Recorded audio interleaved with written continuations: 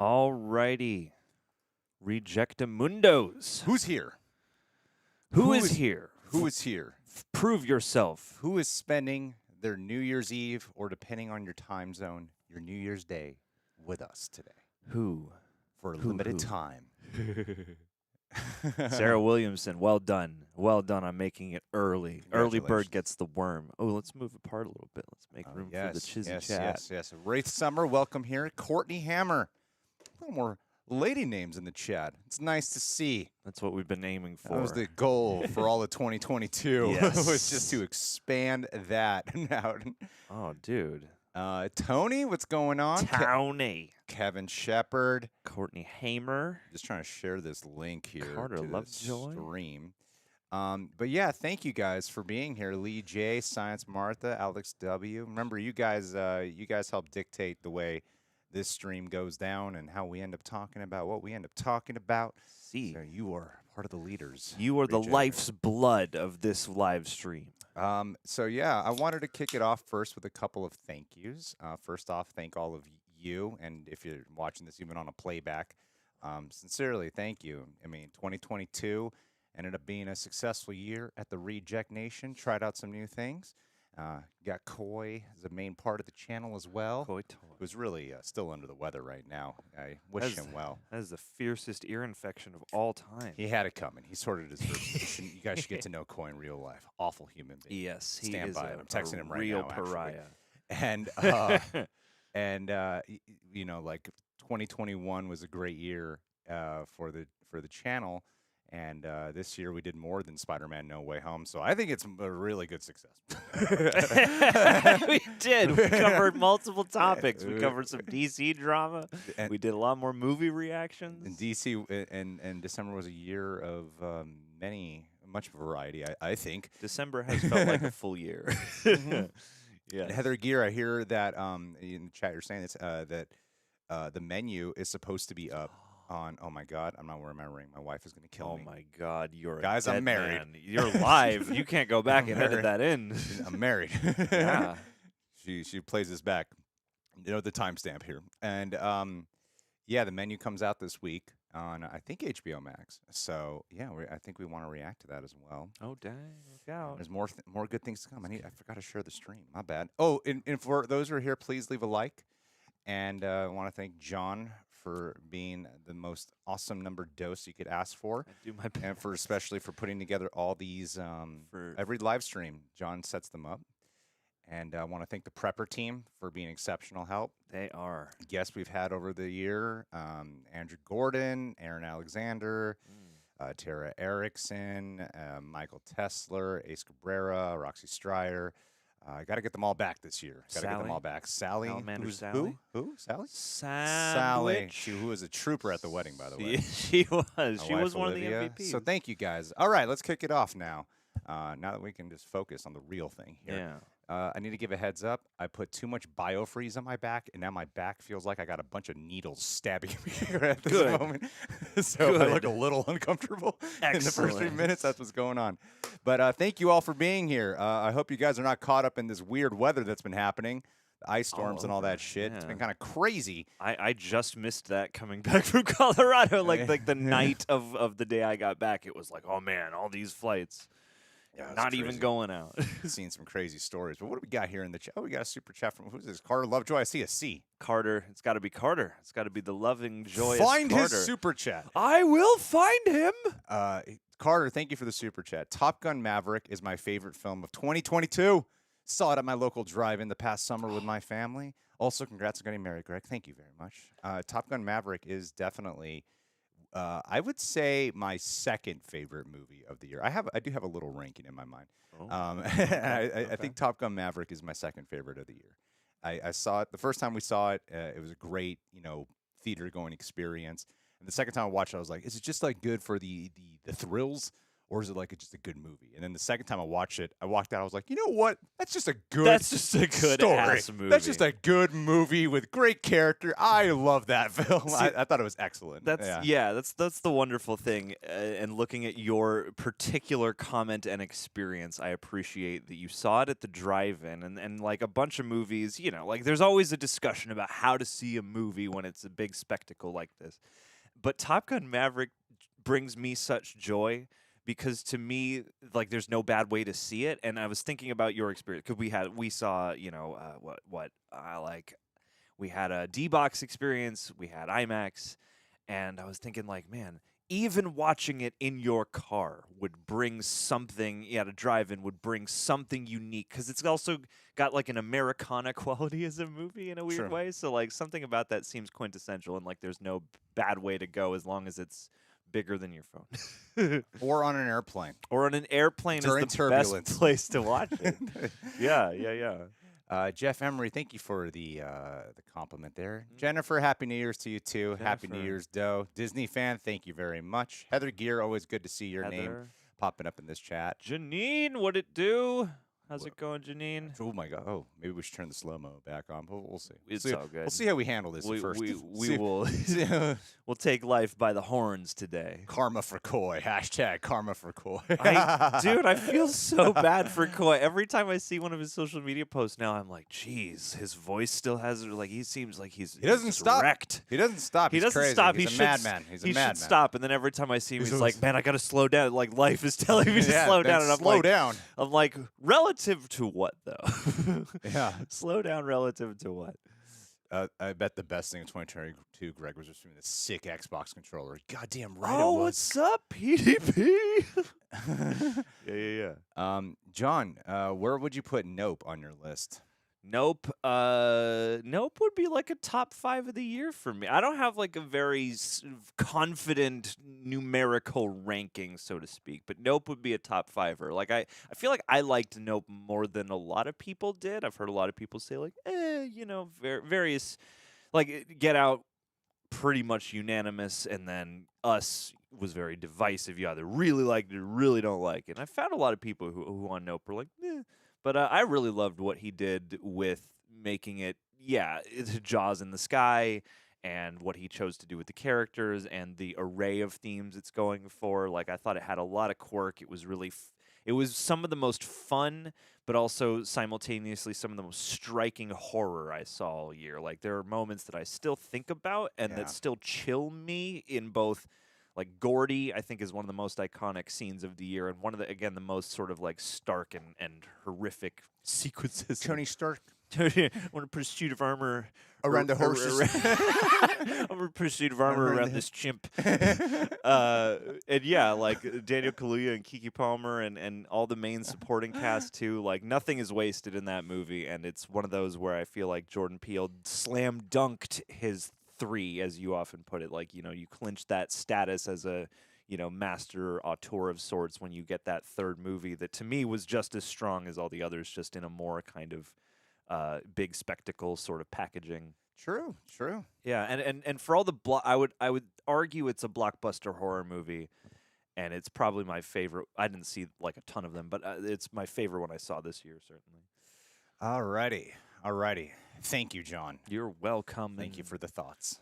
Nope, never saw She-Hulk. Bronson Plays, thanks for being here, Bronson Plays.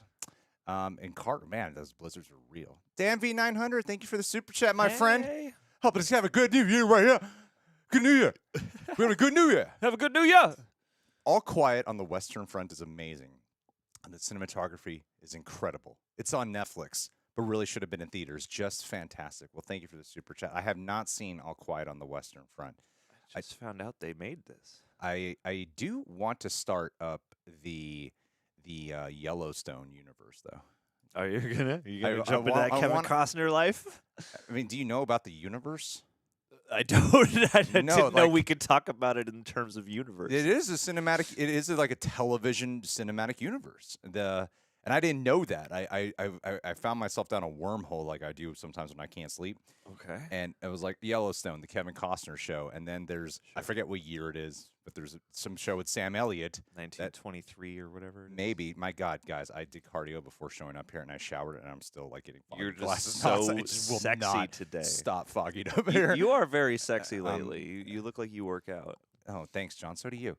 Thank you for placating me. Thank you nice for that. back and you went, Really. Thank you for like that. the hell I do. That's just my own body dysmorphia talking. Like, thank you I for. work out because I have body dysmorphia. That's mine. That's our new shirt, January. Shopsedition.com.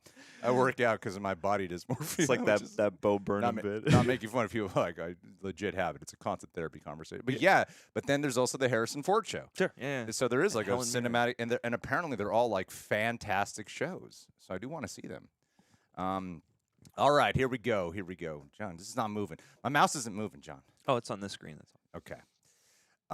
Stranger Things 4, The Sandman, and Wednesday Took the Cake from Netflix. You know, okay, John, can you Sandman. switch this back to a slight slow-mo mode? Like a yeah. 30-second one. You haven't seen Sandman yet, or I haven't seen Sandman yet. I've seen the pilot episode, which I was very intrigued by. Haven't seen Sandman. Stranger Things 4, it's really tough. I was trying to think of my favorite shows this year, and it's either... I definitely have some favorite new shows that came out this year, or like new seasons at least. And obviously, we just started up Wednesday. The reaction to the first episode's up on the channel right now. But I went to the Stranger Things. They have this experience out in L.A. called the Stranger Things Experience, and I thought it was just something like go to and you like look at shit, but it's a full on like immersion theater experience.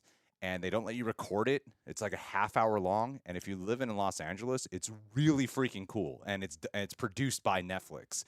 And I was surprised by how enamored I was. But as someone who loves Stranger Things, I still feel like Better Call Saul is my favorite season of television, the finale. But that might be a nostalgic play. Just because the Breaking Bad universe means the world to me.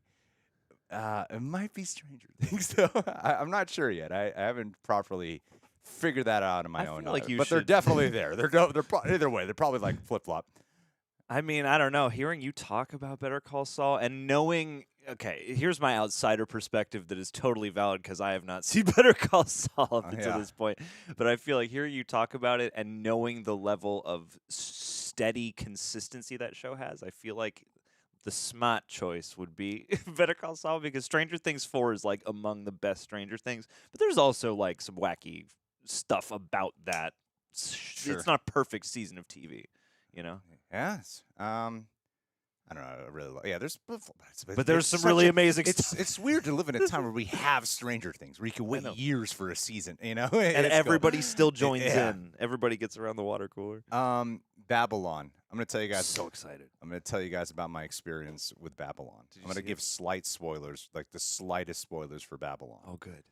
I found a legal recording online. Right. The way it was meant to be. I found a cam.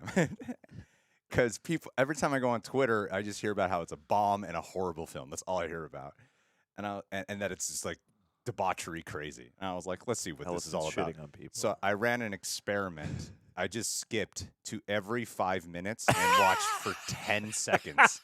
It took me like 10 minutes to do this. I skipped to every 5 minutes and watched for 10 seconds. I'm going to tell you about the first 5 minutes and the second 10 minutes. Okay. I got to watch my words here because it's so easy to get age restricted here. The first 5 minutes, okay, screw it. It's going to be age restricted.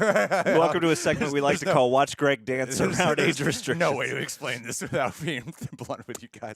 It'll be fun to watch you try. The first 5 minutes was this.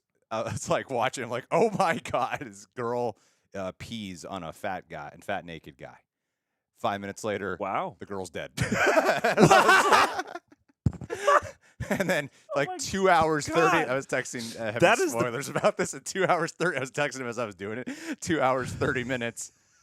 there's a guy, a big muscular guy underground eating a rat. I'm like, I don't know how, but that's what the hell this movie is. This isn't. You could literally create like sketch pitches just based off of skipping 5 minutes in Babylon, 10 minutes, and just picking the first few stimuli and going with that. It's my out of body experience. That is the best sales pitch I've heard so far. I know a few people who love that movie, who think it's great. I know. So respect the madness. I like your ranking here, Carter. That's a good ranking. Yeah. Dan V900, Johnny, read it. Vesper is a great sci-fi film that has themes in common with Blade Runner 2049 and the game Detroit Become Human. It also has great cinematography. Detroit. I've never heard know of if I'm Vesper. aware of this game. Detroit Become Human? I'm aware of Detroit Become Human. I'm not aware of Vesper. Oh, goody. Let's Let's look Paul it up. about that. Vesper sounds familiar. Heavy spoilers. Been wanting to do more sci-fi. Oh, dude. Call So, him up. and There's it's- plenty of sci-fi out there. I know. He's killing it. His Interstellar video, like 750K views right now.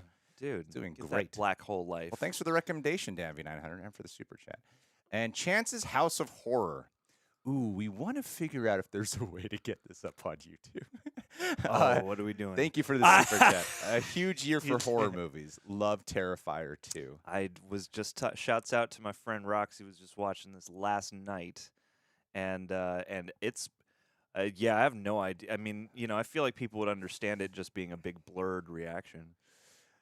Yeah. I was like, don't tell me too much, but they were like, yeah, this is a horrifically gory movie. Her acting to Terrifier 2 pixelated. Yeah, I'm sure it'll make a fun reaction. I've seen a couple people manage to get it up on their channels. But yeah, that's I do want to see it though. But we'll take this moment to what was your favorite horror movie? I have an easy pick for my favorite I think horror we movie. have the same. Is it the same one? Because my number 2 horror movie would be Nope, but my first and All right, let's foremost say it. 3, 2, 2, 1. 1. Barbarian. Yes. Was. We didn't even go for a joke on that. No. Barbarian was one of the most, like locked in, wild roller. It reminded me of that time we went to the test screening of Drag Me to Hell in a way where it was like, I am having so much fun. I am so on edge. I'm jumping and horrified, but also so engrossed. I'm not gonna lie. I that's probably the biggest surprise of the year for me too, because and we're gonna make sure not to like spoil any movies here too. There's one of the if you haven't seen Barbarian, I know some people really don't like it, but So, fine, you have your own opinion. I found all those opinions after we saw it, and the marvel to me was that I'd heard everybody be like, "This is one of the best movies of the year. Don't learn anything. It's crazy. It's gonna blow your mind." And it's still, that hype didn't affect my viewing experience almost at all. Well, I had no vested interest in seeing this film prior to the hype, because that was one of those movies where word of mouth really played a factor. Because I heard about, like, we were getting invited to screenings and stuff.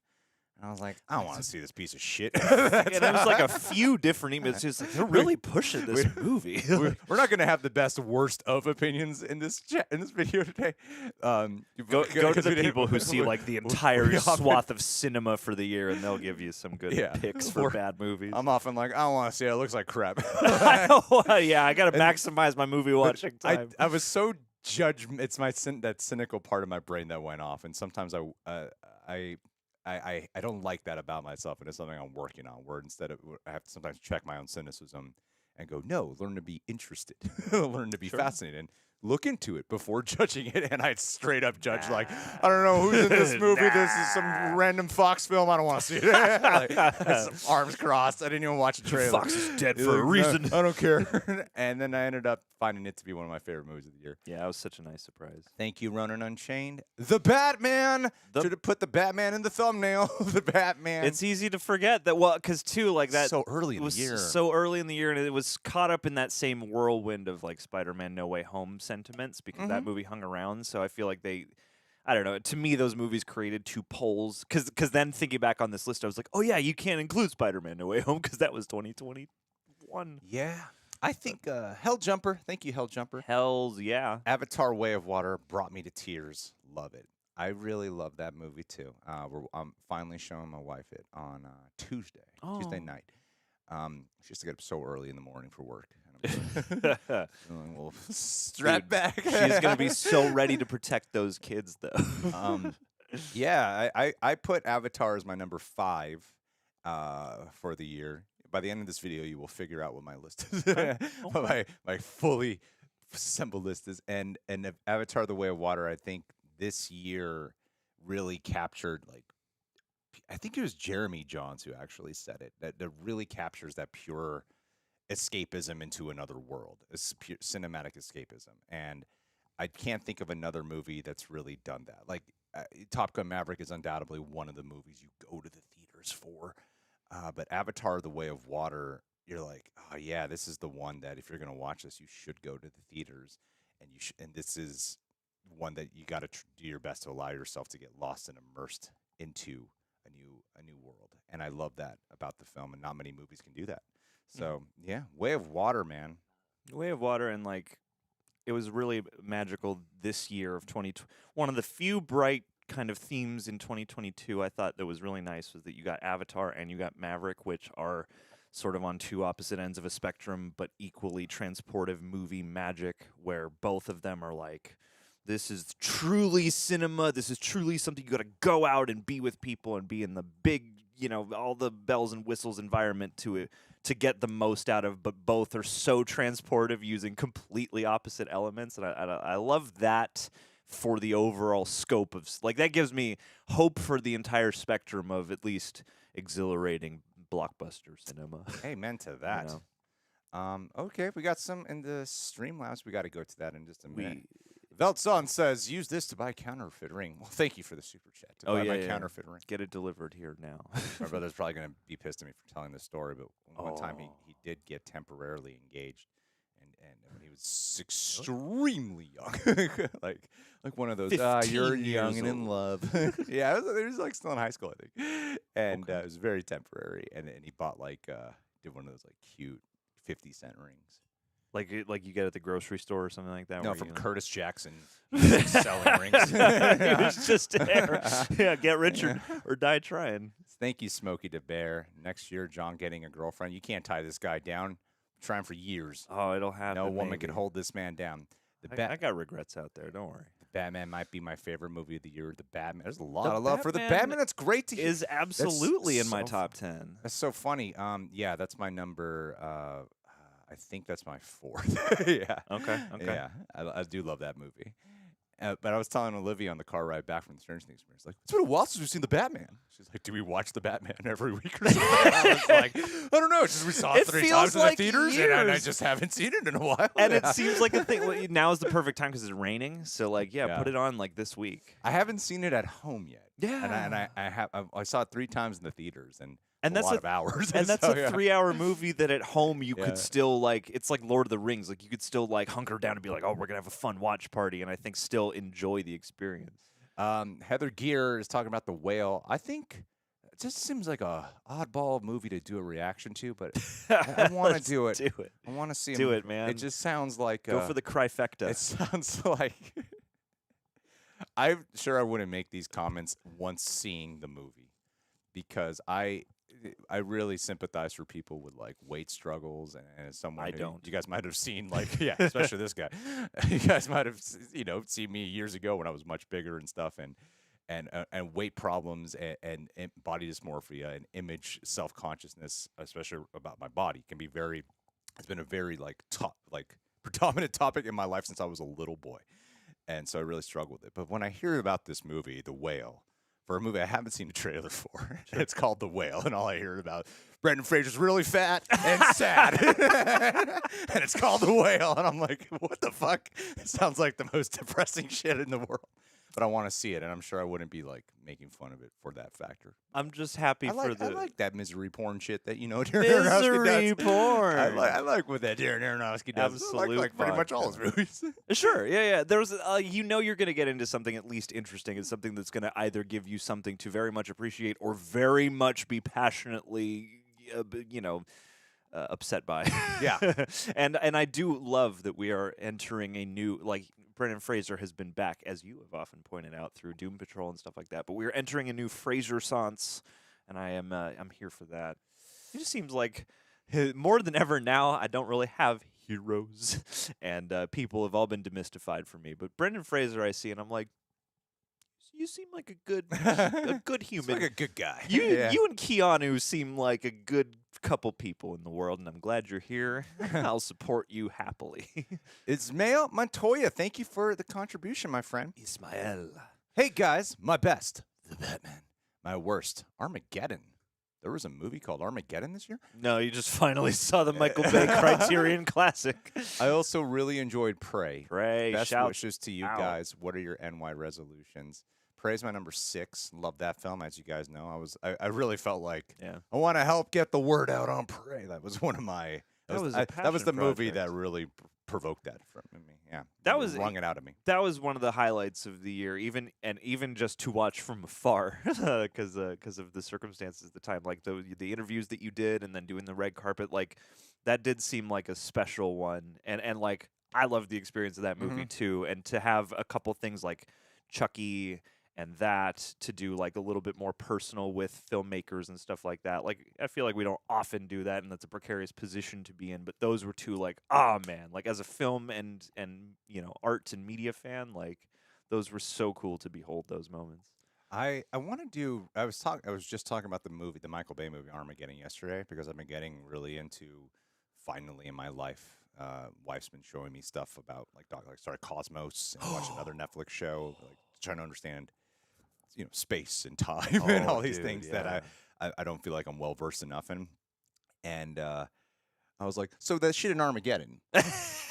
You can't do that. You can't just drill in and blow it up.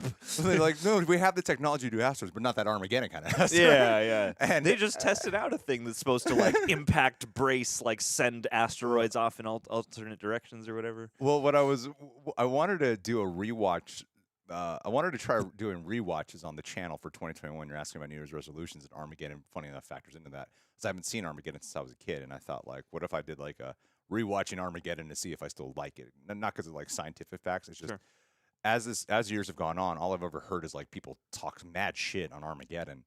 And I haven't seen it since I was like maybe 8 years old, and and I want to see like, do I still like this movie?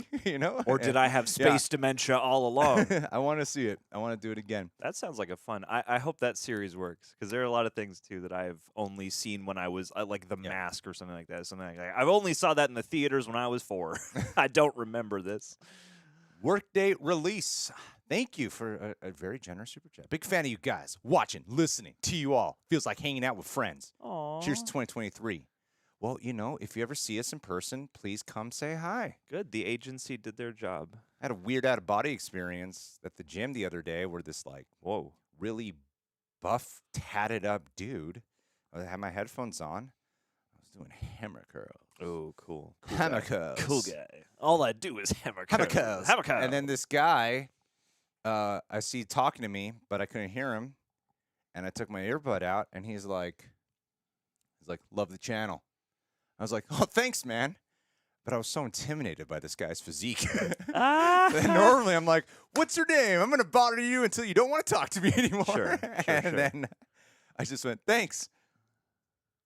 Please don't crush I was like, I don't me. know how to keep talking for some reason. I don't want to come across the wrong opinion and have you break me in half. If you happen to be watching, man, say hi to me again, and I promise we will engage in conversation. I will 'Cause talk your ear off, I don't sir. know why I handled it that way.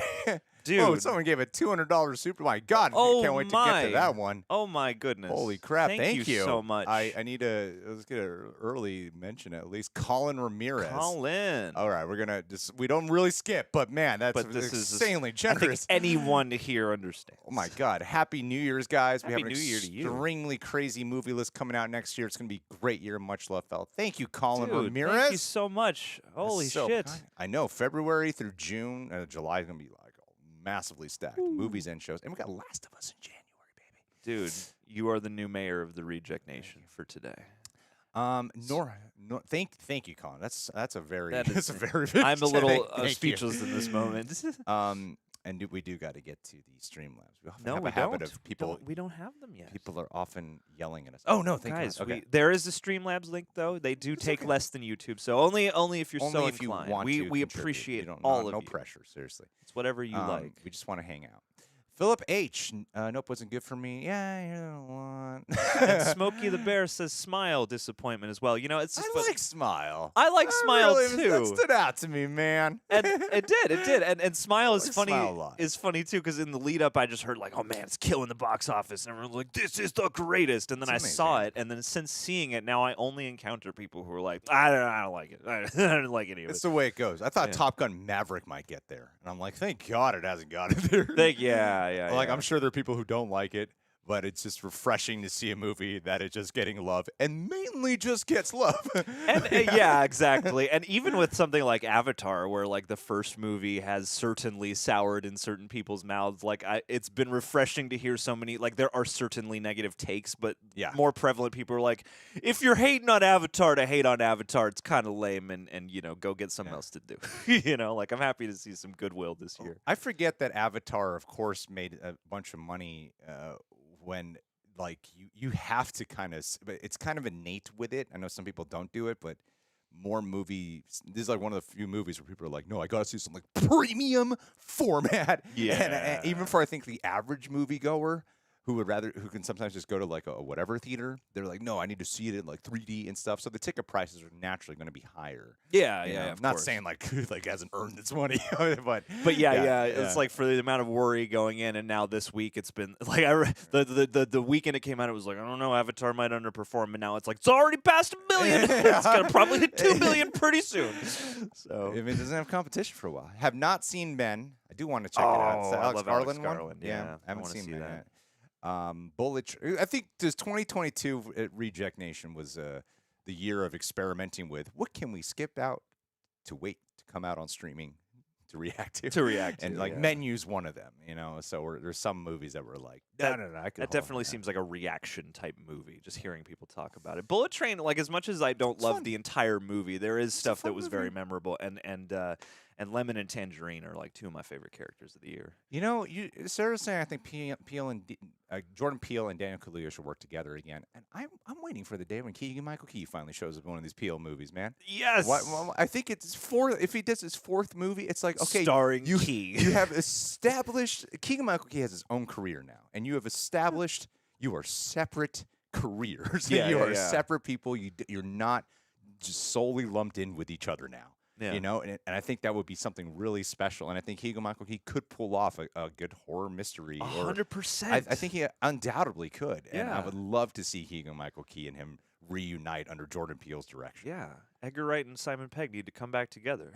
Yeah, man. You know, Haunted Mansion releases. Oh, yes. I'm yes. excited. I hope it's good. I keep always rooting for them to nail that. Jordan Peele, Keegan-Michael Key is live action Mario Brothers. That's that the would have live. been great. That's the live action version that would work. Um, That's a movie I haven't seen since I was a little child. Look, I'm seeing it everywhere in the chat, and You look, can't- I can't deny this. Everything, Everywhere, All at Once is my favorite movie of the year. It's in fact, it's above #1 for me. It's the Everything Donut Zero. Yes. It's the undisputable number for me. You were the first person I know who saw it, Oh, and then I started hearing about it all the time. I remember that Yeah. day we had an emotional conversation, and then after that fact, I was like, I saw this movie, man. You need to check this out. Yeah. You need to see this. And then moments later, your brother texted you about it, and you were like, look at this. I'm like, God damn, this movie's being talked about so much, Yeah. and you know, as much as it's been my life's mission apparently to normalize crying for men. That is the thing. That is You that's post what it's been. child for man crying. Have you seen The Gray? You should watch that on camera. I have no movie broke me as much as I couldn't like that. There were times when I was working on the edit for that film where I'm like, oh man, I got like childish whimpers happening Yes. here, and I don't know. I'm even a little bit embarrassed to be posting this right now. Yes. Yeah. Something like. I was like doing those noises, but I was also so exciting. Like that to me was a pure and one of the main. I won't say which one, but one of the the main producers, I'll leave it at that, actually hit me up on Instagram after seeing that reaction. It was like, thank you for doing that because it really. He said something along the lines of, "You're the best person in the world." No, he said something along the This lines is the 100% reaction we had Yeah, hoped He for. said that something of the reminder of like this is why we do movies like this. So thank you. It is, And that was and then if that was the only movie that we reacted to, or that at least I did, where I was like, I got to see this in the theaters, and a few days later I did. I took my wife to see it, and yeah, like that was again just fucking snot. No, totally. And it's one Yeah. of those movies. It's one of those great movies that has multiple moments where you have that emotional, like, wait, what is happening to me right now? And yeah, like seeing it again in the theater, Yeah. same. It's like in moments I wasn't expecting. Like early on, it was just like, okay, I guess I'm just gonna have like a constant flow of tears going, and it's just gonna Yes. pick up or fall down for a little bit. Like it might be replaced by fun, but I'll be crying again pretty soon. Sayan Chakraborty, Happy New Year to you as well. Okay. I haven't seen R.M. Moore's pointed out movies like Amsterdam, which I'm still going to watch. Curious to watch. And I find it funny how Margot Robbie is just a part of ensemble movies. I know. And she's These are getting two- she's getting the fucking shit like right now. Yeah. We're like, she might be box office poison. Yeah, Like- she can't like lead a movie as just a lead Like either. Amsterdam had like Christian Bale and John David Washington. and a lot of And other the- things and going the- for it. Yeah. And and the Suicide Squad had a lot of different factors going against it. And so and Babylon, she's obviously the lead in it, but people were like, Brad Pitt's not a lead. But I did that every skipping 5 minutes, and he was in it throughout when I was doing. Well, and I've heard it said that in Babylon, it's really the other guy, the guy Yeah. who's the real lead Cypher character, the guy who like works his way up from Elephant Poop Scooper. The Northman, I don't know, that's another one we want to do a reaction to, and I guess That'd be we're always fun. up in the air about Violence. like. Yeah, like we could do it and we could blur the shit out of it, because I hear it's like a lot of nudity and violence. Sure. But I'm like, will that make for an unenjoyable reaction? We just have to take our shirts off for the reaction. We Yeah. gotta get real jacked, do the 300 workout, and then watch it with our shirts off. I mean, my favorite shows of the year was undoubtedly Better Call Saul, and I mentioned this earlier in the stream. Better Call Saul, Stranger Things 4. Andor was great. Yeah, I mean, I liked Westworld more season 4, so it really bummed me out when it got canceled. I really love Westworld season 4. I just love the world and tone of that. And House of the Dragon, it was great to just have some awesome event-ass television again, Sure. and also a bit of a redemption arc for Game of Thrones. I know that was Yeah. very as much as Yeah. I was like apathetic going in, I was very gratified to see them get some redemption from that. What was your favorite show of the year? Thinking back, man, like Is there one you watched that wasn't here? I went back and watched Atlanta season 3, Mm-hmm. which I saw most of that. I really enjoyed. I haven't finished it, but lately I've been watching The Bear. Everybody Heard a lot has of been good things about talking, has been talking about it and recommending it, and it is like very gripping and kind of magical. So that's been something I've really enjoyed, kind of getting into at least for the year. I'm trying to think if there was like a series that I really started and finished. Maybe it'll come to me. But yeah, most of the involved TV I have watched has been either here or directly related to something we're doing here. Yeah, Jurassic World Dominion, Veltson. Thank you for the super chat earlier. Yes, Jurassic World Dominion. Yeah, that's definitely one of the worst movies of the year. It's not to me the worst. There's a lot of bad films apparently that came out that I just have not seen. It's not my number one worst movie. It's probably like 3. Okay. No, it's probably like 2. I really was surprised by, because I was that trailer had me back just when I think I'm out. They pull me back in. And that trailer did it. I was like, they learned their lessons from the last They one. fixed it. It's gonna be good They're this time. gonna give us the movie we want. Look, they got the returning cast. I'm a big fan of Jurassic. I really champion for Jurassic World, the first one. I know that one also gets a lot of crap. I really like that one. And I champion for Jurassic World: Fallen Kingdom. Weirdly enough, and that film was a slog. It was a loud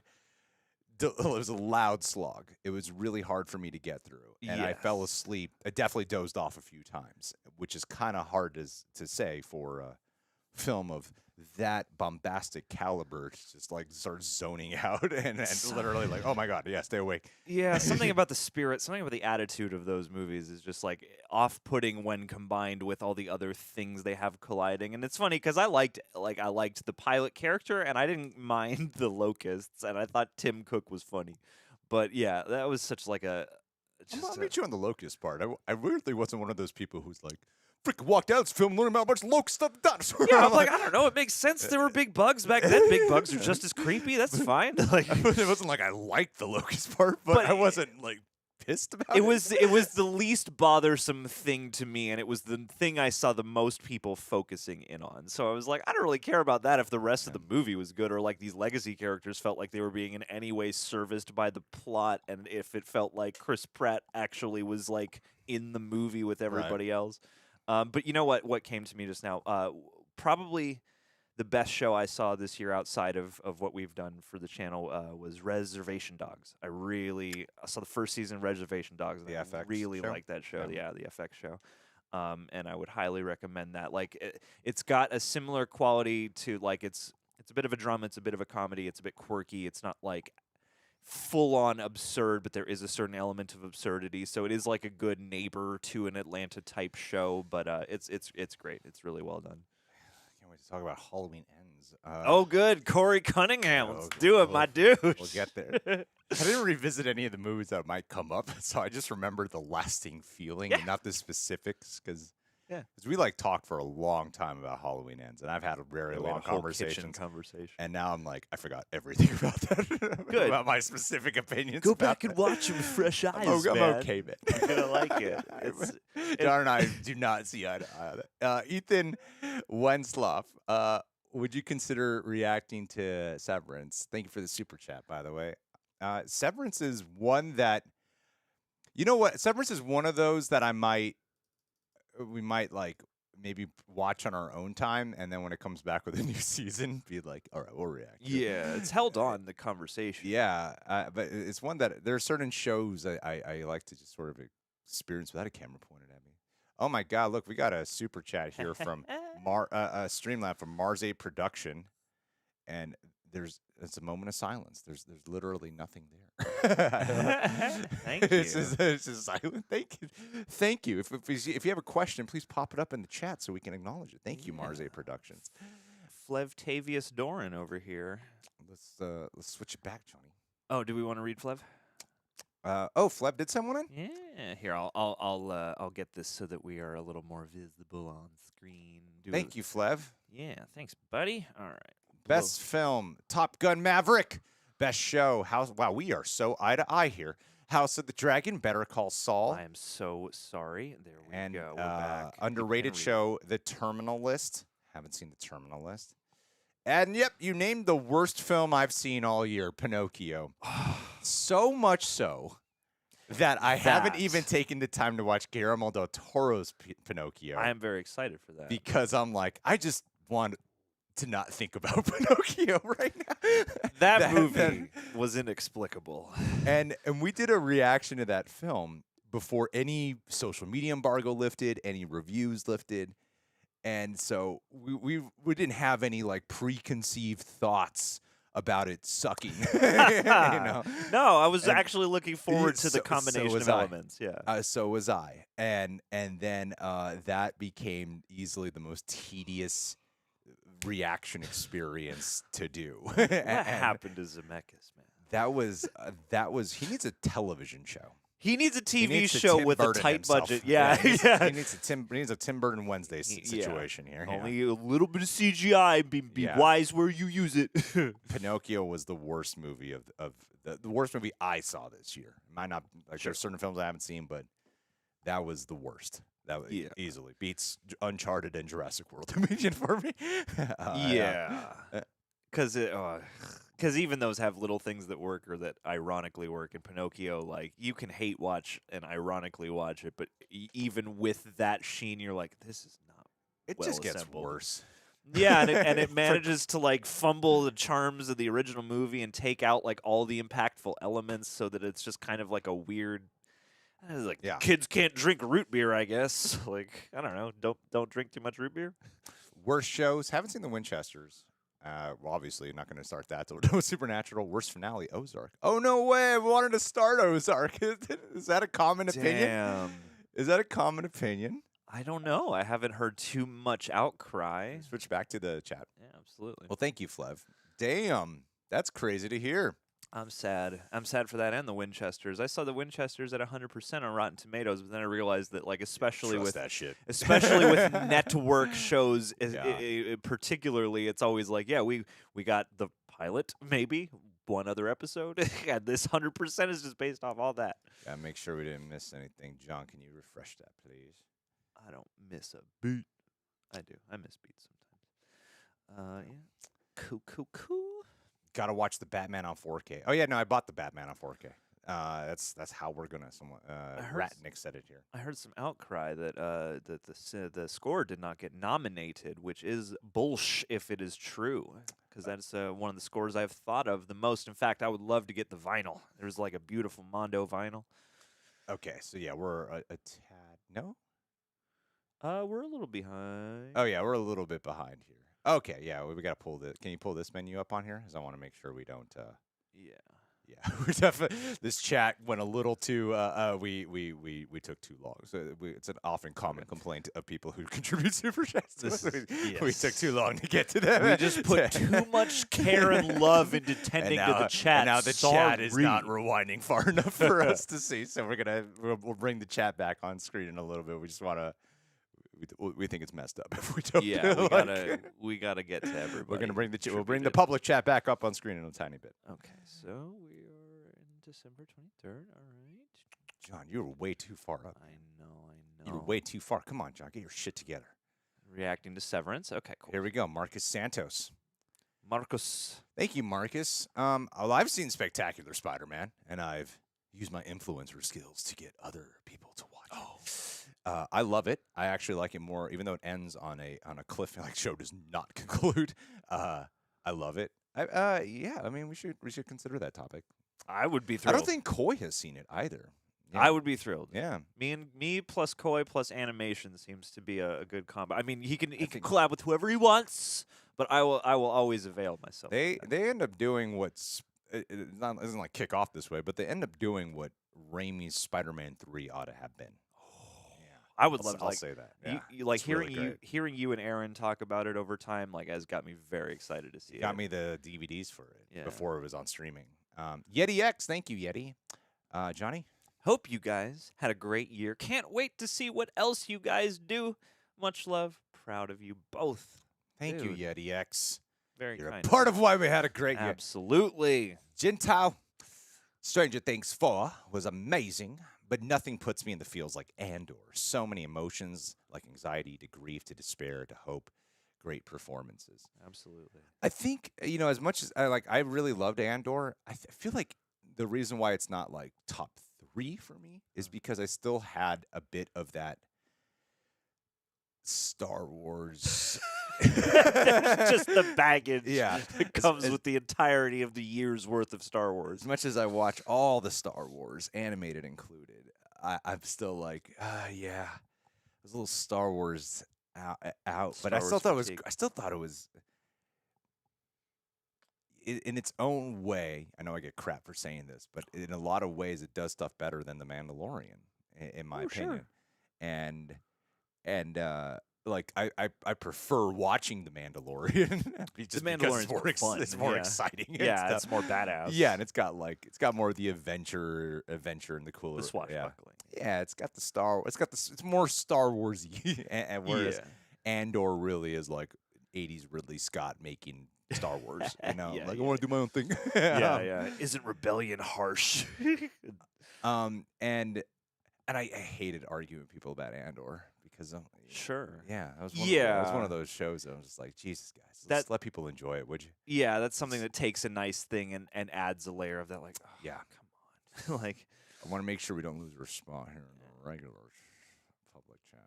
Where are we going? Everything is destroyed now because of the changing of the really of the scope. Yeah, so or well, maybe not. I don't know. But yeah, changing the size of the text. Okay, so once we get to Ash Chase, we can bring back the public chat. Okay, cool. Aris, thank you, Aris. Hey there. Have you watched The Whale yet? I feel like it was one of the most, if not the most divisive film of 2022.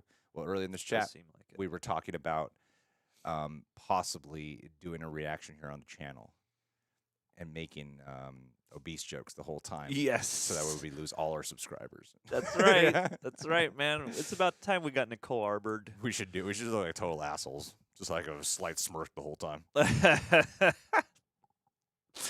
Just keep trying to hide our smirk. Make a bunch of ironic thin jokes. No, the that entire movie, I feel like that movie's going to break me. Sure. It's It gonna seems make so. I love Darren Aronofsky, and it seems so raw. yes. And but I'm surprised by the low because the critics usually eat up his like sad ass shit. Yeah. I mean, it's been fascinating to hear just fat people talk about it. I don't know what the most sensitive way to put it is, but like a fair amount of people I've seen in my vague dealings with the outside world have been like like your fat friends see your responses to this movie, and like hearing some of those perspectives is an interesting one as to like the lived-in experience versus people who haven't lived closer to that experience. I think Brendan Fraser was a coward for not gaining 400 pounds. Not going all the way. Jeez, Christian Bale would have done it. Christian Bale would have done it. He would have risked his life for the art. S. Suncup. Here's an interesting one. Favorite A24 movie of the year isn't. It's Everything Everywhere, boy. What's the I was A24 like, movie of the I wanted to see Marcel Deschelles with shoes on so bad, and I didn't make it. Yeah, that movie looks really good. I know. That movie looks I'm great. so excited. Every time I saw a trailer, I'm like, this shit is doing it for me. I really want to see it. I'm excited. I'm gonna briefly Google. We can move on. I'm gonna briefly Google a list of their movies this year in case we forgot one. But I feel like everything else we either haven't seen or it's not Everything Everywhere all at once. Mark Leach, some beautiful man from UK. Thank you, Mark. buddy. Hope your New Year's going well. Is it New Year in the UK yet? No. They're 8 hours ahead there. Yeah, so it's getting close. Happy New Year's, guys. Have you seen the menu? No, we are planning on, I think it comes out on HBO Max this week, and we are planning on doing a reaction to it. Very And excited. it's your birthday? Happy birthday, dude. I didn't know that. Happy birthday. Dude, happy Glad you're super copyright-free chatting birthday. us on your birthday. That's how it works. Hundo. On my birthday, I just throw out. I'm like, here's my debit card. Thank you, Please guys. take it, rack yourself up something nice. Von Rouse, I really enjoyed. Thank you, Von Rouse, for super chat. I really enjoyed Elvis, and I'm not a big fan of Elvis Presley, but that movie made me a fan and also made me cry. I'm also a huge Game of Thrones fan, so I'm going to be biased, but House of the Dragon is my favorite show of 2022. Good calls. I don't blame you feeling that way. I think it's Paul Heavy Spoilers' favorite show of the year too. Dude. But yeah, God, oh my goodness. I think Austin Butler is phenomenal in that film. He's absolutely phenomenal, and You forgive him for becoming Elvis in real life when you see it. I feel like if he won, I would not be upset. I would not be upset. I think it seems like the biggest topic of conversations between him and Brendan Fraser is the skinniest guy or the fattest guy. Who's gonna win? That is, yeah, that's the SmackDown Skinniest match we need. performance. Skinniest, the award for skinniest performance. I would not be. I would love for Brendan Fraser to win, though, man. I would love it. I feel like, oh God, that would make me so happy for the man Brendan Fraser. Dude, absolutely. That'd be amazing. And yeah, that film was. I would like to watch it again. And it did have that thing where I'm like, what was true? I didn't know half that shit about Elvis. Sure. And I grew up listening to Elvis a bunch. And I hope, I don't know. I mean, after I feel like Bohemian Rhapsody re-upped on everybody's sense of like, we should check out the history for real about these movies in case they tweaked everything. So I'd be curious to know what is accurate. They definitely downplayed the age difference Sure. between the love of his life. Oh. She was, God. and some of the grooming that Elvis did. That reminded me of Walk Hard. they, My 15-year-old wife. I think that's what they were making fun of. Yeah, no, it absolutely was what they were making fun Yeah, of. they definitely like, we can't make Elvis that unlikable, can we? Really quick, A24, I did not realize what a prolific year they had. Just to name like a few of their notable titles aside from Everything Everywhere and Marcel, like After Yang, Pearl, X, Bodies, Bodies, Bodies, Men, like The Whale. I didn't realize that their whole year, Causeway, I really want to see. Like Nice. they're like the biggest tiny studio. It's fascinating. Ronan Unchained. Hey, Greg and John. See 1883. Don't need to watch Yellowstone to love it. Oh, good. There you go. All right, I'll skip Yellowstone. Guillermo del Toro. Are these about like the national parks? Is this like about the frontiers? Is this like a national park cinematic universe, or are they like fighting over oil or some shit like that? No, it's about the national parks and it's an environmental message. Really? For real? Are you Taylor Sheridan. messing with me? Yeah, dude, who's gonna watch that? I would. I was about Who's to gonna be watch like, a cinematic universe based off that? I love national parks. It's Shut up. gritty and dark, and there's violence, and People just want to and there's respect some nasty nature. characters. It's Red Dead Redemption. People are killing each other to respect Yeah, land. man. Guillermo del Toro's Pinocchio is my favorite film of the year. I'm so God excited. damn, I guess to see I'll it. watch it. Yeah. I'm sure I'll love it by the time I get around to it. Reaction? I don't know. Men is the most disturbing and in the top 10. I'm very curious to see that. I've heard of a lot of different opinions about it. Fascinated to know. Tulsa King, Chainsaw Man, Andor, Range of TV. Range of TV. Chainsaw Man, I keep hearing about. Tulsa King. Chainsaw Man With, is the animated one? Chainsaw anime? Man is the anime, Okay. and then Tulsa King is the sliced alone, you know? I saw the trailer for it. It looked fun. It's also Taylor Sheridan. Chainsaw Man is Taylor Sheridan? No. Tulsa King? Yeah. Okay. Oh, cool. All right. No, he's like dominating. I think he's got some like crazy contract with Amazon right He now. must. He's killing it. Thank you, Ronan Janine. Unchained, for the super chat. Thank you guys for the support. Yeah. Janine, the machine. John, read it. Was hyped for all the horror we got this year. Barbarian and Bodies really surprised me. Love them. Well, thank you for the super chat, Janine. Bodies is one of the things we have on the list to cover. Yeah. In fact, the last time I saw Janine, she was watching the kill count, and I had to skillfully block out all of that information, which I did. But yeah, I'm very excited for Bodies. That Pete Davidson boy. Pete Davidson had a big 2022. I know. I liked his stand-up that he did, too. Dude, His stand-up was funny. my only time in New York City, the one half a day, I went to see my friend Bryn do stand-up comedy, and Janine Garofalo was the headliner of that particular show, but Pete Davidson dropped in to try No out way, material. really? Yeah, and to was try it out fun? material. It was actually funny. Did he talk about Ye? He did not. It was way before that. This was in like Coward. this is like 5 years ago. Yeah. Yeah, coward. He should have preemptively started the beef. Jacob Love. Ah! Thank you, Jacob. I saw Glass Onion and Puss in Boots 2, both good. Surprisingly good things about Puss in Boots 2. Shrek is the king franchise of having like that randomly good late stage sequel, I feel like. Puss in Boots was a surprise for people. Sure. As like a genuinely really good movie. I don't remember it. I was baked when I watched it. Never seen it. And then Puss in Boots 2, that was Catnip Boogaloo. it's getting a lot of love right now. It is. I think It's we like should the do a Paddington 2 of Puss in Boots I movies. think when it's out, I do a rewatch for Puss in Boots because I don't know. I don't remember it. I was baked. I didn't see it. I Greg was used baked. to constantly be way too baked for too many things back then. I'm excited. This is the new React series. Greg was baked. Greg was baked. The Greg was Now baked series. Greg watches sober. This is Sober rewatch. Sober. But thank you, Jacob. Sober rewatch, and then I'll do a first time drunken reaction. Film Punch. Thank you, Film Punch. Hey guys, can't tell you my sorry. I heard you drawing breath to read this, and I was like, "What?" Can't tell you my number one favorite, so I don't spoil my own video. That being said, one of my favorites of 2022 is Prey. Happy New Year! I'm glad so many people are taking time to shout that movie out because I feel like it would be an easy one to maybe forget about by the end of the year, given what position it is in. But I love the love for Prey. I need to rework my list a little bit. I might bump Avatar for Prey. I would put Prey above. I put Prey above Avatar. I would put for Just one was such a cinematic experience, but I imagine like if I'm watching these both at home. Well, that's the great thing is Prey. You know, I saw it for the first time at home, and then we went to the screening, and both were great experiences. Yeah.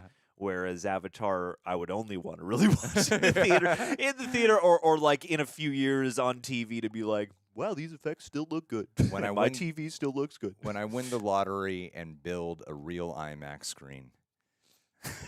Yeah, in my backyard, dude. Yeah, yeah. be Buy cool. buy the storage unit. I would gladly do that. Buy whatever building is adjacent, and yeah. Povenmire, best TV. Better Call Saul.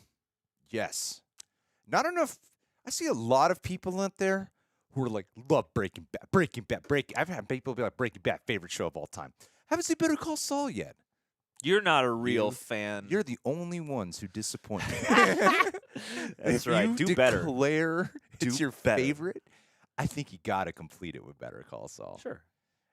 It pays off. Your patience will be rewarded. Andor. I'm glad Andor's left an impact. Bless you. I'm hoping that when season 2 comes around, it has a lot more viewership because it had some residual that I think left people not wanting to go check it out, and I hope the word of mouth does spread. Like I remember by the time episode 3 was out, I was buying something from a store, and the lady behind the counter had the Star Wars shirt on. It was like one of those geek stores, Yeah. and she's like, "Star Wars is my thing. I love Star Wars." And she's like, "Yeah, but I have no interest in watching Andor. I have no interest in watching it." I'm like, "You Why? really should, though. You really should." I'm And she was like, "Yeah, Obi-Wan kind of let me down, you know." But there's Sure. Makes and sense. she's like, and there's nothing about Andor that looks really interesting to me. I'm like, I'm sorry. I hope she ended up watching it. The whole 12 episodes is interesting. I'm glad that they made the cut, though, because, like, especially now that streaming seems to maybe be approaching some sort of burst where people are like, we cannot put all the money into everything. I'm glad they're still moving forward with season 2. And then Everything Everywhere All at Once. That is easily my favorite movie of the year. Avatar: The Way of Water, Top Gun: Maverick. Yeah, it's got to be everything. My top 2 is Everything Everywhere All at Once and Top Gun: Maverick. Love me some it's Tom hard to- Cruise. Love me some Tommy Cruise, man. Tommy C. oh. And House of the Dragon as well. Yeah. Can we try to bring back the chat on screen? Sure. Is it going to mess it up? Are we going to lose our spot here? That's why we should have enabled slow mo. If I don't change anything, we can make it work. Let's see what it looks like on screen. All right. Let's bring it back. There we go. Oh, good. Just me. That's perfect. Yes. That's perfect, John. This is the plan all along. This is always the plan. It's perfect. Yeah, I'll just change the dimensions a little bit. All right. There we go. Just temporarily. Just That's fine. temporarily. All There right. you go. There you go. We can still separate up. Movie fan, I want you to know John and Greg are planning on watching this movie. Yeah. Planning on reacting to Violent Night.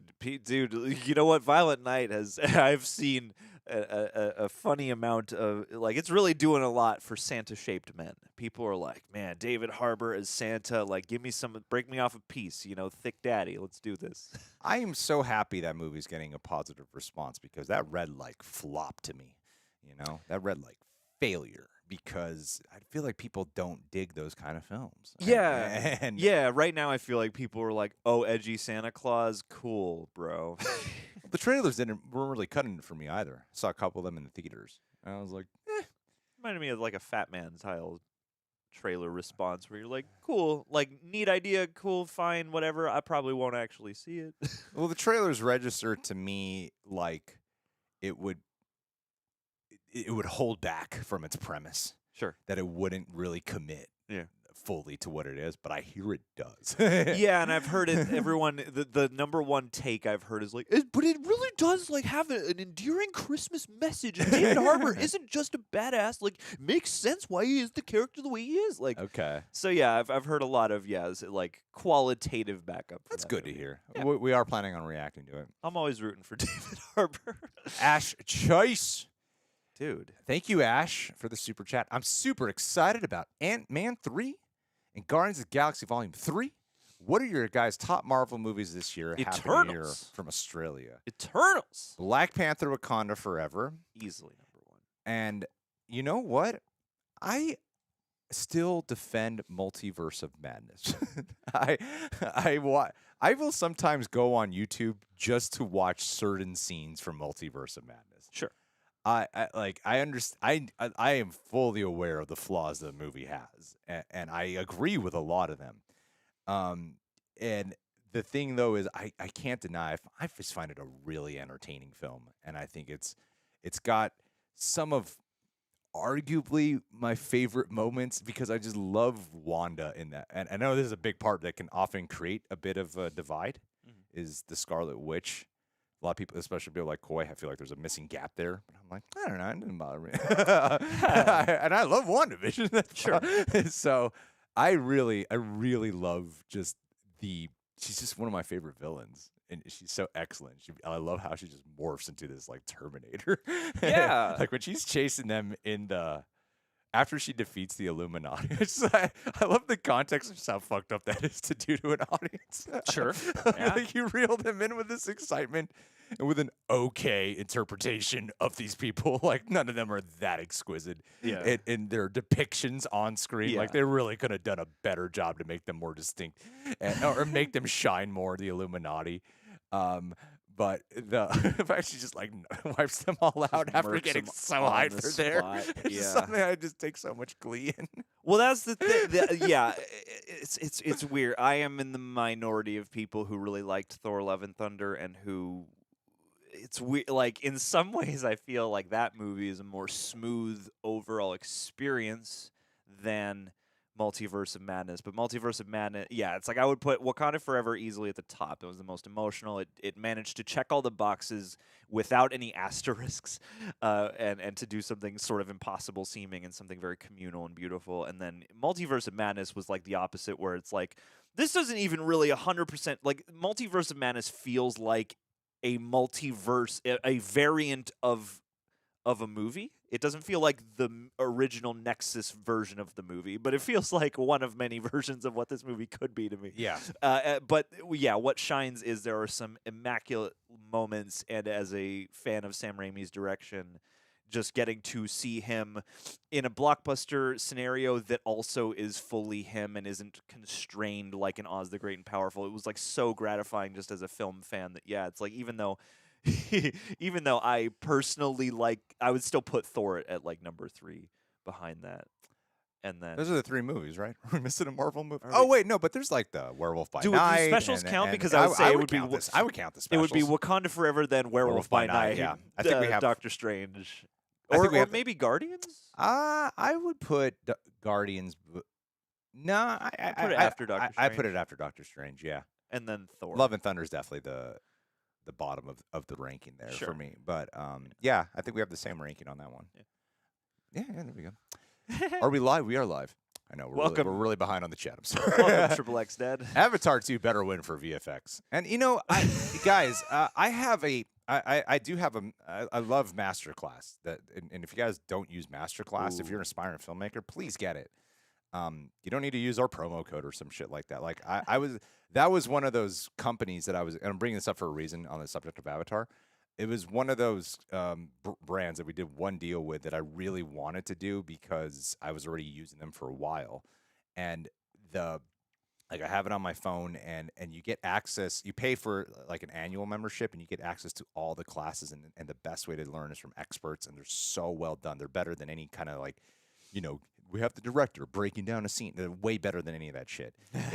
and James Cameron has a course and it is so phenomenal. Like as someone who's been wanting to dip his toe into directing, the breakdown of scenes and the breakdown of getting his low budget films made, like Terminator, when he was an unknown name, and how they got that done, and what makes these scenes so iconic, and the way he goes step by step, frame by frame, makes you go, wow, that's how it's done. That's how you make the movie. That's why James Cameron is where he is, because of that thought process. You get such insight. And Aaron Sorkin's writing class, amazing. So yeah, I mean, I would promote Masterclass for free any day of the week because I think it's life changing, and I've met other producers, other directors who swear by this by Masterclass. I think so. If there's an investment to making yourself, if you're an aspiring like writer, filmmaker, or even actor, they have like Natalie Portman teaching class, other actors teaching classes. Do it. I think, if I'm not mistaken, I think they are still running a buy one get one free subscription. So Oh, really? Yeah. I think it's amazing. yeah, I'm gonna Amazing. sign up. Another shout out to Colin Ramirez. Colin Ramirez. Thank you again for that massive. You're lovely. The boys still stay so strong. I love the boys. The boys. I love the boys. The boys man. is such a treat. So good. I wish Fucking to love see the boys. It's the one show where I'm like, I wish this was a few more episodes, honestly. Like, I appreciate that it's not, because I think that helps them be able to do all the things Yeah. that they want to do. Love the especially voice. yeah. But oh my goodness, this season and Jensen Ackles, and now Jeffrey Dean Morgan is going to be on the next season. And Like then before you know it, Jared Jared Padalecki's Pa- gonna cap it all off. Yep, they've said like it's just he's got to take a break from doing Walker. We'll have him on. Yeah. So yeah, Boys is great. Um, Wednesday, I mean, just started dude, Wednesday. Anthony Starr is just one of the most consistent villains. He Yeah, is so. It's someone who didn't read the comic, and was. I can put myself back in the shoes of what it was like watching the first season, and being unsure, like Eh. where do we fall here with Homelander? sure. How Oh God, yeah. how bad is this? Remember those days? He seems bad, but how But bad maybe he's is just he? misunderstood. Is it going to be like the final episode where they do some reveal, like, oh, he's actually a villain, like an Icarus in Eternals, like is that what they're It's going to not do? as simple as that. And then when they But go it to is. that plane scene, That.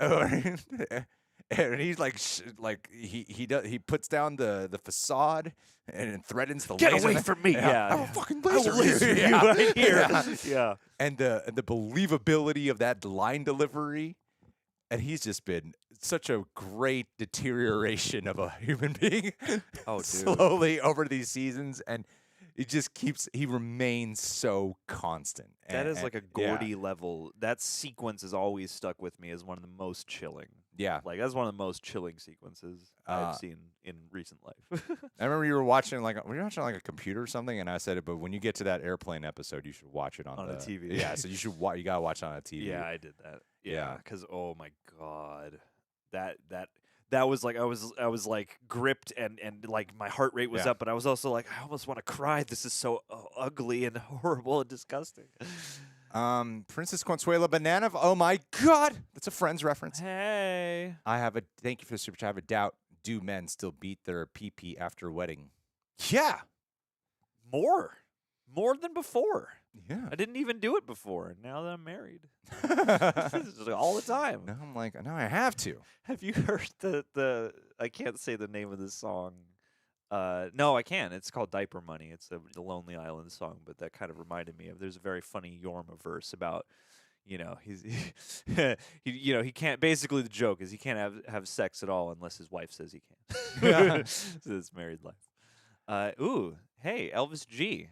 They should make Take it away, John. they should make a YouTube Film Awards with all the top YouTube film channels as the voting panel. That would be so cool. Well, next week I wanted to do a live stream on favorite channels of 2022. Ooh, coolio. I know what my favorite channels, but but I would like to talk about all the other ones. Yeah, I would like to do that. Hey, glad you listened to us while you're cleaning. Thoughts on Morbius? Didn't mind it. It's all right. It was one of the movies of 2022. It's not good. It's not good. It's not terrible. But I like that movie seemed to piss people off I so know. much. And I'm like, yeah, sure, I get it. Why not? But this is about what I expected. And everyone talks so much crap on it that I didn't find it as atrocious as people led me to believe, because no one told me a single thing that was good about it. Yeah. So the things that were good about it stood out to me Yeah. because no one prepared me for actually Matt Smith. It's pretty fun. Pretty good. Yeah. Yes, Life of Nate. He is in Yeah. Morbius. And Daemon Targaryen. no one, and because the trailers hit him so much, Yeah. I thought he'd be in it for like 10 minutes. Yeah. And I'm like, oh, he's actually a character He's the throughout. main supporting villain. Yeah, I enjoyed. I had an enjoy. I have no desire to rewatch it. But I love the meme, and I'm glad that Morbius was part of this year's conversation. And yeah, I feel like everybody, it's one of those hive-mindier movies where people don't care and also don't have a reason, so everyone's just like, oh yeah, it's terrible. And then you actually look at it and you're like, Mhm. you can actually consider this in a few different ways, but it's a good time. It's fine. It's fun. It's a meme. Dolan Duck, the Christopher Nolan Duck. Have you seen Triangle of Sadness? No, I haven't even heard of this. Oh, I want to. So many people in the last 2 weeks have referenced that movie and also referenced it as like a touchstone for other movies of the year. So No, well, I think Nicholas Holt or somebody is in enjoy it. that show, Joe. I don't know. It's a movie. It's a film. You enjoy that movie. I John. will. I will have great fun with my triangle of sadness. I did. I don't think this is gonna get. We gotta make sure we bring up at least everything that's brought up in the thumbnail at some point. What's in the thumbnail? What did I? Tom What Holland, did we Chris put Pratt. We're talking about Jurassic World. Yeah. Uncharted was. We will get to that. Uncharted was not good, but it was a fun not good. Kind of. There's a I Papa was John's pretty bored during that. It's inexplicable, sure. Sarah Williamson. Yeah, dude. If you ever meet us in real life, give us a hug. Yeah, please. the biggest hug, the biggest, longest, most awkward hug. Cinematic goodness. Happy New Year, John and Greg. Oh, that's us. Avatar 2, Batman, BPWV. WE should be. What is it? Black Panther, Wakanda Forever. Wakanda Forever. Glass Onion, nope. Top Gun Sorry, Maverick. WF. Ugh. Glass Onion, yes. Nope. Top Gun Maverick. Werewolf by Night, and Lightyear for the rest of Right. my top 10. You know what? Shouts out to Lightyear. Shouts out to The amount of crap that movie gets, I thought it was mesmerizing. I was really enthralled. Yeah, man. I was eclectic watching that film. I really enjoyed the shit out of that movie. And I hear so much people, even my favorite channel, talks crap on that film. And I'm like, oh, that bums me out. Wait a minute. Okay, I was gonna say. I got a favorite podcast. Sure. Because, this is the #1 movie of the year where every time I hear it brought up, people do discuss it seemingly in those terms like, this is just a bad movie. And I'm like, wait, what movie did I see? Like, I get the argument that this maybe isn't the kind of movie a kid would love. Or your Buzz Lightyear movie that you probably imagined. Yeah, but at the same time, I was here for this. This was an interesting sci-fi adventure. I mean, I think their mistake was not clarifying They- the one sentence that clarifies I everything. think Pixar would have been fine if they didn't put it in the Buzz Lightyear realm. If there were things that were like, it's not. If there were qualities, because it would have eliminated all kind of preconceived expectations or notions or whatever, and I think it would have probably had a better response if they just made it a completely original IP. Because it's not really Buzz Lightyear. It doesn't need to be. Yeah, it doesn't Yeah. need. You could change some shit around, And then they people would- do. Yeah, and then people Yeah. could go, oh, okay, it's kind of like if Yeah. Buzz Lightyear was a real guy. Yeah. Then you could liken it to. You could go. It's the way like when you watch the Elemental trailer or Elements, whatever that Pixar movie is, Elemental, and you're like, oh, kind of like Soul, kind of like Soul and Inside Inside Out. Out a little bit. Yeah. And I think it would have gotten a better response. On that tune, I really do want to make time and try and catch Strange World. Oh, yeah, I've heard, like the stream people. I've heard that. Oh yeah, leave a like. I don't. They're pushing their gay agenda. So Right. is Lightyear. Yeah, they put gaying up the screens. The gays are attacking. Oh, bros. Do you like bros? There are certain YouTube channels out there that I love. I loved Bros. I thought it was hilarious. You did your part. I did my part. I'm not homophobic. 2 tickets, please. Here's my copy of the vote against Prop 8 or whatever the one was to That's legalize the only gay reason marriage I'm watching this. all those years ago. Proving a point. Everybody, I'm here. Everyone look at me. I am tolerant and accepting Look at of me. all love. Yes. No, I loved it. I thought it was a really funny movie. Actually, I wouldn't say there were parts about it I loved. I wouldn't say Nah, it was a really funny movie. Careful now. It was actually a Careful really now. strong. It is definitely. It is a strong combination of Judd Apatow meets the parts of Billy Eichner I like, and Billy Eichner can be kind of hard for me sometimes. And I know a lot of people don't like Billy Eichner generally, and I don't agree with the way the marketing went down, especially post of like. I'm sure there are those people out there who are like, what? Trust me, I go to the sauna. And you hear a lot of hear every kind of straight person up in a like sauna. I don't got a problem with gay people, just keep Here's the fuck my away from me. Yeah, I'm not racist, but here's some racist ideas for you. And so yeah, you see even in like liberal LA, you see a lot of it. Yeah. So yeah, I'm sure there is, but I don't. I think it was a poor handling of marketing. And I feel like Billy Eichner is probably not the leading man you would imagine, and like the trailers weren't even like that funny to me, but the movie itself I thought was surprisingly very touching. Cool. and very funny too. It was Yeah. really fun. I thought it was really funny. There's one scene in that movie that I was yeah, I was dying of laughter. Ooh. And there's one I could think about it, and I could not. It was hilarious. It was a really really funny movie. Ooh, exciting. But if you are one of the people who does squeam at guys getting it on, like don't. nobody we there's- know. I've no. We I've don't met know the people. anybody like that. Don't watch it. All right, it's like you will not probably be able to enjoy your time there. Jalen Lugo, it's funny recommending Peaky Blinders. That show is among the most enduring. Yes. It's funny. Like it seems like one of many shows out there in a certain vein. I see the stuff around it. I'm like, okay, cool. I'm familiar with this kind of thing, and yet it is seemingly the one that like for years now everyone's just like Peaky Blinders, man, it's so good. You gotta check it out. That and I gotta watch Sons of Anarchy. Ethan Williams, thank you for the super chat, my friend. Ethan, Dude, okay. This is, I think, with the Reject Nation, we are in sync. we are Everything, everywhere, all at once. I'm seeing so many people saying this, and it's ours too. Definitely number one of the year. Love you guys and great work on the channel. Thank you, Ethan Williams. That's Thanks an for your all-timer, contribution. man. That is a beautiful ass movie, and I'm really excited to see them win some stuff. Hopefully, I have not forgotten about The Last of Us. I know some people who saw it and they are raving about it. And as a massive fan of the video game, I am so excited for it. Thank God they did not make it into Uncharted. ugh. I heard Neil Druckmann. I think it was Careful, Neil Naughty Druckmann Dog. who was saying that they wanted to make it sexier, more World War Z. And I'm like, thank God they didn't No, do that's that what shit. World Oh my War Z God. is for. Yeah, Ugh. Uncharted to me was about as bland of an execution as I know some people had fun with the movie. That's fine. For me, I really could not do Uncharted. I don't want to rewatch it. And I don't either. I wasn't like pissed at the film, but I was like, man, you just have to really. A movie like that mainly comes down to tone for me and pacing and spirit, more than anything else. I could readjust to Tom Holland doing Tom Holland. I could even readjust to Mark Wahlberg being Mark Wahlberg. I like both of them, and I like their general personalities that they put out to the public. So I could easily have adjusted and separate myself from the characters. But I did, and it's Ruben Fleischer, whose films I quite enjoy.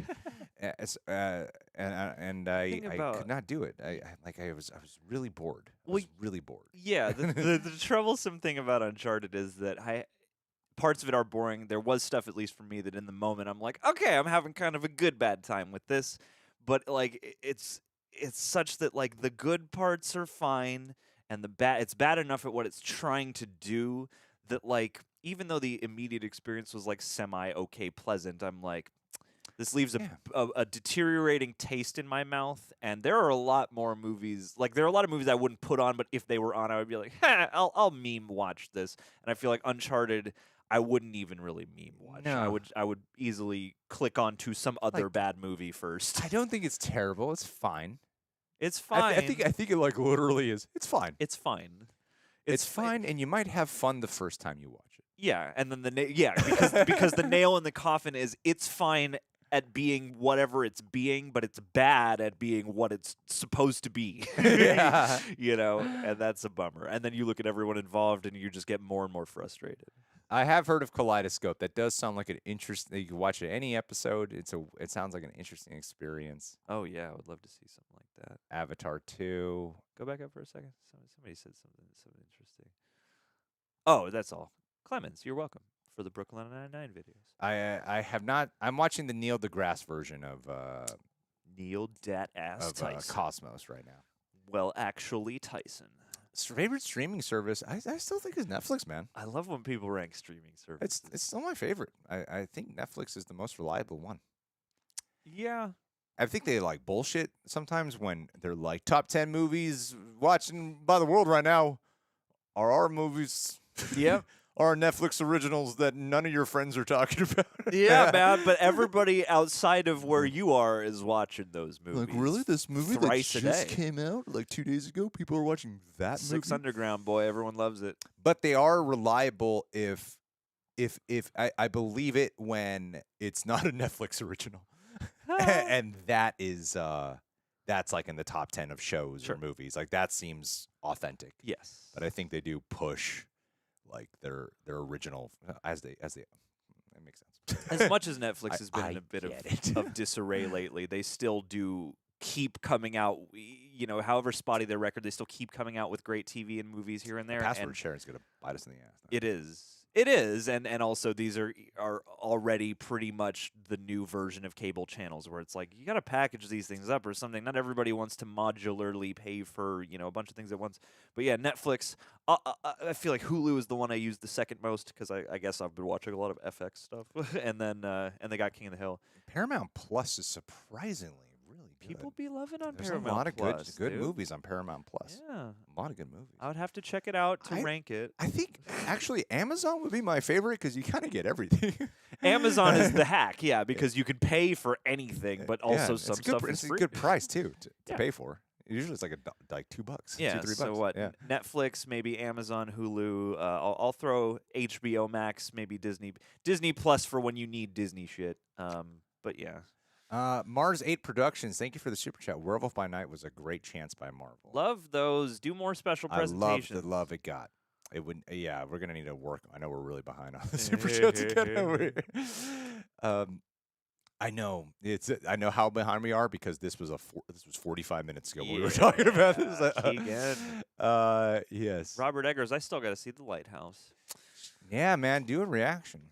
Really? What? I'll eat some beans during the reaction. It'll be good. Do it in black and white. Go full arts. And I'll do it in 4:3 aspect Make ratio. the The way it was meant to be seen.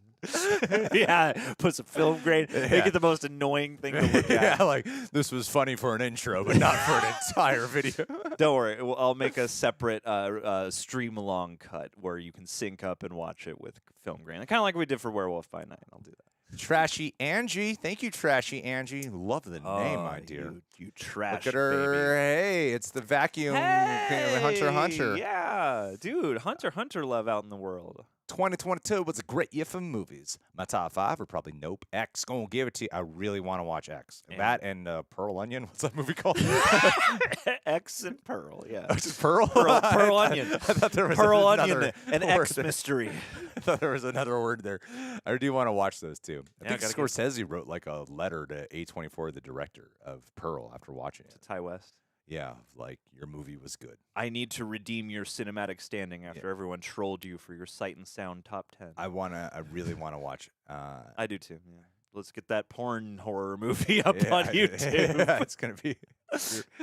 There's a way to do it. Just massively blur, I think upset people people. get it. I think get it. now people should get it I because there are think- YouTubers extremely much more popular than us in every regard, who are constantly like, my fucking videos get age restricted. And it's good. I think actually funny enough, as much as I love, filmmaking and gore and all that stuff. But there are people who can't watch it, who have a hard time watching it. Absolutely. Yeah. There are people who have a hard time watching it, and it only improves your case for fair use.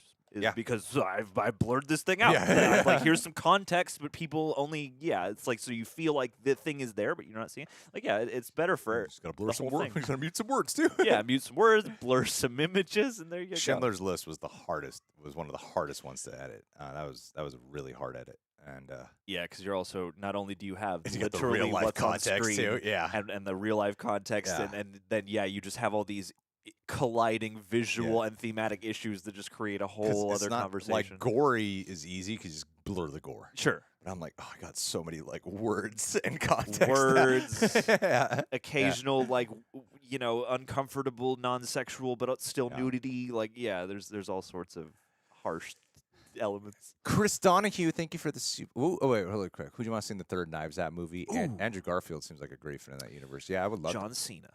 I think you got to bring like Ana de Armas, and he has to work with Ana de Armas and Janelle Monáe, and who else? And bring back who's in No Time to Die. Just bring her in for shits and giggles. Yeah, make it happen. Yeah, it's not Elizabeth Debicki. It's the other one, or is it Elizabeth No, Debicki? it's not I got her Elizabeth. confused with the other blonde lady. Who's British? I don't know. I forget. Dude, that would be a great. I think Gwendolyn Christie would be good. Gwendolyn Christie would be great. Yes, and Barry Cogan. I did see Banshees of Inisherin. Oh, is it good? Inisherin? Look Look at him, John. It's in. I don't know the pronunciation. It's Inishirin or I Inishirin. did see that. This is how we fall behind on the chat so much. I'm sorry, guys. I'll answer this. Thank you, Christina. We're most excited for upcoming from the MCU. Inishirin. Inishirin? Yes. Yeah. I watched it the other day. That's a great movie. I once saw one of his plays at the Amundsen, and Chris Pine was the star. Oh, nice. Martin Did he McDonagh. look decrepit? No. But I saw the but yeah, I think that's a good movie. We'll go into that in a bit. It's one of my top 10. But most excited for the MCU, I would say, is I'm gonna give the most generic fucking answer.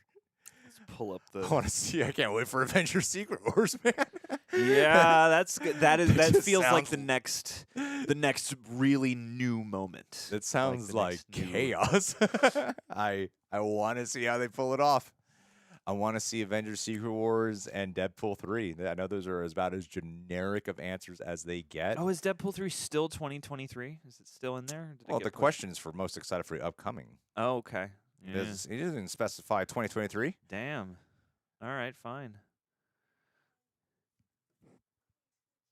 Okay, baby, have fun. MCU 2023.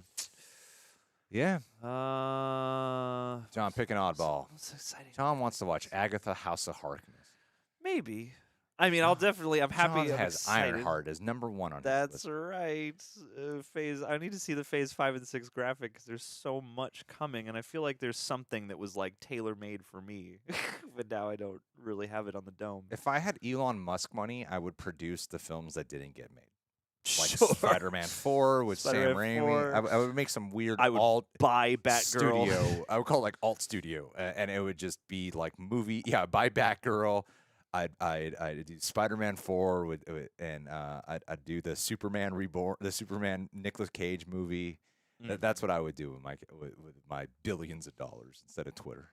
Do that. Do every Nicolas Cage movie that was gonna at some point. That my version is I will make all the Nicolas Cage Superman, Nicolas Cage Constantine, Nicolas Cage this and that. I guess it would have to. I mean, if it's not Secret in, do you say Secret Wars? I said Secret Wars, yeah. Okay, I'll go Secret Invasion. No. Oh, I know what my answer is. Stupid idiot face. Easily Loki season 2. I am very, very, very excited for Loki season 2. No, Loved Loki. We're not going to watch it from a computer this time. I know. We're Watch gonna from watch a it on nice the television. good TV, the OLED. I'm here for that. Like Mobius. I'm legitimately. I'm very excited for Ant-Man 3. Actually, I think Secret Invasion will be very cool. I'm really excited to see the stylistic thing that becomes. But Secret Wars is crossovers galore. Yeah, I know. But Secret Invasion will probably have at least some of that too. See, you'll have the story, but with your crossovers too. Sometimes I'll be driving and I'll just think about when Cap lifted that hammer. Yeah, Endgame. it's a Like, great moment. That is one of the greatest moments. That's one of the in cinema. cinematic history Yeah, take right that, there. Scorsese. What? Just do you remember? Like how could you possibly explain to generations from now just how much of a payoff that was? Yeah, so good, so good. Because that's such great filmmaking. Because you see the hammer lifting. And you see it, and you're like, and you just assume it's Thor. Like you're not even thinking it's Cap. You just assume it's Thor. It was so gratifying, and it was because such Thor's held down in that moment, and Thor's trying to get that hammer, and Yeah. it's playing on the audience of Thor's struggling to get the hammer right now. Yeah. That's why it's having a hard time lifting. Yeah. No, it's just like, do I go to other worthy master? And then when he gets it, you're like, fuck. Of course he has. It's the perfect convergence of it. Yeah, it's a it's full-on perfect. geek moment. It's perfect. But it's also fully dramatically satisfying and warranted. And oh yeah, easily one of the best pop culture, but also cinema crossover moments. RRR. Yeah. Best film of all time. I would put it in top 10. Have not for seen sure. it. Best film of all time. It's like I think it's my number 8. I'm trying to remember my list here. It's 8 or 9. There's no movie like it that you will watch all year, and out of the respect for also being a movie that managed to be an international film for us, international film here that became this worldwide sensation, and then you experience it, and it's so much more than just this one thing I really talked about in a review. It's so much more than just a crazy film. it's an actual story, and I didn't realize it was based on a true story. But they still take. I imagine they have to be taking their creative liberties for that. No. But they told. I thought they made something that was actually really nuanced and heartfelt and wildly creative, and it's an experience. Like it is a film you experience, and I thought it was really entertaining, and the performances from those two guys were so awesome. Like their chemistry is just off the charts. So, yeah. There's a screening I think in January. It's like the 9th or something, where it'll be like the first American appearance by I think the director and stars or something like that. Oh, Very nice. very tempted to go. Also, good call on Andrew Garfield Knives Out up there. I think that would be a cool ass addition. Mark Leach. Oh, Mark Leach. Hate to say it, man. Oh, Halloween no. ends one of my worst movies of the year for sure. It's all 5 of my top 5. I know Halloween Ends was your top film of 2022. Why the winky face? There's no irony here. What's your predictions for what could be both your fave and worst 2023 or biggest disappointment? Ooh. Let me just take a second to say that Halloween Ends I thought was one of the biggest disappointments. And I think people who watch Real Rejects, more people like it than don't actually. And I have sat down with think pieces, because I love video essays that really explain why they love this film, and I take it in, and I am not, so I have made the decision that like I actually really get why people who like it, and I don't sit there with my arms crossed and like whatever you fucking more. Like I'm not that guy about it. Thank you for not judging me. Yeah, I know. You're allowed to like a movie. It was one of the few movies where afterwards I was like, this seems like this could, be one of those that makes people think of you a different way. Makes you question your cinema. I spent most of the movie going, what? This is weird, and I didn't like what they focused on. I wasn't that huge fan of the acting, and then by the time it got to by the time that guy takes down Michael Myers, I was like, there's some silly shit in there. That bullshit, man. It's a bunch of bullshit. And people talk about that final fight being like massively epic, and I'm like, kind of. It's so short-lived, and Michael Myers getting his ass whooped for most of it. I don't want to spoil it for everyone. Within the moment where Corey, I wasn't like, I was like, kind of a think, bitch in this movie, Michael Myers. I think a lot of that movie can be summed up in that moment where Corey tries to get the mask from Michael, and initially Michael like handily just throws him in one motion down onto the ground, and you're like, yeah, Michael, that's Michael. And then moments later, Corey gets back up and actually does manage to take the mask. So, like, I feel like my enjoyment of that movie, though I enjoyed it more than you, it's one of those movies this year where I'm like, every opinion I've heard is kind of correct. Like, even though I like the movie more than I didn't, there's still... I was either enjoying it for real or enjoying it ironically, and there's a good amount of both, I think. So I don't love it the way people who really like it do for being like as good of a film as they see it as. And they try to elevate. I got what they were saying when there was like a pandemic influence, like the evil is the pandemic, and yeah, like that lingering influence on a town that's experienced such trauma. I didn't really think they fully went there. They try to have something that was like an insidious thing in the shadows that did not really. I felt like the movie was at odds with itself, with wanting to be a Halloween 3 in this trilogy, and wanted to do something they just really wanted to do on their own. I feel like they didn't properly marry the both. You know what really lost me? Because you did a whole video here with the spoiler talk, and you really you watched that video with John and Andrew. They had a great reaction and great discussion. Where it lost me so early on with Laurie Strode. That's what I remembered.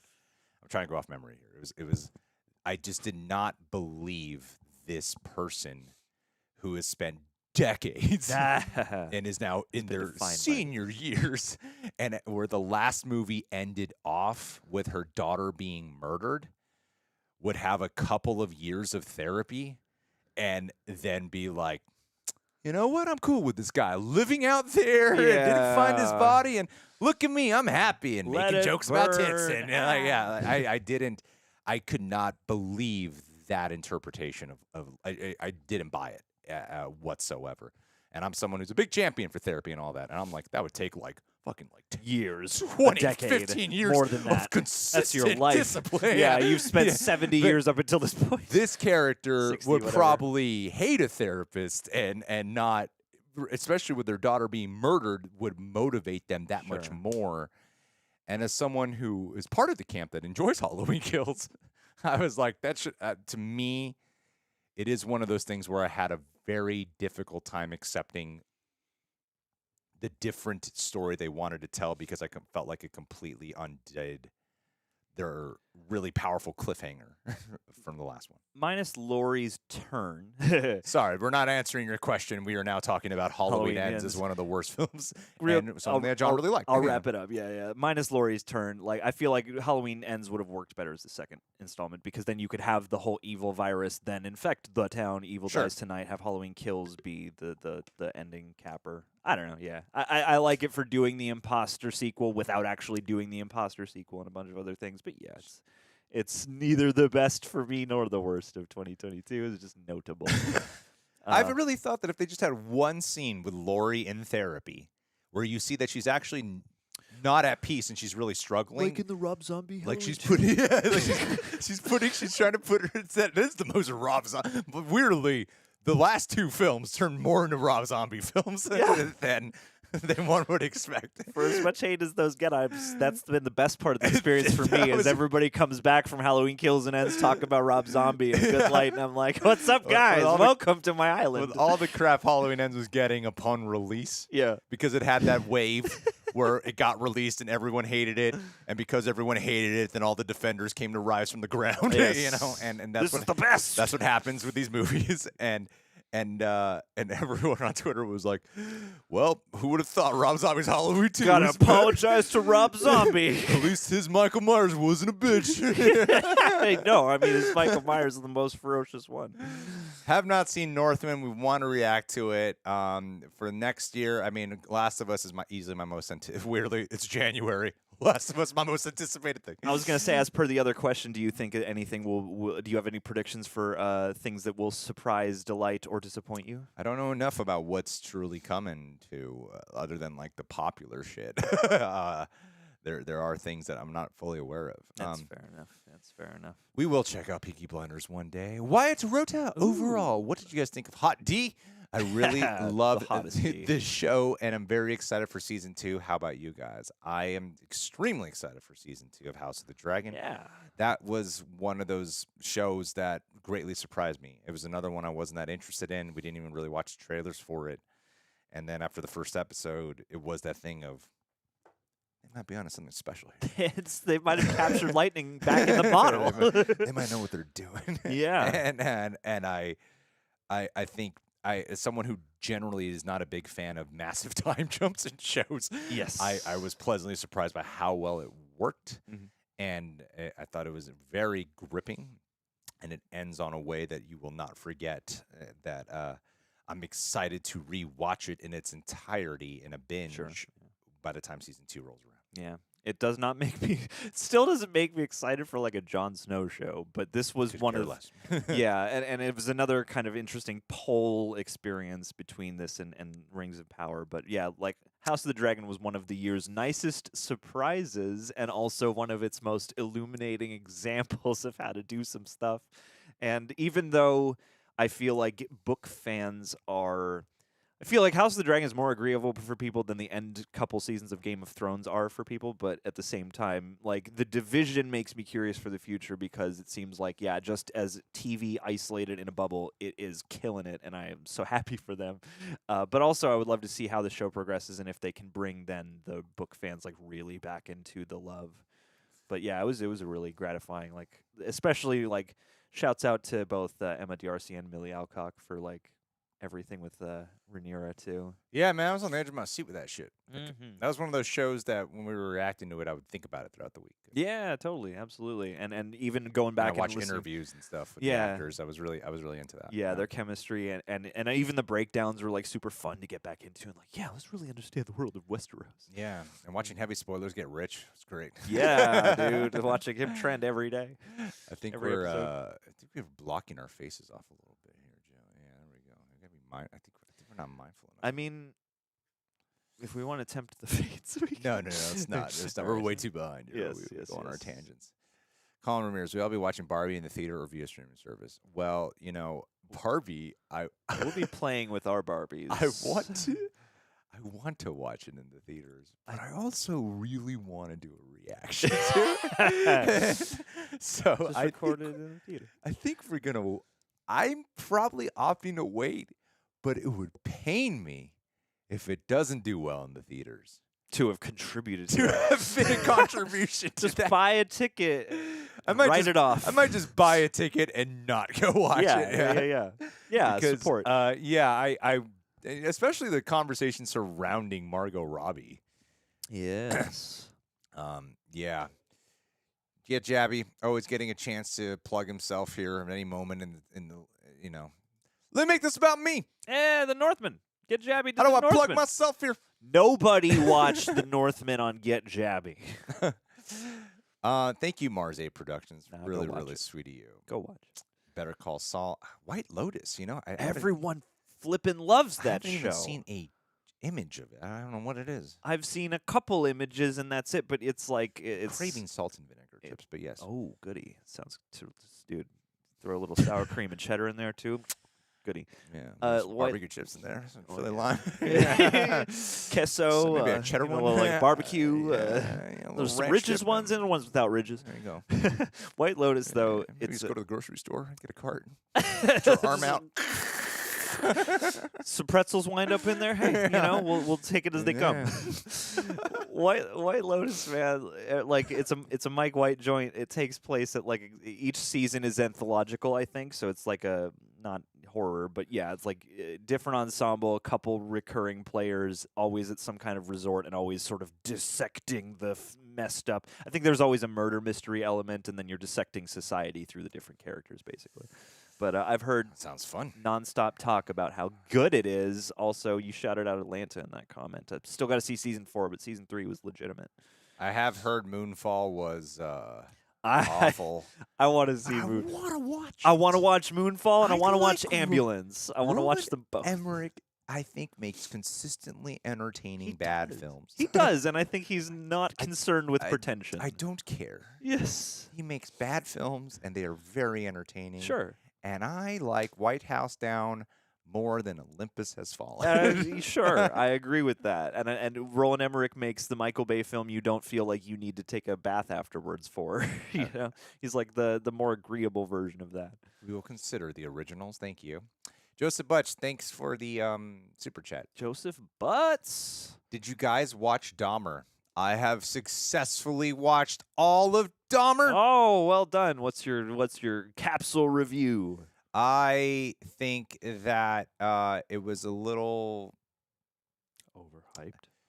I wouldn't call it. It becomes gripping. I was more into it when maybe I've seen just too many serial killer things by this point.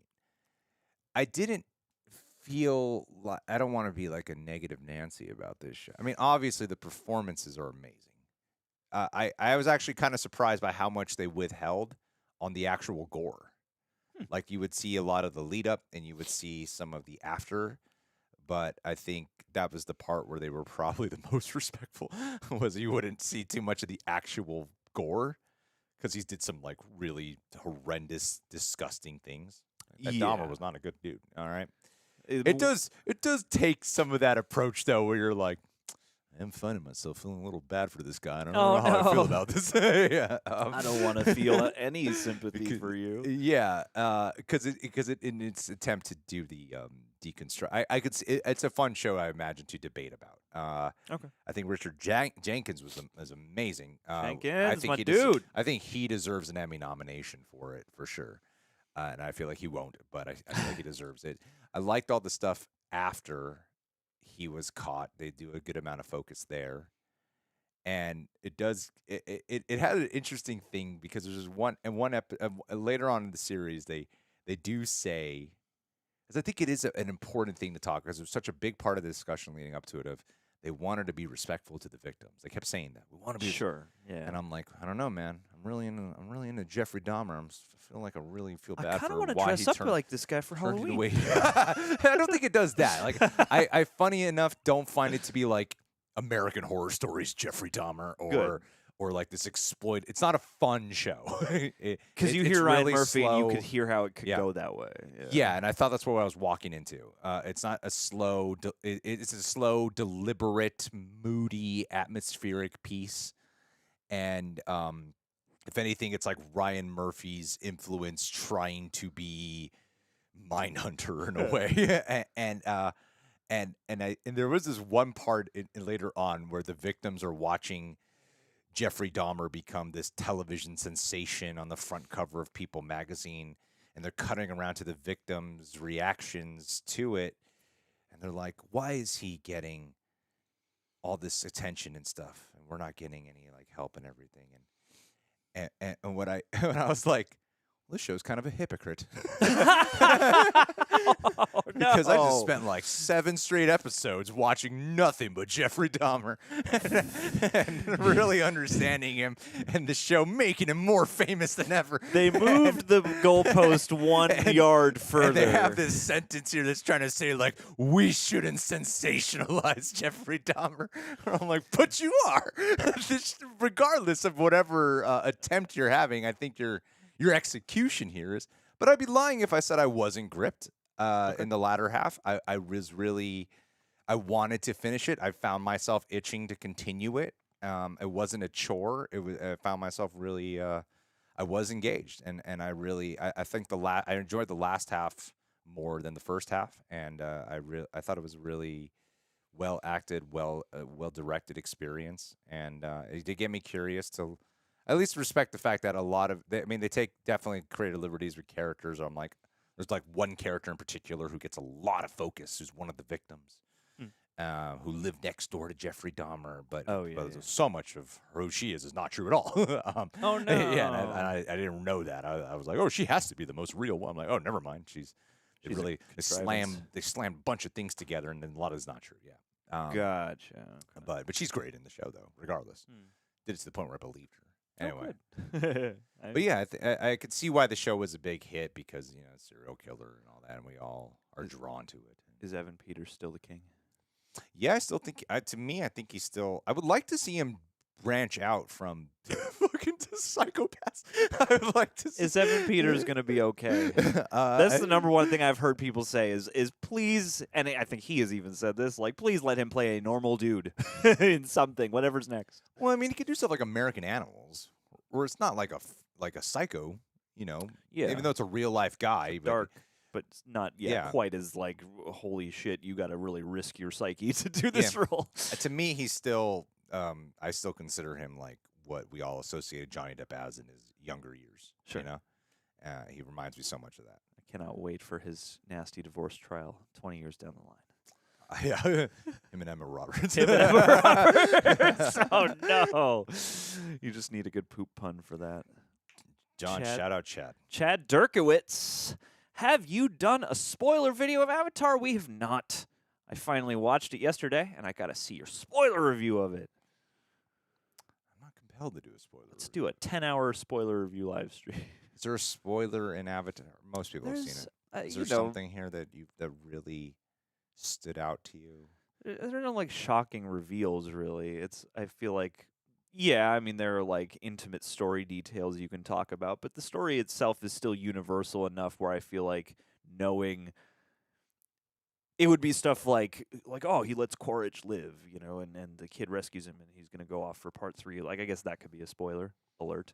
But for the most part, it's like, of course they're going to make it through and they're going to bond with the river people, and it's going to be a beautiful, dazzling masterpiece of technological advancement, and they're going to have to save the ecosystem from the march of colonization. You know, like I feel like it's more of a thematic movie, and then just talking about like, oh, this moment was great or that moment was great. But I don't know.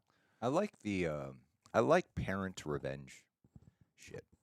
If only Jake Like- and Neytiri had shoved his head in a microwave, man. Like that last house on the left Yeah. effect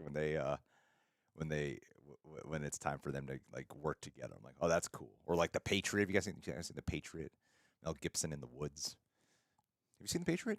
No. What? No. Oh, 4th of July screw reaction. every movie you have on your list, John. Let me pull You up are that. reacting to the Patriot. Let me pull up that list. Oh, and I that's a don't know. Roland Emmerich film. It is Very fictional, but It is. Oh man, you haven't seen the Patriot? and none of the Lethal Weapon movies and none of the Muppet movies. Start with so. the Patriot. Okay. We're, War and Westerns, I don't number care. one. Just screw your categories you have here. Just put Patriot as one big page Okay. and copy and paste that word. Put her out. Every category, Patriot. Oh, that movie's so good. It is, apparently. I'm excited to see it. I'm not a child. You're my child. Oh, so good. dude. Oh, yeah, Heath Ledger. And Heath Ledger, yeah. There's so many Heath Ledger joints I've never seen. 10 Things I Hate About You and Knight's Tale. Knight's Tale's good. Yeah. John probably has more of the movies that would. I've kind of gone through. I'm like looking through my list of like 40 movies. I'm like, kind of done all the big ones. I've still got some all big the ones ones that in I there. feel like, oh, let's try out like Planes, Trains, and Automobiles. I haven't seen most of like the biggest. I feel like a run of romantic comedies could be fun. Maybe if those are. I don't know. I love romantic comedies. Dude, I've never seen a lot of the classics. This isn't happening anymore. Brickman, Mosaic. I don't think they're going to do the Margot Robbie joint No. of Pirates of the Caribbean. Shadow Ash 21. Hey. Thanks for the super chat. Aye, been a fan of yours for a long time. Question: do you think Venom 2 should have been rated R? That wasn't this year, right? No, No. that was before No Way Home. Because it I was mean, before Morbius. yeah. I mean, it did have Carnage. He's done some twisted stuff in the comics. Yeah, I thought it absolutely should have been rated R. That movie has not grown on me. I'll say that it has not grown on me. And Spider-Man: No Way Home did not help it get better. No. But I think it made it feel less important. Even though my favorite rapper or one of my favorite rappers appeared in it, I don't really have any reason to go. Go check out the new Little Sims. She's great. But yeah, Venom 2 was there's nothing of the charm that stuck in my mouth, whereas I still think back to the first Venom and I'm like, oh man, him and Eddie are fun. You know. Rings of Power. Chase Gardner. Well, I'm glad you loved Rings of Power. I did not. It does not make me super jazzed about season 2. You know, Cosmonaut Variety Hour did a great video on the Lord of the Rings trilogy. If you guys haven't seen it, you should listen. You should go watch it. It's really great. He's a great editor too. I believe he edits his own videos. Fantastic editor. For some reason, whenever I flash the Rings of Power, like those Lord of the Rings movies are just too good. Mm-hmm. And They're too good at being what they are. And the thing is, as beautiful as Rings of Power often does look, I feel like it still has more of a computery sheen than Lord of the Rings does. And just did they shoot that on film? Lord of the Rings? I don't think they the shot films? Yeah. Like the movies? Yes. Damn, that would be hard. You need so much film. How do you edit so that? much film? Peter Jackson in a film. Yeah. Damn. And you need to know to a certain degree, like they have obviously all the budget, but you need to know what you need and how to get it. In fact, I was watching something that I can't really talk. It's not high stakes, but I can't talk too much about. But there was a piece of advice in it that was like, you know, for a filmmaker, what you need to know, the secret juju is you need to know what you need, how to get it, but the extra ounce of juju is you need to know when you got it and when to move on. And I feel like film necessitates that because then you look at something like The Hobbit and Peter Jackson is very transparent about like, I was winging it, man. And like, that's a movie that needed to be shot on a digital camera.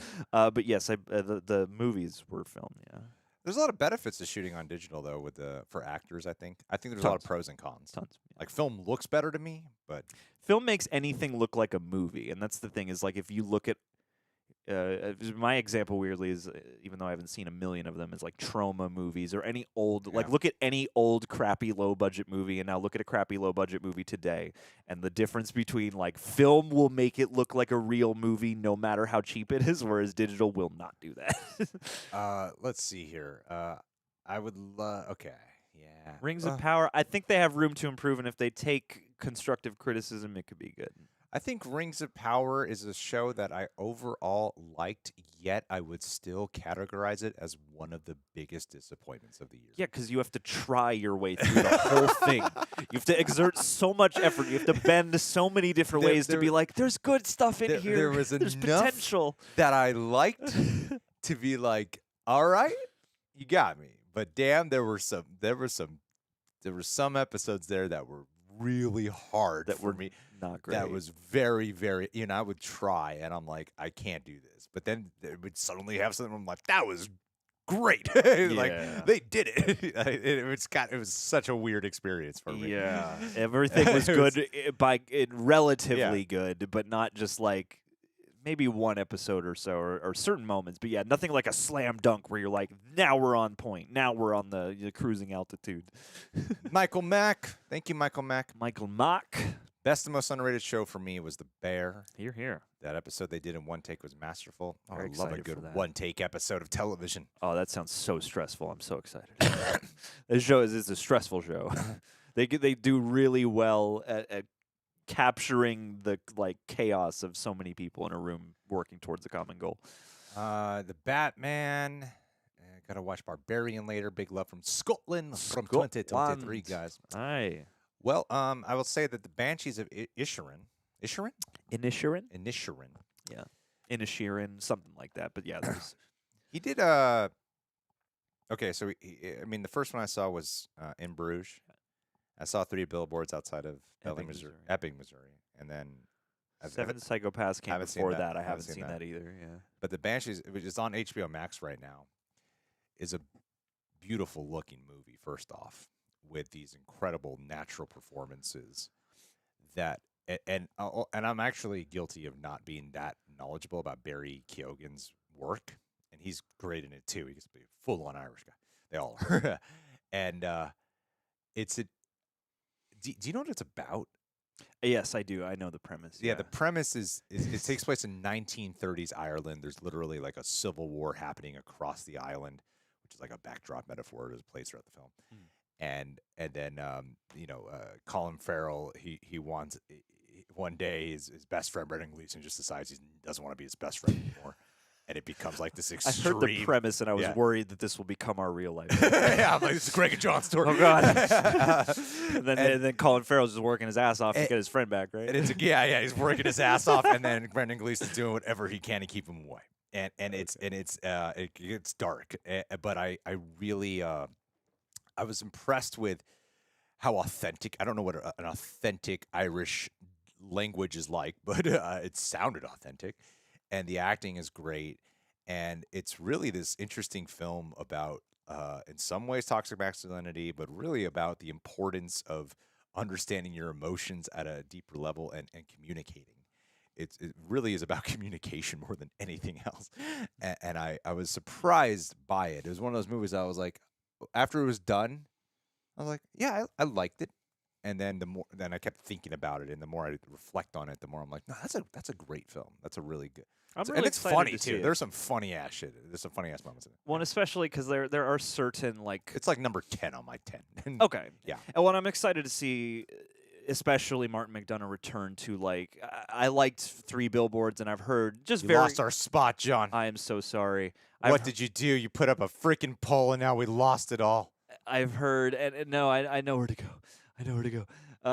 It's nice to see, because I know some people didn't love 3 Billboards partly because of the fact that it's not as lived in terms of its setting. Like Martin McDonagh doesn't know the American South as well as he knows Ireland, and so I'm excited to see him return to a place that he really knows how to write from.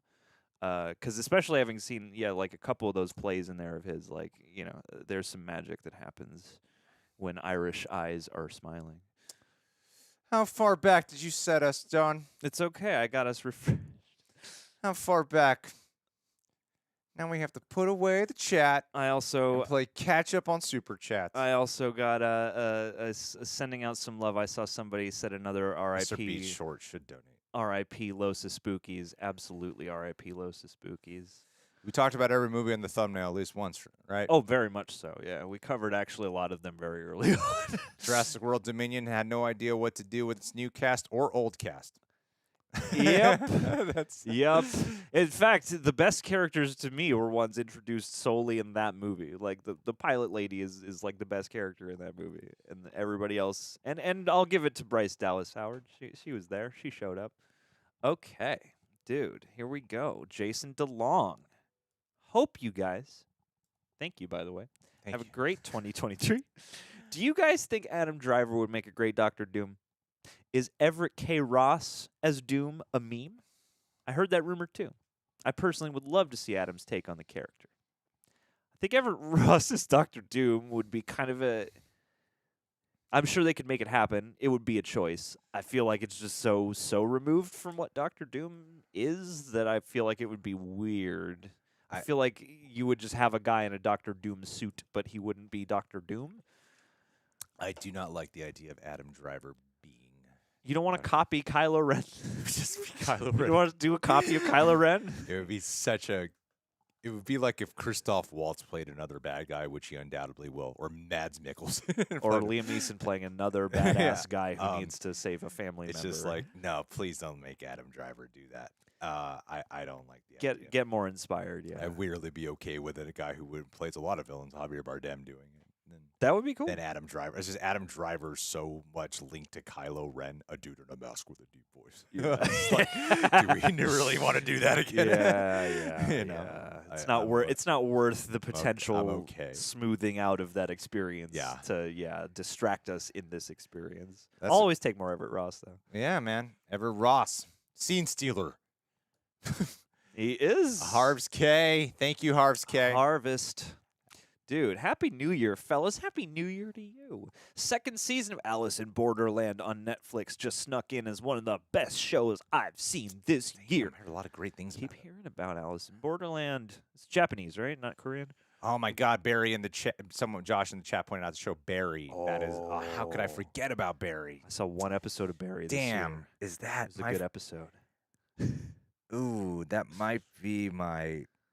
Oh God, I gotta re-rank it. Well, But yeah, no, it's one of the best shows ever. Well, that last season was so intense and had some of the best direction. The best direction I think Barry, other than the Ronnie episode, the best direction that Bill Hader's done. And I'm like his the way he's elevated his directing is like this guy has to make films, like action films or something. Oh, like damn, cool. he's such a great director.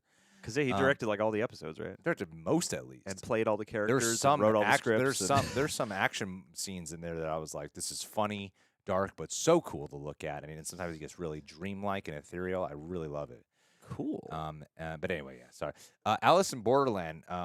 You know, I didn't know it was based on a manga until recently, and then the cultural phenomenon surrounding it makes a lot more sense. But I do want to check it out. Is it a Japanese show? Sure. It has to be. It's I think it manga. is, yeah. I really do want to see that. I've heard nothing but amazing things. Awesome. Thank you for the recommendation. Ian Daginger. I'm going with that. Thank you for jumping in. Never thought I would say this, but I think the new Puss in Boots movie might be my favorite film this year. Thrilled for the new year. That's a nice attitude to have, especially when to think just a couple years ago, people remember when it was like 2020. That was like the worst year for so many people. One of the worst. Yeah. It seems like the years have only been bad since 2020.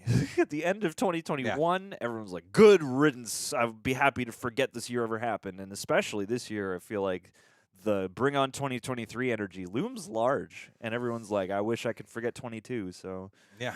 we'll see. I hope 2023 is a good year, blimp. Princess Consuela Banana Fuck. What about RR? Did talk extensively about that. Talked about some RRR and Vishnu Sharma. Yeah. Yeah, you haven't once even spoken That's- to me about RRR. Damn it! That's the reason John has not That's- taken the time. If only you to would watch tell me to watch RRR. it, then I would watch it immediately. I would drop Oh, every. yeah. You say watch it, I would just go He right has now. Not heard anyone talk about it. It's my fault. I why will- he has not watched it. I will hunt down the copy that's in the proper language, and we'll go. Yeah, apparently the proper language is not on Netflix, and I didn't realize that. Whoa, you're gonna miss our spot online. What are we waiting for? No, in the line of here. Oh, it's in the line of chat. Oh no, In the it's chat. John. I'm creating more engagement. No, you're For this messing up. We have to. This is why we had to pull up this menu here. Yeah, it's good. It's good. It's not good. People like it more when the chat is public in the center. all right. And now we missed. Now we have to. Oh, you done messed this up, Johnny. I'm sorry. How could you forget what happened 10 minutes ago? I didn't forget. I just wanted to create You just wanted to engagement. make another. Part of the fun of live streaming is creating engagement. We're We get all engaging the- by it's a talking new with everyone. feature. We are engaging. Just saw Babylon, The says engagement Random Andy's is naturally channel. happening by talking specifically about what they're saying. But in look, the now we chat. got this charming bit out of it. Where are we at here? We've lost the spot and lost 20 viewers. Thanks, John. I'm sorry. Now we got a while. So we got how far up here do we have to climb? Oh my God. Oh, the climbing process has just increased by tenfold, John. I'm sorry. That's okay. You'll be punished later I will. in public. In This public. is why you get time off, and I work on RRR. Let me I go. would have happily watched RRR. Yeah, I was giving you time. We had an agreement that I would give you more time to do other things. Random Andy's channel just saw Babylon, loved it. Goody. Aw. Glad to See? hear that. People love Babylon out there. Aren't you like very Christian too? I've heard some stories of like random, like very Christian individuals going to watch Babylon, not realizing what Babylon was about. Ends up being something that is some kind of biblical thing, story. and it is far from it. Okay. But Random Andy's channel, thank you so much for the super chat, being here, buddy. Hope your mother's doing good. Say hi to your mother for me. Oh, wait, no, I think that's a bad comment to make. No, I'm okay. Xandar Brow. Thank you, Xandar Brow. Just saying, you guys inspire me to keep making short films. That being said, Everything Everywhere is still my favorite movie of the year. We inspire you to make short films? We haven't done a sketch all year. Are you sure that was? You're just watching all the old sketches. That's good. Yeah, it is. Maybe you'll inspire us to make a sketch now. What are you doing? I'm just seeing what the other options are in terms of how the chat works in terms of playback. You know, just curious. Okay. Just curious. Oh, Courtney Hamer though. Thank you, Courtney. Yeah. If you haven't seen it, would y'all ever consider watching or reacting to The White Lotus? Season 2 exceeded my expectations, which is unanimous from everyone I've spoken to. Love both seasons so much, and I feel like you both would really enjoy it. I mean, John just talked about it, about what he knows of it. Maybe. Maybe it could be That's that a big, thing. That's a big maybe. binge it and then maybe do season 3. Yeah, honestly, like there's some shows where I'm like, I prefer to, if we're like way behind, I might just like, if they have new seasons coming out, then maybe I'll just catch up and then do it. You know, because like we're working on something like Wednesday right now that we want to get them all up before Last of Us comes out, and you know, like getting all that done at 8 episodes, I'm guessing is close to about 30 to 35 hours in total to fully assemble all 8. So you know that's why. It's just more of a time thing. But yeah, maybe. Mike Joyce, if you start Morbius at exactly 10:49, Leto will say it's Morbin time at exactly midnight. I wish. I love this trend. I love this trend. I saw somebody post a thing of if you start the finale of Andor at a certain time at midnight, you'll get to watch the big bell ringer guy kick the bucket head off the tower. Nice. But I would love a Morbin time. You know what? Tell me what time I have to start it so that that Matt Smith's like sexy dance happens at midnight. That's what I want for Morbius. Thank you, Mike Joyce. Thank you, Courtney Hammer. Flick Freaks. Ooh. Thank you, Flick Freaks. Eow. Yow. Yow. Everything Sounds ever. racist, knowing all the Asian people are. Yes, that's they trapped us. They knew it was They gonna knew what they happen. were doing, you Yeah. Daniels, you sick bastards. I'd never not taken the joke. Everything Everywhere All at Once is the #1 movie of the year. I've only given 26 movies a perfect 10 out of 10, and this is one. What's wild is it's not the only movie this year to get out of 10 out of 10. Women Talking is astonishing. Another 10 out of 10. I've heard from Sarah Dan Pauli. Merle that is the most apt title of the year. Okay. Women Talking You know what to expect. is literally women talking I heard Sarah Pauli, who is about a men woman, for 2 hours. talking about women talking, the movie she directed about women talking. And she was talking with at least one other woman and some dudes about it. So look out. I'm gonna do a sequel, Men Talking About Women. And it's just like you just drop a camera in a locker room and leave it there. You just leave it there. There's hot chicks out there, man. Got work out in front of them. Yeah. Dude, am I looking swole enough to go back out there? Steve G. Hey guys, happy New Year's Eve. Thank you, Steve G, for being here with us. I enjoy all the content this year. All of it. You've seen every video. You've seen every video. Prove it. It's all 40 this Rank month. them all. What are you doing, man? You should be watching 40 videos. Thank you for it. What are the new films of 2023 you are looking forward to? The first one that comes to mind is the show The Last of Us. The second, the movie. I'm looking for the earliest part of the year. Ant-Man and the Wasp: Quantumania. Because I do think Marvel is in need of a weirdly it hasn't gone to a complete divide. I do think they are in need of some type of springboard for people to feel like Marvel's back. Yes. They are in need of that. They do. They Because need I a think- dunk. Because Phase 4 has had while I loved Wakanda Forever and I've defended Multiverse of Madness, that I'm very much aware of the overall reception of Phase 4. And especially the latter half of Phase 4. And I feel like if Ant-Man and the Wasp: Quantumania being the start for Phase 5, if it could be a springboard more than anything else for yes, this is the Marvel I've been wanting back, or the new direction of the excitement of multiverse, then I feel like that would be the best way to go. Do you have one, John? Films I'm most looking forward to for 2023. I mean, it's like it's a lot of sequels and stuff. It's like John Wick, the new Saw movie. I am very excited to see. Oh, what was that? Yeah, I don't know, stuff like that. Patriot. The Patriot. Patriot. The Patriot. John's gonna watch the for Patriot the first time. I'm excited for Oppenheimer. I'm excited for maybe Christopher Nolan to come back to like full on, thoughtful filmmaker Christopher Nolan. Doubt it. Huh. No, I think he will. I think he kind of has to. Sam Bravo. Oh, John, you're looking real schmecksy with that beanie. Oh, dude, you can look real schmecksy too when you head over to shopzeroedition.com. Yeah. I appreciate it though. I love this beanie, and I like the pom pom too. We differ on the pom pom. I'm not. I don't like the pom pom. You're not I about got the right over to the. pom-pom. I Not a stickler for it, though. literally pulled my pom pom off. I noticed that. I was like, you Yeah. either got scissors or you just ripped I it out. Just ripped it out. Yeah. But some people love the pom pom, so I was like, make it an option. Yeah. It's It's not like it costs more to produce. not at all. Creatorian.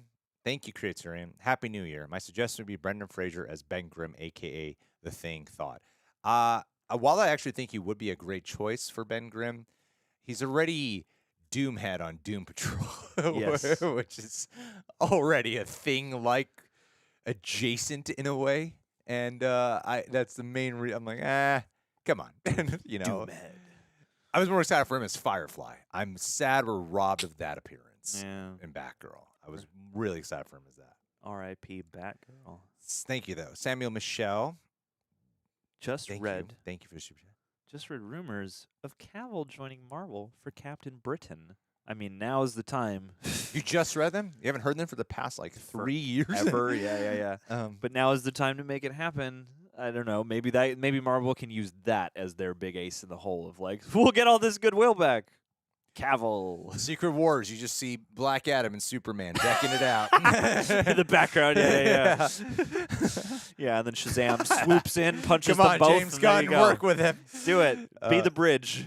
My message, Rami. Thoughts on Andrew Tate? Love him. Great individual. And I love doing business with him. Innocent until proven guilty. Yeah, I say. definitely. Bring some ladies over here. I don't know enough about. Honestly, I got messages about hear about Andrew Tate when he got arrested, and I was like, who's that again? I didn't. I couldn't recall who he was. So I Yeah. don't really follow Andrew Tate information about him, and I'm not just saying that to try to sound like cool or something. I'm just not plugged into Andrew Tate news, and so I've heard people talk about it, and I don't have too much of a thoughts on it. It's like, well, if he's guilty, then good. Thank God he's caught. It sounds like a horrible human being if all that's true. That's my thought process on it. Yeah. The Yeah. moment was very gratifying. I 'cause think the fact that he got caught via a pizza box is Being- hilarious. yeah, recording a video to prove Yeah. he wasn't bothered by a tweet Yeah. is it's like, and people are like, Greta Thunberg took him down, and I'm like, I love the narrative of the story, but his own stupidity and ignorance brought him down, That like was his own arrogance, and was for a dumb. guy who spews as much hate as he does, and apparently brings some real life pain and suffering into the world. Good Yeah. riddance. Yeah, I just don't know enough. Have fun I- with I- that red pill, my guy. I haven't researched into any of it, but I think the story of him getting taken down by pizza Is flipping hilarious. I just imagine people watching like, find out where that pizza Because was. it's partly too is he gets handed the pizza boxes, and I saw the video, and my first thought was, what is the name on that pizza box? Like, what chain did he order a pizza from? And the QR code, like, oh, it's immaculate. It doesn't look so It beautiful. doesn't look like it's a very commonplace. yeah. Well, it's got like a common name, but now people are. It's called like Jerry's Pizza or something. And if but- anything, they did promotion for the pizza. And then they even tweeted like Jerry's Pizza delivering swift justice. I was Yeah. like, damn, everyone is dogging on Yeah. it. Like, yeah. Yeah, but I'm not trying to be like in the middle here or Sure. something. I just don't know enough about it, and I'm not gonna. I think like the popular opinion would be like good riddance, motherfucker. But the honest thing is I don't know enough about it. So He's yeah. a good guy. You should check him out. He's got a lot of great philosophies He's got a good you would big enjoy. following. Big following. Yeah. definitely. Creaturian. I still have the title song from Peacemaker. That shouts out for best Aw, intro of the year. Absolutely. Was that This year? Peacemaker. Was that this year? Yeah. Was it not? Am I wrong? Am I wildly wrong about When that? did you move? I don't know. June. It was June, July this year. Okay, so it would have been this Could year. have been around this year. Sure. Peacemaker was great. That was great. Peacemaker was awesome. Oh my God, was Peacemaker this year? Yeah, like, Is that not on the list here? because that's easily one of the best of the year. Season 1. 2022. Yeah. January 13th. It started in January. So it started like right at the top of the year and finished in February. So yeah. Paul just said, surpassed this in substance. He's like, I have to sell the channel. Sell it to Paul. Is it this year? It aired January 13th to February 17th of this year. Yeah, 2022. So, damn, update all the lists because Peacemaker was definitely quality, and Peacemaker was one of those like, yeah, I mean, of course, gonna watch it, Damn, but I also, forgot that it was this year. and It's I'm kind happy. of a blur to me. Yeah, and I'm happy it's as good as it was. This is why you should have to do research for doing it, right? Yeah, shit. Best show in my opinion, but I can't forgive Gun not to keep Cavill. What a waste. Oh yeah, Peacemaker's a welcome surprise because that sounded like a terrible idea to do a show about Peacemaker. Somehow worked off great and became a big impact, and was as much crap as the Suicide Squad gets. Peacemaker became a really big show. Yeah. Yes, and I agree. I'm sorry about what happened to Henry Cavill. I'm sorry on your behalf. Yes. It's sad. It is sad. I do feel bad for the guy. I weirdly do. It's weird to feel bad for a super famous, successful guy. It's Whiplash. Everybody wanted him to. I think everybody wanted him to bring Yeah. the hopeful Superman to life, and he wanted to, and now it'll happen someday, but not now. Giovanni Alfaro. Ooh. Hey, I've been watching y'all since Roast of the Reactors with I'm Dante. Keep doing y'all thing. Love. Thank you so Dude. much. Those were the great days when I'm Dante had barely any of a following. Yeah. Now he's so big. Now he's the you So can't- big, and he's constantly texting me, above us being all. like, "Look how much better I am than you, and more successful." It's like, shut up. How long man." does it take my words to get all the way down there to you? spits? Constantly spitting on me. Always. He has enough money to fly first class to spit on me. Yeah, dude. and then he leaves. He's Harry Styles you all year round. So successful, I'm Dante. So successful. Barky Bucky Barnes, hey, what's up, buddy? Hey, Are bud. you moderating? He's in the chat. Happy Yeah. holidays, guys. Late congrats. Thank you so much, buddy. Thank you for being a good guy to help hold down the fort of these streams. Paul, stop rubbing it in, man. Paul Hollywood, what are you doing, man? Is he doing it? Is he making you feel like a bad YouTube? Wow. No, we got time to. We have to. We're a while till we're back on the regular chat. I'm just making sure that we Decided got when we get to back. run some polls nonstop. I ran You a think poll. that is the There's key a new to feature. increasing There's a all the new engagement? feature of Q&A. But you know that people love to have People the chat love here. their. I know. I'm sorry. I think they care guys. more about that I ruined than just Christmas looking at this box of super retroactively. chats, which makes a divide. I mean, we can put them both on screen. Kavanti Kala, would you watch Succession? I would watch Succession. Would that mean we didn't do this? Do we I not? thought we did. Oh, sorry, Kai. Didn't mean to skip over you, Kai. Thank you, Kai. Happy holidays, Greg and John, and congrats, Greg. Yeah, For look what? who's messing up the chat now. Not yes. 1 second fix. Same thing. Not exactly a fantasy sci-fi thing, but have y'all seen The Power of Myth? No. That'd be your jam. Why? Isn't it by the secret lady? Is it Rhonda Byrne? Am I thinking of the wrong thing? Sometimes I watch terrible things happen to people in real, and it's not. End of sentence. Sometimes I watch terrible things happen, and I go, somehow they attracted all that through law of They are attraction. to blame. Only to blame themselves through the power of law of attraction. The Power of Myth is Joseph Campbell. There you go. It's I definitely enjoy that. it reveals how the themes Yeah. and symbols of ancient lore and stuff reflect in art today. And are we going to react to the Witcher prequel? No, we're not going to. I have Michelle, no. in my private time read through the reviews. I was Is like, it the best? damn, people don't like this show. Oh, But now it's no. got its defenders because everyone hated it. Sure. Yes, So- that's the natural order of things. No, it had and I imagine the audience backlash has something more to do with the fact that fans were hating the show because of Because of A, Liam Henry Cavill Hemsworth. leading, and B, the fact that they've been changing so much in the actual show. But God, here, how I'll tell you what it How is. the mighty fall with that show. I don't think Paul realizes I'm on a live stream. I know he's been blowing you up. Bring some of that over into the actual live stream, why don't you? It has a 35% critic score, 12% audience score. So, yeah, it's pretty bad. Dude, if Paul got in the chat right now, imagine how I many know, people dude. would comment. It's going to be like, I'm going to say, can you put all these messages in my live stream? Oh, yeah. Do it. Happy New Year, Kai. From us to you, The Witcher. Cavante Caldwell, would you watch Succession? I've seen a couple episodes of Succession. I want to watch this. That's going to be a fun one to watch. Dude, watch it. My favorite experience right now is showing my wife Breaking Bad. That is a beautiful. I feel like that is one of those TV show experiences that we all have to look forward to sharing with somebody. When someone as it just progresses and then shit happens, like no, whoa, like, Yes. I can't watch this. This is too much. I'm Why like, didn't you tell me? This is amazing. Yeah, Yeah. it's my favorite. Dude, you know what's funny is I saw Sky High for the first time this year, and the glow in the dark guy is in Succession. What So, would you say is your favorite movie you've reacted to this year? that I saw for the first time of like an older movie? Yeah. Ooh. Mine would be Everything Everywhere besides that. 17 again. Oh, really? That's Weirdly, fun. 17 again. Okay. Damn. You know, Solo? Solo or just any of them? It doesn't matter. It's always Halloween ends. No.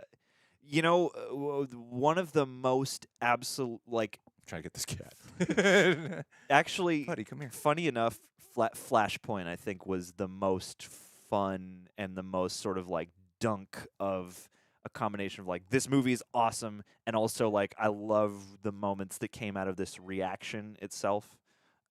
So like as a complete package, it might have been Flashpoint. I think was Really? pretty great. But Prey of the live action ones was super gratifying. But that's the new one this year. God, it's hard to narrow them down because everyone I've done has also been very different. I did like an anime, and then I did a Prey, and then I did. I've only done a couple of the solo ones, but yeah. All right. That's a very thoughtful answer there, John. Thanks. Oh, wow, I John, appreciate it. that's good. Sky.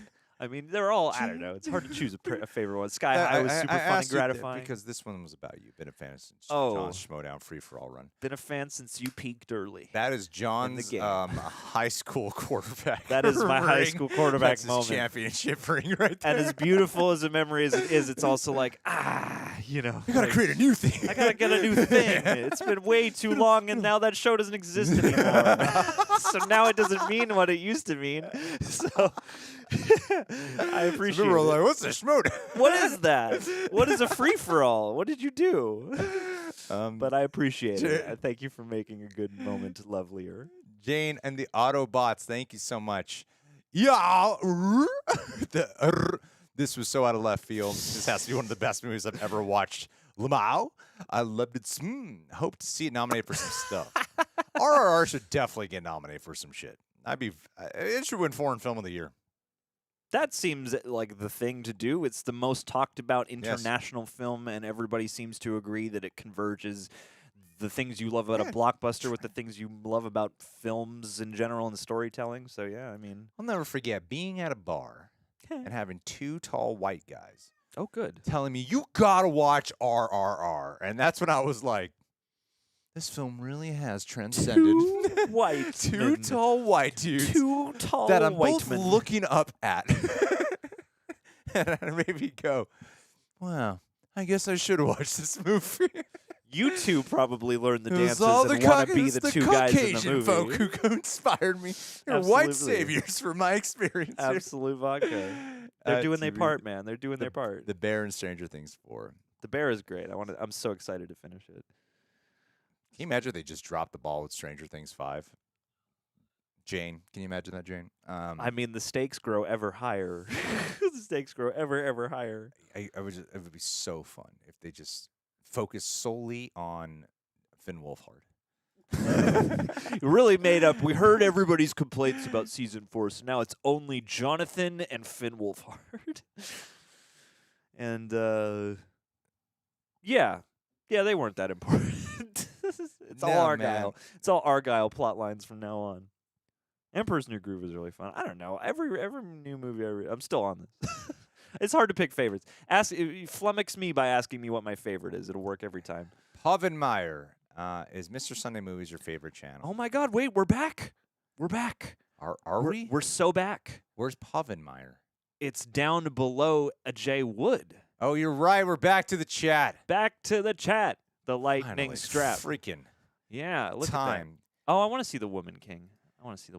Dude, we should react to it. Yeah. Viola Davis getting jacked. Yeah. Hey, not enough jacked ladies in Hollywood for things. For good reason. It's unnatural, I tell ya. They must be on steroids. Yeah. We allow women into the gym to use the elliptical machine and the elliptical machine only. Let's not forget to go back to the Streamlabs, too. Let's get these chats right off screen. There we go. Just go all crazy. All righty. Lana from Hawaii. Lana, she's gotten people to go to her Lana OnlyFans for Pico, being here. subscribe. Well, I appreciate you being in the Streamlabs. Apparently, she's got an OnlyFans that Support your local content creator. I feel I don't. Hey, I don't pledge to any OnlyFans. People who do OnlyFans hustle. But that's awesome, man. I know it's hard work, man. It takes a lot of. It's basically dedication. It's work. It's just sexy content creation. It's like the same nuts and bolts, just with like a different social conversation around it. Happy New Year to my two favorite dudes on the internet. Best wishes 2023. Well, happy New Year to my favorite OnlyFans star. Yeah, who I don't I'm subscribe to. I'm sure there's good content there. This is the best content. Yes, Flev. Thank you, Lana. Flev That's so T- sweet. Flev Doran. Yes, Tulsa King. It's surprisingly good. It's no Sopranos, but it's one of the best Sloan flicks in recent years. Yeah. Chainsaw Man is also awesome. Other underrated show, Tokyo Vice. Ansel Elgort and Ken Watanabe. Oh, nice. It's so bad that it's a good film show. Riverdale. Oh, it's still going? Happy New Year, guys. It's New Year's here in Romania. Looking forward to another fun year in cinema and TV, and of course your reaction. Thank you, Flev Doran. Appreciate you, You've Flev. been one of our best supporters, man, and I really appreciate your love. Thank you, Flev. You are a lovely, bright ray of sunshine in our little organization. Dude, Dumb and Dumber, though, I just saw that too, man. It's crazy. Oh, so worried. That was one where I was like, that's the only one you did that I wasn't in a video with you that I had a feeling of. I really hope he likes this. Oh, yeah, I did, and 'Cause I apparently, know that comedy I know that way too well, and so I was like, I'm really hoping he likes because I love that movie. well, now per the comments, I guess it was the extended cut or like the more jokes cut, I guess so. Yeah. which I thought was still really I funny. was worried when through the process of getting you the movie. Okay. I was like, I can't. I was on the phone with you. I'm like, I don't know if this is the extended cut or not. I can't really tell. Yeah. But either way, like people in the comments were like, "Oh, the theatrical cut is better and funnier." But even so, like it was one of those experiences where after so many, like I was curious because it seems like a prime example of a movie that could easily lose. It could easily age poorly. And it didn't. Like I watched it, and even in the extended version, and hearing people's opinion on that, I was like, "Nah, man, I get why this is an enduring, gross out, Yeah. situation comedy classic." Like Guys, leave a like if you're here, by the way. leave a like for Jim Carrey and Jeff Daniels. Like again, the words have been said, but yeah, their commitment to the characters and the charm and the right amount of stupidity. Like yeah, it was really nice. I enjoyed it a lot. Povenmire, is Mr. Sunday Movies your favorite channel? I won't declare what my favorite channel is just yet. But I will say, I've said it publicly, that Weekly Planet is my favorite podcast. I loved Weekly. They're definitely my favorite podcast. Him and Mason. That's right, James. There's One bit of news. They're perfect. They're like and every bit of, I think Greg and John would love to be some American version of them in a way. Oh, 100%. I'm sure that's a Every- part of it yeah, in yeah. us in some way. No, I'd love to I do it. adore them. And honestly, sometimes if I'm like, I can often take myself very serious because there's a lot of other things take so much focus and like time and thinking about time and how much is in the day. So sometimes I can be very serious, and a lot of times if I kind of need to get in the mood to loosen up a little bit, sometimes listening to them really helps me out. Yeah. They're good at doing the important bits, but also always keeping that flair of fun and improv alive. They seem so smart. I would love to meet them. Like I would genuinely, and I've had a minor exchange with James on Twitter. Very minor, like it's public. You can read it. But we both geeked out. You showed me that, and I was like, "Oh my god!" Like there are a couple of people in this sphere who I would still be like starstruck to meet. Yeah, I'd be nervous to talk to. Yeah, I'd be like, I'm so self-conscious about every joke I'm you to making. like me. I want you to think I'm funny. Yeah, I'd be insecure, and I'd be like, I want your validation, man. Yeah, please. Like me. I'm not cool enough so to not admit inspired this. by you. I need to live up to you somehow. Lethal Weapon is one of Coy's favorite movies. I've never seen any Lethal Weapon. Maybe one day. The Crow with Bill Skarsgård.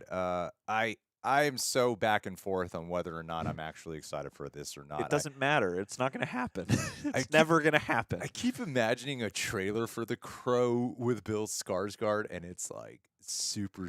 I keep imagining how they pitched like the Daredevil Ben Affleck movie. I'm having a hard time seeing like a really good version of this. You need some of that a counterculture 90s camp to go with it. You need a little bit of that. I read the Crow graphic novel, and it is different from the movie. The movie, I think, does a really good adaptation. Actually, it is an adaptation. It's not like extremely accurate, but I think if they do lean a little bit more, kind of like how Batman leaned more into the emo side, I think you could do that here. Sure. With the rock side of him. But yeah, the comic book is different from the movie. The movie, they made it a movie. Yeah. But I like the movie a lot. I love the movie. Well, and I think too now, like especially with the way emo and pop punk are so like back and galvanized in the music scene, it would be a good way to update the rock and roll Sure. palettes too. Like it's a good timing for it. But I something about that movie I just feel like is still not going to happen. Even though Bill Skarsgård is like one of the better choices they've come up with. But Michael Roybal, thank you, Michael. The best movie and show that I really enjoyed this year: Doctor Strange: Multiverse of Madness and Stranger Things 4. To be honest, in my opinion. Yeah, you stick to that honesty. Not many Stick people are to going to it. declare Doctor Strange as their number one. Nope. But Squid Game this year? This is No, not this year. No, yeah. it's not. Okay. Good. Yeah, I was gonna say it's not. First Kill. I'm not familiar with that. Ooh. Bullet Train seems. I think Bullet Train, because it wasn't a hit, has surprised people. Like, this is actually a really enjoyable film. I think it appreciates value on home video. Yeah. Yeah. I was good with watching it. Yeah. I'm like, I can see what would be fun about this in theaters, but I also feel like this is the right size for this to actually play pretty well. Everyone is happy that Fast and Furious 10 is coming to movie theaters. Yeah. Everyone is happy. I really wish Dwayne Johnson could figure something out there. I still am in the camp. I'm going to die on this hill. I think they've worked it out and they're just kayfabing. They're wrestling it. I don't know. Like, as much as it does seem like, no, they have a real feud, I think they're kayfabing. There's got to be a way for him to come back for the end. I just feel like once it becomes real, it'll happen. But maybe. I'm not as confident about that as The Crow not coming. Tyler, thank you. Are you guys excited for the Tarantino series? I think it's being filmed in 2023. Yeah. By default, I am excited. I think Tarantino is really prolonging his last film. Yeah, I'm gonna make my first miniseries. Now I'm gonna make a couple of books, maybe a play, and I'm gonna make a series now. I'm gonna start a podcast. I'm gonna make an ongoing series. I'm gonna make a web series. I'm gonna keep myself super busy until this last film comes out. And then when he's 95 years old, he finally announces what the last film will be, and then he'll die making it. Well, I mean, he's someone who adapts, and I think that with television, especially with what it's become, it's perfect for a guy like Tarantino. Yeah, he could ramble on for 10 episodes. I know. Yeah. I really love the idea of Tarantino doing a series, and the fact that he's had stuff like Hateful Eight have an extended cut with the divided into 4 episodes. Yeah. Tarantino just doing a series, and someone who consumes content, like he consumes shows and movies. I don't know how a guy who creates as well as he does is able to just consume books, comics, maybe not comics as much, but books and movies and shows and raise a family and make a movie. I don't know how he does that all. Is he raising a family? Didn't he just get married? No, he has a kid and everything. He He's talks about his kid constantly. Completely tells stories about his kid all the time. I missed child Tino. Damn. Yeah. All right. He's a full grown man now. No, it's okay, but you can still go up. It's heavy spoilers in the You chat. can still go back up. He is in the chat. Wow. Greg looks like the cool guy. I mean, a lot of Chipotle. You are the cool guy. Get that sofritas. Yeah, man. No, we're good. I know that's a joke, but it's just so funny. Yeah, man. It's good. I like it. The cool guy at Chipotle. You would be the coolest guy at Chipotle. Come on now. I'm really excited for Chris Stuckman to have his movie come out. Yeah, Shelby Oaks. I would fly to Ohio to watch it be screened there. Oh, go back to Only thing I say, give me the goddamn Ohio. You can stay in my grandparents' old house. Blue Beetle, Aquaman, Flash, Shazam 2 will probably have Fox's Dark Phoenix symptoms since the universe is getting rebooted. Yeah, still looking forward to Blue Beetle. I mean, they might keep Blue Beetle. Because, too, if there's not too much overlap with a film like Blue Beetle, then, yeah, you could just keep that.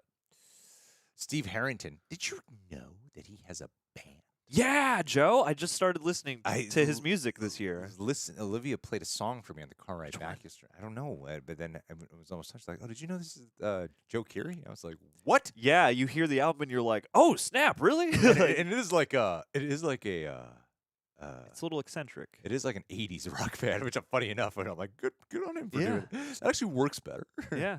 Wait. Oh, now I'm curious because he was in a band and now he's been doing like solo albums, and that's how I've come to know his musical output the best. Is people going, man, the stuff he releases is just Joe DJO. I mean, he's got a swagger about him that reads like a dude who performs on stage. Sure. Yeah. Yeah, I like his music. Yo, you guys, you're awesome. Tangled over Marvel. Tangled was good. I like Tangled. We both saw that for the first time this year. I do miss the Spider-Man No Way Home era. I know. That was a time. That was a very alive time. NJS, thank you so much. We'd love to hear your thoughts on Treason if you have watched it. I definitely liked it. However, I'm not sure if I absolutely loved it. That's the Charlie Cox show?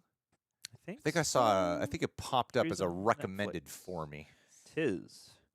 I pay attention to. I'm always curious to see how my algorithm is reading on any platform I'm at. I'm like, what's being recommended to me? I'm always curious, and I believe that was recommended to me. All right. I'm not familiar with it, but It did strike me, weirdly enough, Uh-huh. and I felt bad having this feeling.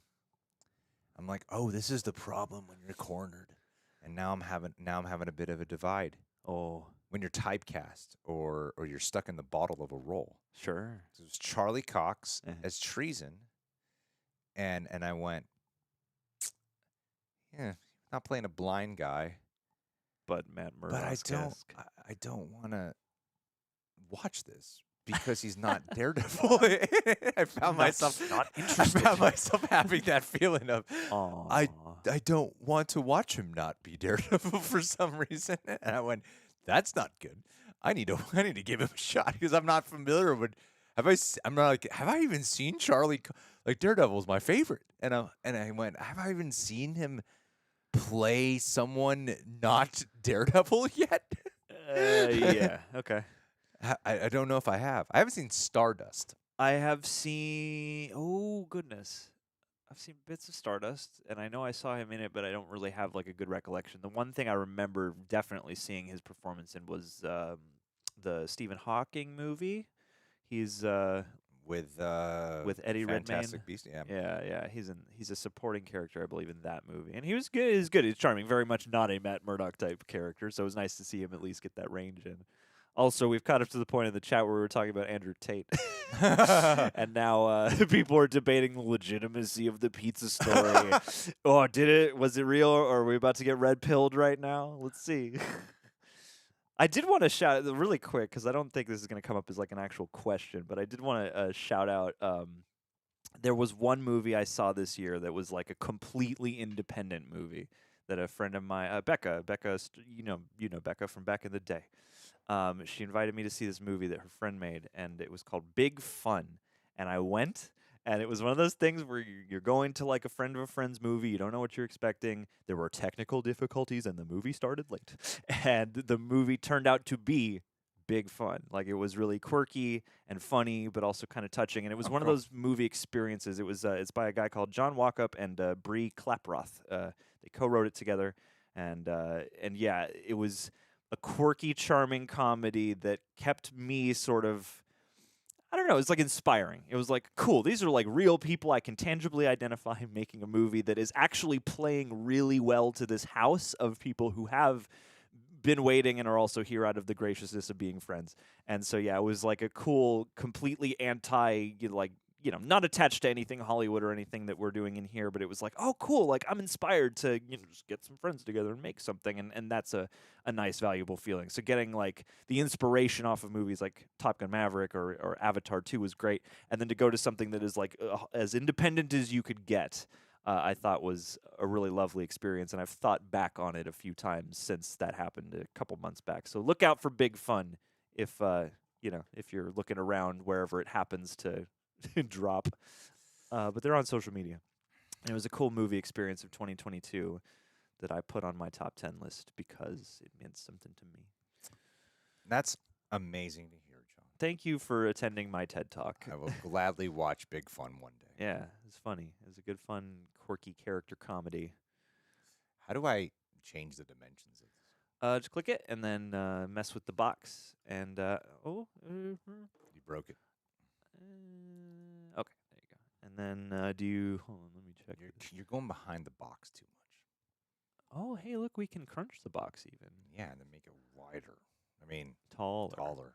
We can really distort Really this. wide. You can make it look weird and unpleasant to the eye. We are not going to adjust the actual magnification again, but but yeah, here let's if we each move a little bit to the other side. There you go. That's not too bad, right? No, man.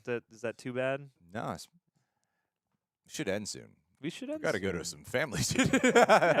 Yeah, it's NYE. We got lives to live. We got NYE's things to do, and then many other people too. We did talk about House of the Dragon. Hot D, all D, all D, every D. I think he's gonna have a season 2 of Peacemaker. He's got to. I don't know. imagine James Gunn will. Peacemaker is lucky because aside from that Justice League appearance, there's not too much that really tethers you to the current. But you know that is the next wave of the conversation. Is whoever gets saved will then experience the backlash for not being, They say this, but but not Henry Cavill. Yeah, it will be that. Emilio Maliro. Ooh. Thank you. If you were to reimagine any IP or reboot any movie for 2023, what you do? Ooh. If you were to reimagine any IP or reboot for any movie for 2023, damn, that's a hard question to just have off the dome there. Yeah, reboot anything. Has there been any movie? Willy Wonka. Halloween Ends. Yes, reboot. Make it the one I wanted it do to it. be. Redo Game of Thrones season 8. Redo it. Redo all of the Snyderverse. Hey, yeah, let's reboot DC in 2023. I think that'll happen. I think that's a safe bet. Damn, that's a great question. I'll keep thinking on I'll that. have to think a little bit more on that. Yeah. Wonder what the first video of the Real Rejects will be in 2023. Odds are Wednesday episode 2. Yep. That looks that's looking likely. Already almost ready to go. Hey, we're back to the Chipotle comment. Someone is copying comments. Uh-oh, It look must be out. stopped. Oh. So me and Philip were talking about that show. That cat is wild. Heavy spoilers, my friend. He's a great guy. Yeah. I'm very, very, very thankful for Paul. He's an amazing gentleman. He's really, undoubtedly, become one of my absolute closest friends, and he is still. He's very much within the community of all the YouTubers. Like, so I don't know, he talks to like way more than me, he's it would be a complete and utter lie to say he has not been undoubtedly extremely helpful to the channel. You guys have no clue how helpful he's been. And also on the topic of shouting out other YouTuber friends, Warren, Cosmic Wonder, of course. Philip Molina, another great guy who's really been helpful. Ryan Airy, some amazing, made some amazing friends in this field. We have definitely I don't fallen like off anybody. the Fanfictasia train here. Oh, yeah. Now the next thing is to become friends with Mr. Sunday movies. Yeah, it's the I'll next make that Oh, happen. my God. And I'm like, I could do that, and I'll be like, I don't need to be friends with anyone else. You know what I want? I want a reboot of the Dark Universe. Yeah, that'd be good. Yeah. There's a way to do that. Do an actual good Dark Universe. That'd be nice. Or reboot The Mummies with Brendan Fraser, but that would be just more sequels. So, yeah, reboot the Dark Universe. I think that would be cool. Okay. No shade to Lee Wanell's Invisible Man and Ryan One of your Gosling's most admirable Wolfman. qualities. You want to honor. That's awesome. I like honoring things. You guys need to watch Barry. I have seen Barry. I need to fill in the gaps. I saw one episode this year, and it was the one with the barista. Unless that's a reoccurring character. This, People keep going into the shop, and there's this white guy barista. who always who giving keeps advice. giving advice. Like Yeah. advice. Yeah. Yeah, it's really funny. People sure are demanding in here. You bet your ass they are. They gotta Anytime we be. put out something, we're like, react to this. You guys make my day so much better. Thank you for all you do. Thank you, Aw. Isaiah. Obey your master. Oh, thank you, Disney fan. That's a really nice compliment. Jane and the Autobots. Irishman watch along with Greg and Coy, moderator John. When I want it. John holding Coy and I back. That is the new format. Is we'll do a react series where we put you two on either side of the screen and then me up top at the middle as the judge, and then you guys react to a part until you come onto a conflict, and then, and then we duke it out, and then we continue the movie.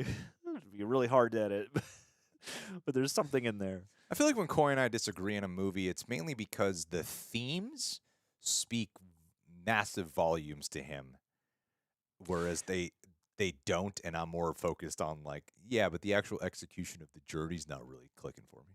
I feel like, yeah, I think that's a fair note, because it's like I can sometimes when I've witnessed the argument, I'm like, I can see the theme that you are pointing out. It is a good theme, but the articulation of the theme in the script isn't actually as rich as just you running away and extrapolating on it. Wendy, Happy New Year to you. Wendy and Dustin. Yeah, I say Wendy and Dustin, but I know it's Wendy. Just Wendy. We only care about Wendy. I highly doubt it's Dustin there. I know that's Dustin. Wendy. All right. Dustin's always Not plugged good. in, man. We He's got always it. on. I know what's up there. He's always on. It's like when I'm commenting on other people's live streams. People are like, "Is this Greg or John?" I'm like, "Trust me, it's me. I'm the one it's typically you, but sometimes giving it's the me. super." You never know. Yeah. I think it's more likely to giving be me than John- Dustin, but it's usually going to be you or Wendy. It's almost always going to be you or Wendy. John's super chatting people through the room, like using my credit card. It's just super chat people for the real reach. I did jump into a stream once. I had the inclination that I remembered. Oh wait, I'm not on my account. I will not. I will change accounts. Oh yeah, but I want that Irishman rage watch. I want it. I mean, we might react to Fanfictasia episode 3. I know we just did not. I totally missed it when 2 came out. And 3, honestly. I was like, we're on 3 already? Damn, that's right. These exist. It's been a while. Danny H., thank you for the moment of silence. Yeah. Oh, Kevin Shepard, Gremlins 2, huh? I haven't seen Gremlins 2. I haven't seen Gremlins or Gremlins 2. Oh, Gremlins, that would be good. Yeah. We got to start going into the corners until a big one comes out. Yes, so we got to, and now that like it's still kind of Christmas-esque time, we got to ring those last holiday movies out. Christmas. Oh, my God. It's like a horror movie. But don't people pull it out at Christmas time? Isn't it like a semi-Christmas I horror would movie? never be like, Kids, it's Christmas time. We're gotta watching watch Gremlins. Yeah, okay. That's fair, I guess. There's like a Christmas backdrop to it, but it's not. Okay. I wouldn't call it. If you're a horror movie nerd So and much you're more of a looking horror for movie than it is a Christmas, Christmas yeah, movie. Yeah. you can squint and go Die Hard Christmas, Gremlins Christmas. Yeah, I but- haven't seen yeah. Gremlins 2. I imagine that'd be fun. Actually, in the past couple of years, I've actually heard better arguments for why Die Hard is a Christmas movie, and it's not about Christmas shit. It's more about like it's about this guy trying to put his family together and try to get back to them and protect them for the holidays so that they can like all spend Christmas together. And it's like, oh, that's a good point. Bruce Willis has declared that it's not a Christmas movie. Oh well, I changed my mind then. He said it on his roast of Bruce Willis. He said, I did this so I can tell everyone once and for all, Die Hard is not a Christmas movie. You know what? The inventor of GIFs still says they're called GIFs, and tomato, G. Dumbass. What an idiot. Blackout. End of that bit. Eddie must return. That is the most conflicting feeling I have toward 2023 right now is if they are for whenever this Stranger Things 5 comes out is I will be very happy to see Eddie Munson return. I have no idea how that could happen in a way that doesn't feel like, oh shit, we shouldn't have killed him. I'm very much, I am a contribution to the problem of return characters. Really? In this moment in You're time. writing into Netflix. In this moment in time, the thought of Robert Downey Jr. returning to Iron Man has been going around everywhere. Does not excite me. Not yet. I don't like it. I know me well enough to know this. When it happens. When the announcement happens. What do you mean? Then, or this No way. surprises in the theaters. I'm like, holy shit, he's back. He did it. They did it. Oh my God, I'm crying. I know me well enough to know that's how my brain operates. I'm like, we'll screw it. He's here. We might as well enjoy it. Yeah. Waiting longer would be my inclination, but yeah, when it happens, it'll be a rush of joy and excitement to see Tony again. The one thing when I reflect on Multiverse of Madness, I do think like knowing Patrick Stewart's last Xavier performance was that treatment for Multiverse of Madness as a meme is like, oh man, they really done him dirty in this one. Like did. he doesn't really make much of an impression. Got murked like a bitch. He looks a little silly in that chair, and then he just gets taken out, and it's like not you got the Patrick best. Stewart, man. You got to give him like some real scenes here, like that. That is some. As much as I defend that movie, I also am like, out of anyone in the Illuminati, him. That He should have needs- done more service. There should have been a lasting, impactful beat or moment or something significant that he does. And you know what I noticed in that Illuminati fight of what really undercuts the tension? Is I actually rewatched the fight. I think like 2 days ago. Just randomly put it on. Okay. And it's the fact. This is their problem when they keep secrets from all the fucking actors. I'm like, don't worry, you're not supposed to know that No one feels like they're in the John same room at Krasinski's all. in here. Yeah. Is when they die, they're not reacting emotionally at all to any of them dying. Yeah. it There's does feel no disconnected. response. Yeah, totally. Oh, that's a And- great and, point. And that undercuts so much. Like, there's not even like a cliche. No, blackball. Yeah, it is Yeah. just like, They're just dead. yep, we Just just dead. got to keep dealing with this, I guess. Yeah, Yeah. it is, and that It's was like that was throwaway. that So, was yeah. one of the longest. But I still love the scene. But it would have made it that much better. No, it's weird, and so much of that movie has that quality where you're like, I really like what this fun. is, but this doesn't feel like the definitive version of what this could have been. Yeah. And there's something that stuck with me. One of the most sage pieces of advice I ever heard in film school is one of the most simple too. Is like, get reaction shots and get reactions from characters in the writing of this, because reactions sell so much and are easy to overlook. That and get yourself some extras. It'll make everything look better. And sometimes reaction to something before you actually see what it is they're reacting to also works. Sure. So, Kevin Mendo, plot twist, Tarantino's final movie will be a superhero flick. I would love to see him do it. It'll be his Luke Cage movie. I've always thought it would be great for him to go out with his first sequel, Kill Bill 3. Like, he would do a trifecta. It would be a trilogy, and it would be his first sequel. It would be like that weird thing. Yeah. You know, The unintended trilogy. It's his first real part 2, and it would be a trilogy, and it would show, like, he hasn't done that. He hasn't done a follow-up film. Oh, and then that could play on an era of cinema. Is like the aged warrior, the older samurai, whatever it is. I think it'd be great. I think he would knock it out of the park. Yeah, and that would lend itself to the passage of time more so than I think something like the Vega brothers or something, because obviously. Oh man, just de-age them. That will go well. Get him and James Cameron to work together. X is one film I we want to do it earlier this year, just didn't get around to it. Oh. Hey guys, thank you, Ismail. Just saw National Treasure, Edge of History, and the first 2 episodes were lame. Woo! Started getting really good. Do you guys like National Treasure? Never seen any National Treasure, but I am a treasure protector. You haven't seen any National Treasure? Oh, man. I think I've seen more movies than you. You probably have seen more. But I've, well, perhaps, but I've also probably seen more like obscure random old movies and stuff. Oh, undoubtedly. Yeah. You've seen more of the moderns. Yeah, National Treasure. I don't know. At the time, I wasn't like, gotta check this out.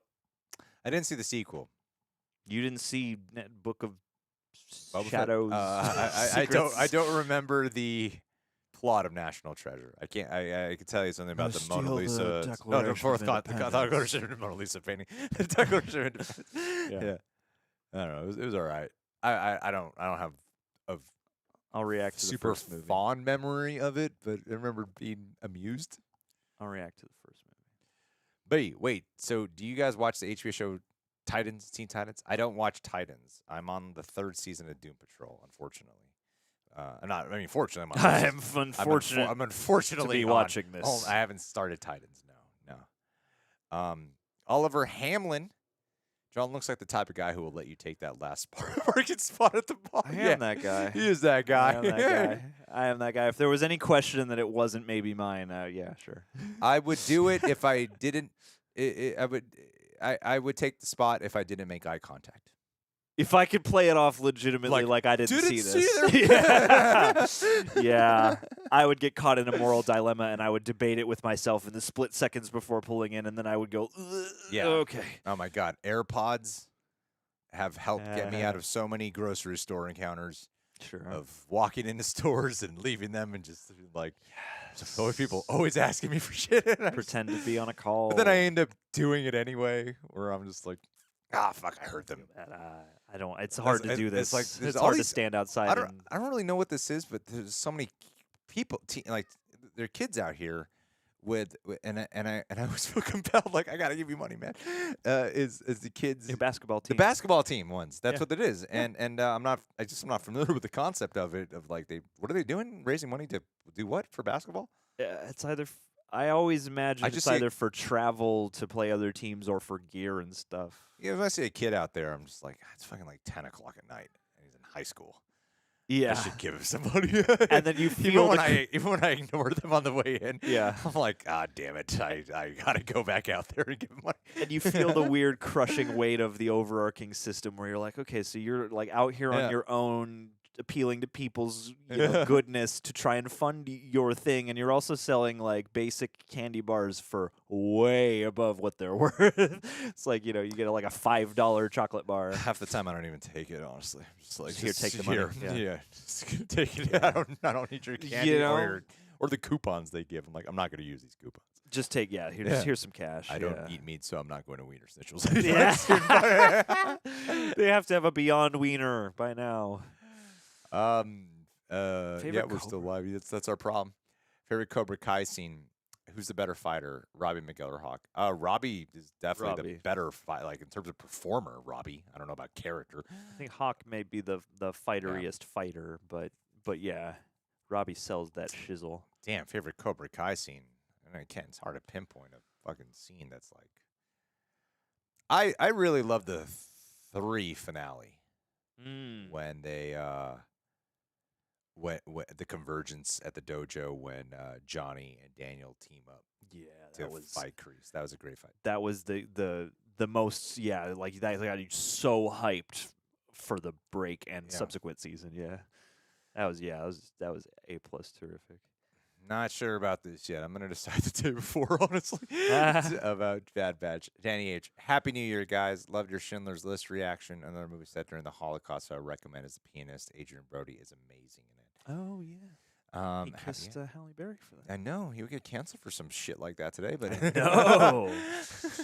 Should I still love Adrian Brody? Good question for the day. I'm always happy to see Adrian Brody. Predators is underrated. I would like to find more fun movies right now, but perhaps I should add that to the list. It's gonna be so fun. Anyone involved in the making or signing off on She-Hulk should be fired immediately. If making a terrible show wasn't bad enough, they'd reduce Daredevil to a ridiculous clown.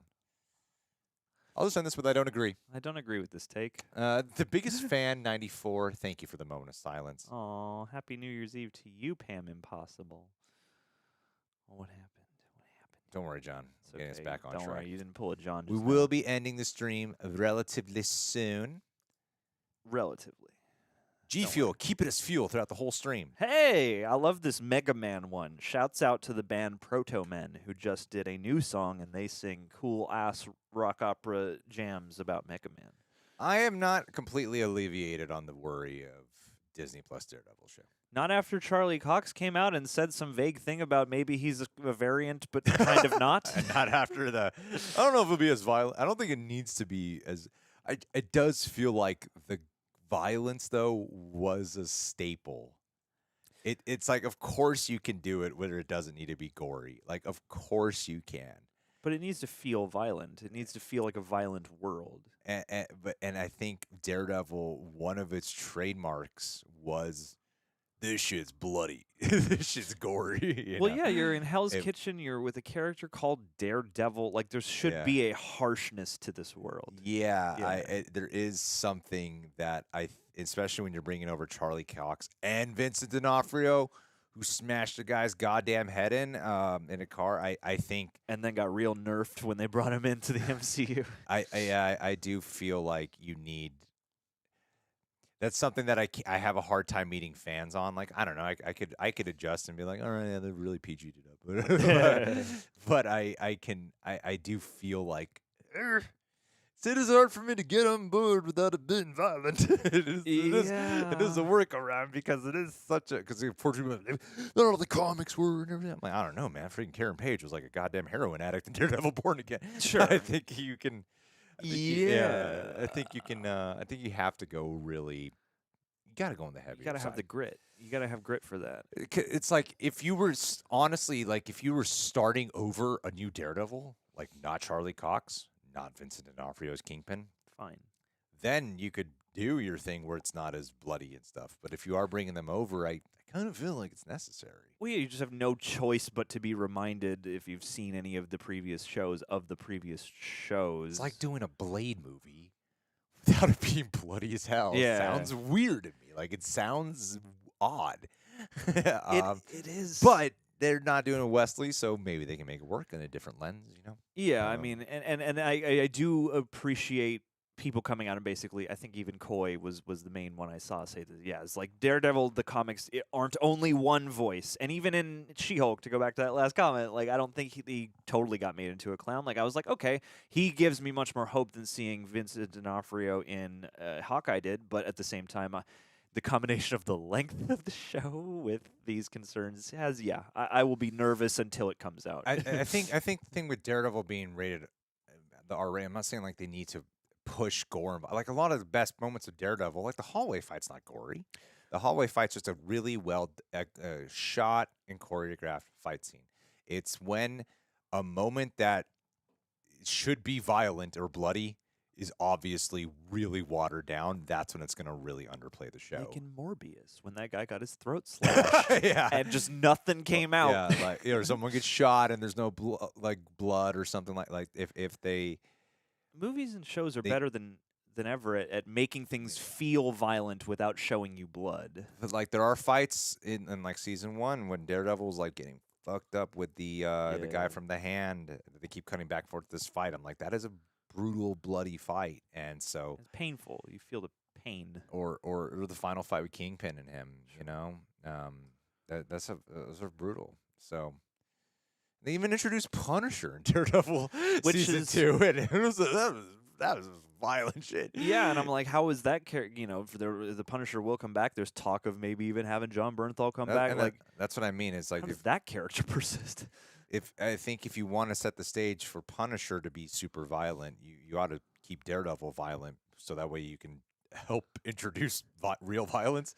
Hashtag keep Daredevil violence. You introduce the violence with Daredevil, like, oh, this is definitely the R-rated side of Marvel now. And like what's bizarre to me is like, why not keep it violent when they put all the Netflix shows on Disney Plus? Yeah, and they're not they're the exact same show. Yeah. so what's the point? Like, there's no point in doing it. You've already put that there. Yeah, I mean, it's like the ideal scenario is keep the violence, keep the blood.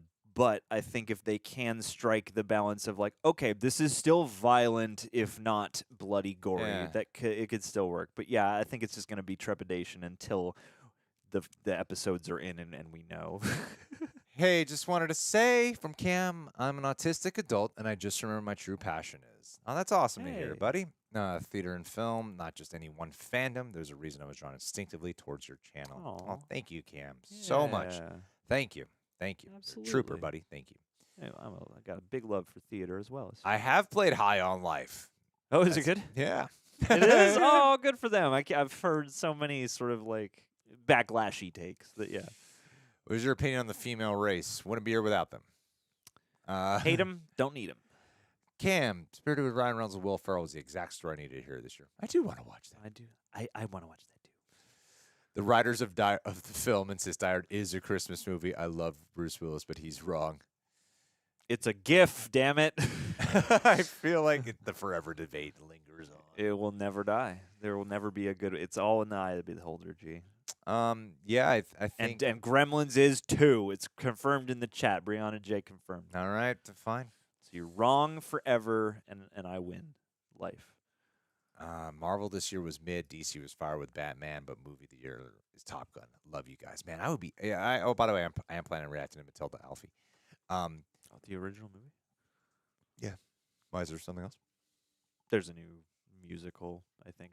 Show thing. Yeah, I want to watch the original movie. Yeah. Shouts out to Mara. The Batman. I'd be so bummed if James Gunn removes that, because we haven't gotten anything like the Batman. Like, we've gotten a bunch of Batman, but we haven't gotten a Batman interpretation like that. That's what I was thinking about in the car ride back. Like, man, but that is the most film noir version of Batman. Totally. And it's in the best position. I would be so bummed if that did not carry on, where you get to watch him learn the importance of making a family. Or of him learning the idea of a dual identity and stuff. Dual identity and true justice versus vengeance. Like, if vengeance is the theme in the first movie, true justice has to be a theme in the next movie. Yeah. It is a stupid idea to bring RDJ back. I don't think the idea that people are theorizing is that it's a different universe Tony Stark. I don't know, man. It's a different universe Charles Xavier. but I feel like it would still like it's Professor Patrick Stewart. I think his impact of return would just be greatly heightened by more time away. Like, I get that. I guess you still want him not to look like an old man or something, but yeah, I don't know. I feel like the longer you wait, the better. But we'll see. Which flavors of G Fuel do I like? I like their Sonic the Hedgehog peach flavor. I like the clickbait one a lot. The Morbius plasma flavor is the Yeah. best one. Is the Those best. really work. Hello to Sri Lanka. No, don't subscribe to that thought process, Cam. No, the only way to Damn, I gotta watch fucking Severance. Yeah, I know it is one of the most like Damn. consistently mentioned shows in the last couple of years for my. Azim the Dream Reviews. Hey, guy, thank you for the super chat. How'd y'all rank Jurassic franchise? Oh, that's easy. One, and then a big old bunch of empty slots, and then 2, 3, Fallen Kingdom, Dominion, and World can fight for the bottom spot. Wow, that's wild to me. We have different rankings. Jurassic Park, Jurassic World, Oh, Jurassic Part 2, The Lost World, Jurassic Park 3. actually, I might knock 3 down and put one of the Jurassic World ones above it. World Dominion. Yeah. No. I would say Jurassic World Fallen Kingdom. No, Dominion. I don't know. They can fight there. That's where they fight. Either way, 2 Jurassic Worlds are fighting at the bottom. Tyler, oh, damn, that's a great idea. What? Kill Bill 3 Oh. with Maya Hawke playing her daughter grown up could work well. And then get Ethan Hawke in To there. Ethan Hawke to play young Yes. Bill. The ghost of Bill that haunts Maya Hawke. Yeah, totally. I'm haunted by my dad, Bill. Reveal. Oh no, it's your baby. Oh, inbreeding. No. That would be so cool. That What a would be- great way to see them paired up. That would be cool AF. Yeah. Oh, my I would God. love that. And then Vernita Green's daughter, then you could do that whole thing too. There you go. Yeah, it's She's becoming the Creed franchise. That's right. Kill Creed. It's just the kids fighting it out now. Yeah, man. That's the perfect way to do legacy sequels. We had to sell candy bars in high school to buy our own uniforms. Okay, yeah. So I you're sold buying my equipment body. and stuff. Stop complaining. I sold my. That's the ultimate irony. I sold my body for clothes. When do you think Ghost Rider's returning to the MCU, and who do you want to play him? Nicolas Cage. Okay, Um, people want Keanu to do it. Would you be actually excited if it happened? Yes, absolutely. I think that'd be great. I'm Johnny Blaze. You know what? People are always fighting for representation and shit. Mm-hmm. And I gotta say, I don't ever hear people. You know, I'm Filipino. You never hear me bitch about not having any Filipinos and shit. You should start. And I'm gonna start doing that. I want a Filipino guy to play Ghost You Rider. need one good angry thread to, Yeah. extrapolate throughout the the shit. year. How come there's no Filipinos in anything? They're always playing Filipino. Yeah. Yeah, Dante Bosco has Come that on. movie about his life on Hulu or I mean, I whatever it think there's is. some actors who are like half Filipino. I don't know if there's are there any popular type of Filipino actors. Rob Schneider was one of them. Yeah. Oh, it's with an F With now. an F. That's how not. John just typed in Filipino actors with a PH. I know. Pinoy hate. And you know what? That's why we need Lou- more Filipino actors out there. God damn to it! enlighten white folks like I. Lou Dude, Diamond Phillips. LDP. All right, cool. Cool. That's the biggest one. Always playing Latinos. I know. That's the problem. You got to get some real Filipino-centric content. Okay, yeah, I think that's what we got to start with. It's like a very strong Filipino character, and then we go. Now let's have them just play people without them doing Filipino characters. You got to transcend the genre of only doing your Yes, own culture. We need some Filipino actors out here. God damn it! Yeah. There aren't a lot of like super well known. I'm all for Joe Coy's hilarious Joe stand-ups. Coy, woo! But God damn it, we need some Filipinos out there. Dante Bosco and Lou Diamond Phillips cannot be holding down the whole fort. Dan, do we not really have? Are there Filipino actresses? Okay. I feel like there's an actress out there who's Filipino who I'm just not thinking of. See if you can Because get it does kind of bum me out. actresses. Man. I don't know. Maybe someone in the chat's got me here. Yeah, it'll come. For a while, I thought Rock might have had someone. Fucking Samoan. That's not Filipino. That's not Filipino at all. It's the Hawaiian, Pacific Islander. That's what I'm talking about. Yeah, man, we got to finally see his whole. It's funny. It Damn, took until Hobbs and Shaw to have like a whole Samoan centric rock movie. that's what I'm talking about. Let's watch Young Rock in 2023. I've heard it's okay. Morbtastic, Cajun. I agree. Every morbtastic day above ground is a gift. Let's not forget John Favreau did do Elf. It is the last modern Christmas classic, I think. Like, I can't think of a movie that has achieved that status for Christmas movies in recent memory that isn't Elf. I do want to watch this Grinch horror movie. I am excited for it. It's got Art the Clown in it. See, I get what everyone's saying. I knew comments like this would come in.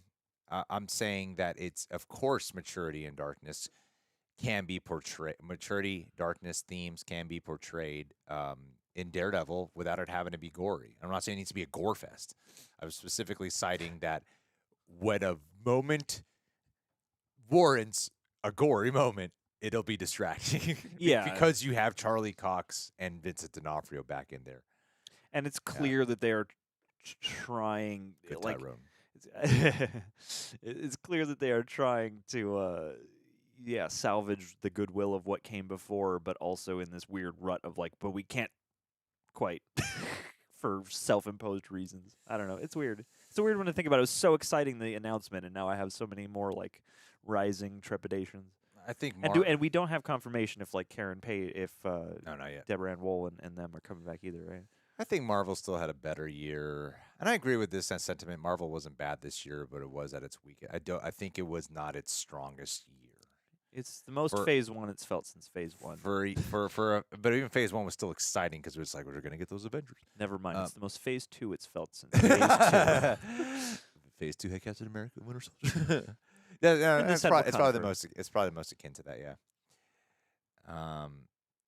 Connie's saying Connie got me a butt plug candle. Everything, Everywhere, All at Once was, of course, my favorite. I had so much fun watching the Batman with you guys, and I was happy to have you there. Oh, excited to see some more flicks with you in 2023. You're so funny. We can sit together and pretend not to cry. Love you, Connie. You got to hang out soon. Love Thank you for stopping by, friend. Yeah. Jurassic Morb. Getting hungry. My stomach is churning. Oh, I haven't eaten yet today. What? Haley Steinfeld is not half Filipino, really? Yes, she is. That's the act. That's literally the actress that I'm thinking of. She is part Filipino. Type her in on a Wikipedia. Oh my god. That's the thing. But no, there's not like Filipino characters that.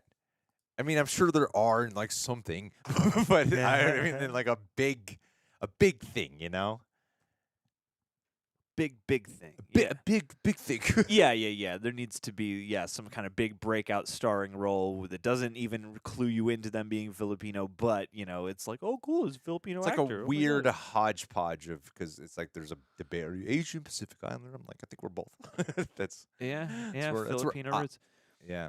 Hey, so Haley Steinfeld is like Anya Taylor-Joy is like half Argentine or something like that, and you're like, oh damn, like you pass as white. She has acknowledged that, but also like, oh damn, I wouldn't have known. Like, so that's cool.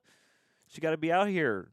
Always more Batman. She got to be one of those. Haley Steinfeld should become one of those people who has like a little bit of certain thing and then makes that their whole identity.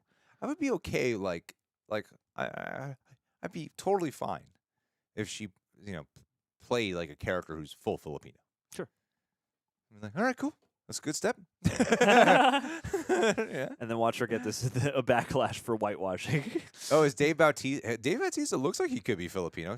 Tap that in. But no one's leading with their Filipino grandfather. He's got Filipino grandfather, so he's got a bit of a Filipino. He's got Filipino descent in him. Half Filipino, and even has the Philippines flag tattooed lead under his with shoulder. the Filipino side. Get that flag tattooed on your chest, Come Dave on. Bautista. Where is your pride? It's like that weird thing now where I get it now as someone who's like, yeah, I feel like there's like no real Filipino representation in movies. Yeah. Where it's like, but I love it more when you're not only playing that, when you just play people. Yeah, when it's not like I love that level of diversity when you're just playing people and you're not talking about their race. There is that thing though where I'm like, sometimes I feel like it does warrant it though, where you to have a little bit of a push. I'm telling you, man, that Yeah. Dante Bosco movie, he's got a whole family in it, and it's like we're growing up or Like it's a our lives as Filipinos. a bit of just a Filipino cultural touch would be nice, you Dude, know. that can be the mark you there. bring to Hollywood. Like they put all the Latino people underworld at the bottom of the sea. That's right. Black Panther, you guys Yeah. stay down there. Yeah, we ain't got no land left for you. Yeah, you don't come up Take here. this shitty You ass stay salty down water. here. Go live where no one else can live. Why do black people up here? Yeah, we don't need you in Stay. betweeners. And then the Asian people have their own little mysterious land over here. Yeah, You gotta the fight through Far the East. forest to fucking get it. Yeah, you gotta zen out as you drive through the bamboo forest. It's a very interestingly segregated universe in the Marvel world. Jermaine It Jakes. kind of is. I didn't really think about it. Jermaine Jakes. I want the good news and the bad news broken up, so where it's one word of good, one word of bad, and kind of displace them that way, and we'll decipher accordingly.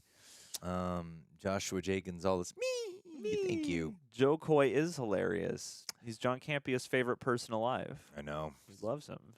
He loves He's got him. a Filipino fetish, He that Campia. loves him. He does. Might be doing something with Campia, by the way. Tune in as I make comments like that, which will get me to not do things with Campia. Is it some kind of Canada versus Philippines Yeah. based show? Scatterbrain. No, Anne's great, by the way. They're my parents. Scatterbrain reviews. You think Oppenheimer will feel like older style Nolan from the Memento days, Insomnia? Love Tenet, but hype for a more personal film scope. Happy New Year's. Much love. I wonder how much Nolan actually takes in, like criticism and reviews. Like, does he actually? I feel like to a certain extent, a lot of filmmakers. It's hard for me to believe every filmmaker who's like, I don't read any of it. Yeah. I feel like he has to, because Tenet especially had that response, and Tenet feels like it should have been way more of like a big thing than what it ultimately wound up to be. well, it was the pandemic movie. Sure. I drove an hour and a half to go watch, Campia did a whole thing where he drove to Vegas to watch it. Like I drove a while to go see it in the theaters, and it was like, man, there's like no character. It is all action. It's all action and explanation of shit, and I'm sorry, Nolan, but if your film is all that, you got to have better audio. I don't care what you're saying about, like, it doesn't matter. I'm like, it totally matters. The compounding That's your effect. whole movie. Yeah. All right. It's all yeah. And- If we can't hear them and the dialogue's not important, then Yeah, like, and I was hearing up on Inception that whole thing with his daughter and everything like that was it might have been a suggestion from DiCaprio to have something like Oh. that. So there was a more, I could be wrong. I know it was a suggestion from someone else. That wasn't part of his original script. interesting. And- That is a good And then call. someone said we need that for an emotional pull for Yeah. Inception for him to have like a daughter he's fighting to get back to and have a core. yeah, And it drastically helps the film out. it does. Not like you meet this kid and you're fucking hanging out with them or anything, but it Yeah. really helps you get in gear to Dobbs. And I think Tenet was in desperate need of that. It truly is. And Dunkirk, even that was like warrants it, because there's Dunkirk has more of an emotional thing that you can latch onto. It has the communal emotion.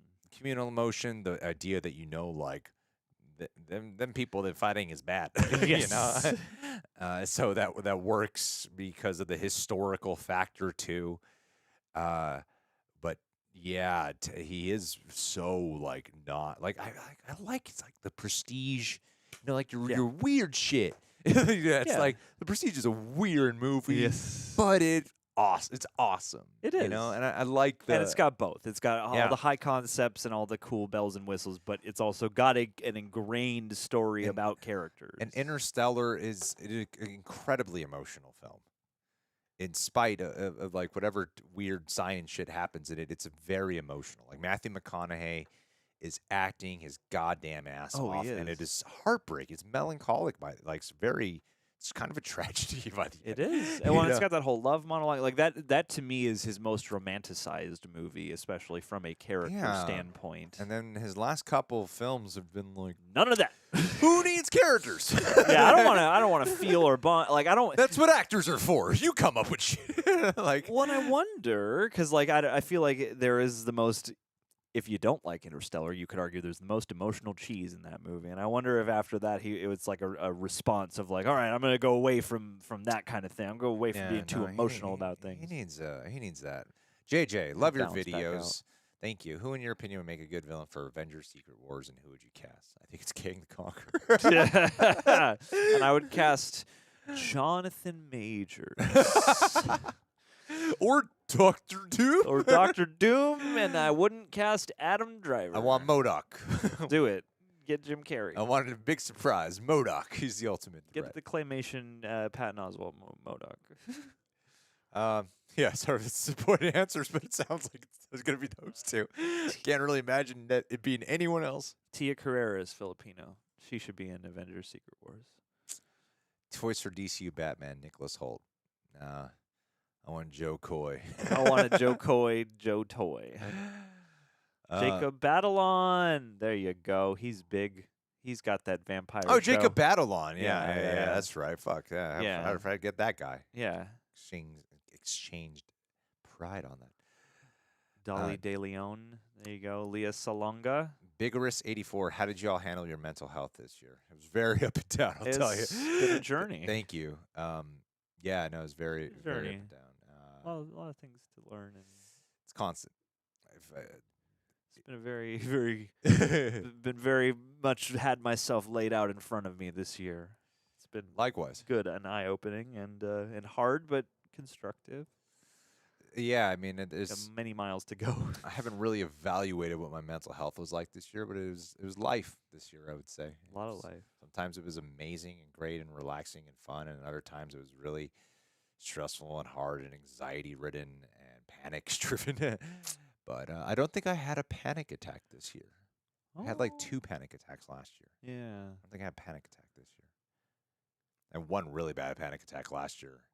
I wasn't like worried about getting COVID, but I had a panic attack that was so bad, that I was so weak, and I had chills, and I got really sick that I thought I had COVID, and then I was like, "Oh, I just had a panic attack." My body was just like, just chill, stop, chill.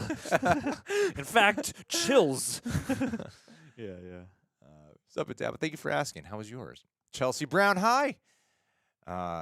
Thank you. Y'all did a great job on that reaction. Oh, I'm glad you liked it. I'm Thank very you. excited to be doing Wednesday with you. How is it doing? Is it doing well?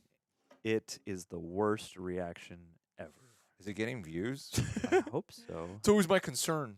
That's actually the biggest association with mental health is that as I'm always on my app, always checking the app, the YouTube app, constantly just ciphering everything. What's been claimed? What I got fight? How's it doing? Oh, this one's not doing well. Is there something I need to change the thumbnail? Like this is constant. And I think my mental health association with YouTube is a little bit better, but it could be like this is like I really love. We've been doing live streams twice in a row, and I was telling this to Paul recently and Warren is that I really love doing live streams. So fun. They're fun to me. They're really fun, and like we've been wanting to do more things that involve us talking, and it's nice to be kind of transitioning where we're a little bit more common. I think we're more like we're still like the reaction category, but sometimes we were just commentating, and I like that a lot of those videos have done much better this year of just commentating instead of just watching us watch something. Hey. So I'm really happy about that, and I think live streams. Yeah, you've done a They're really fun. good job growing that stuff out. So have you. I mean, I'm here. I jump in and say yes and do my best to be informed, unless I should definitely not because I'm reacting to this piece of news. But Sometimes I do tell. Sometimes I. those are the most Sometimes fun. John has like the weirdest answers with me. Where I'm like, wait, John, do you know about this? And I'll be like, it's like I get this feeling that John's like worried to say he doesn't know about something. But I'm It's like, my and I'm constant like, you're not fear. gonna get in trouble, dude. Just like, I tell have me you don't know about it, and I'll be and I'll just wait to reserve it when we're on camera. Inside my mental dashboard, I'm like, but there's so many worlds to know. There's so many details to stay abreast of, and on top of, I'm so behind on so many So many times I'm universes. just And like, give me a clear answer, and then in John. the moment, I'm like, oh shit, I didn't read the news this morning. Crap. Yeah. I'm just gonna lead with no, and then discover that I have seen it, and come out with the opposite version where it's less fun, because then you're like, oh, he does know. I come off as miserable, my wife says. Oh, good. There's room for improvement. Yes. Yes. Did we get that? Did we get that super chat up there? Did we get Which that? one? We got mental health, but did we get that Wakanda? Oh, no. Yeah, there you go. Joshua J. Fun fact about. Oh, sorry. Gonzalez. Take it away. Oh, and Wednesday is doing pretty well right now. Oh, is it? I think so. It seems as though.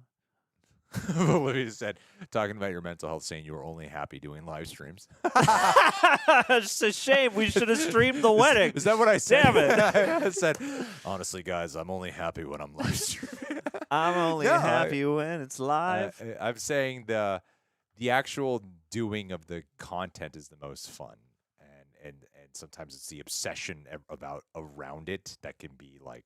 It's all the real world. Yeah, I get numbers. I can be upset. Yeah, that's the part where I'm like, I need to get off my phone and stop. It's like every hour I'm like checking Twitter. Something come out. Something come out. And, and sometimes that obsession can take a bit of it. Like, and if there's like a few videos in a row that aren't doing well, I've gotten a little bit better at going. It's all right, but there is that part of me that's like, channel's dead. It's dead permanently. Like it happens at least once a month. Where I'm like, it's dead. It's completely dead. It's not gonna bounce back. I think that's the yin yang we need to do for 2023. Is you need to unplug a little more, and I need to plug in a bit more. That'll be our growth journey of 23. Cameraman. Fun fact. Who's better, Chris Stuckman or Jeremy Johns? I love them both for what they do, man. Like they both give me something different. And you know what's funny about Stuckman? Because of this new thing he does now where he's not going to talk shit on movies, really. Yeah. Like he's done some reviews where he will point out the criticisms he has with it. I forgot. Well, there was one movie he did something. He did that on a movie recently. I forgot what fucking movie it was, but was it Thor: Love and Thunder or Wakanda? It was Wakanda Forever. He was really honest about his criticisms with that. But generally, if there's not a review out for a Stuckman movie, you're like, well, we know what his opinion on silence this one. speaks volumes. Yeah. Ain't stuck on that opinion. That's such a fascinating thing he's got to put himself into, because I'm like, did you see Black Adam, man? I don't see a review out here. I bet you saw it. I bet, yeah. You got to keep up with at least that. Yeah, I bet you saw this movie, dude. Good to know. Shit. I wonder what that. I do wonder what that convergence is for him. Of like, I have to talk about this, whether I like it or not, or if he is truly at the point where it's like, if I really don't care about it or like it, then I just don't have to say a thing. I think Jeremy Johns.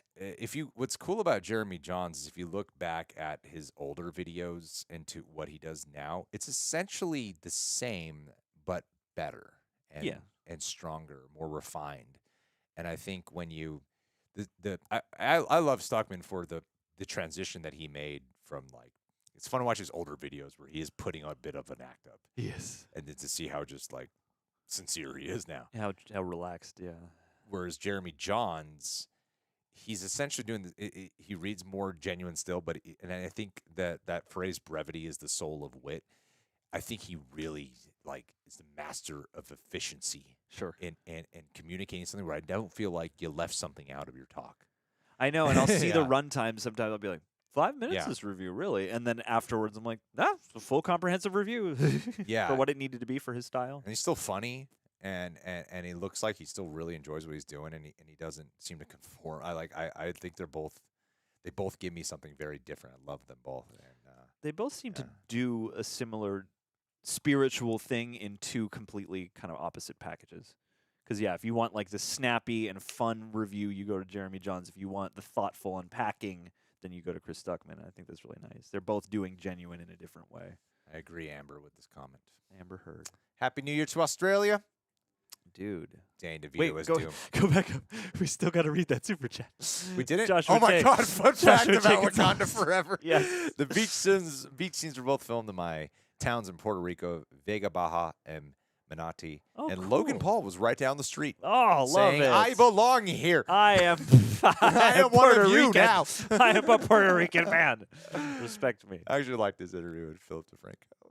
That's cool, man. Dude, Cool killing to it. get that respect out there. Killing Yeah. it. Yeah. Dude, Thank you for the super chat. Leonardo DiCaprio should only date 18-year-olds now and really ride that line. I want more wine. That's where the debate would happen. Yes. People being like, creep, it's legal. It's legal. And he breaks up with them when they turn 19. He's got a whole year with each of them. Doe Eyes, thank you. Happy New Year. Here's 2 million subscribers in 2023. Oh, dude. And a 3rd season of Los Spookies. Don't think I missed you, Doe Eyes. I see you out here. I'm not going to be sad. I had a great, I think, Olivia. I know, so funny. No, it's okay. Honestly, I was telling, I'll get a tad personal. I don't like to talk about my relationship too much.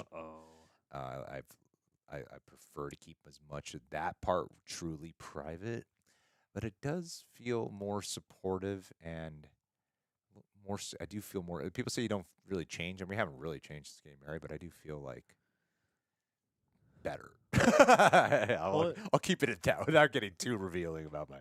I try to keep my personal relationships personal, and I will say like it does feel assured. Like I've had whatever guy fears that come up before a wedding, but weirdly the day of I was like not panicking at all.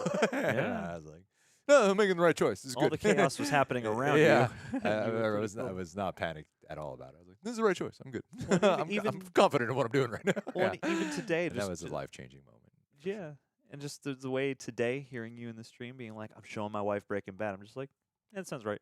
Yeah. That sounds righter than it did when you were like my fiance or whatever. You know, it sounds the rightest version. You know, Words like girlfriend and fiance are so long. I know. Wife is so short. Wife. It's just direct. It's not complicated. But no, I had a good year overall. I think I had a really good year. You did.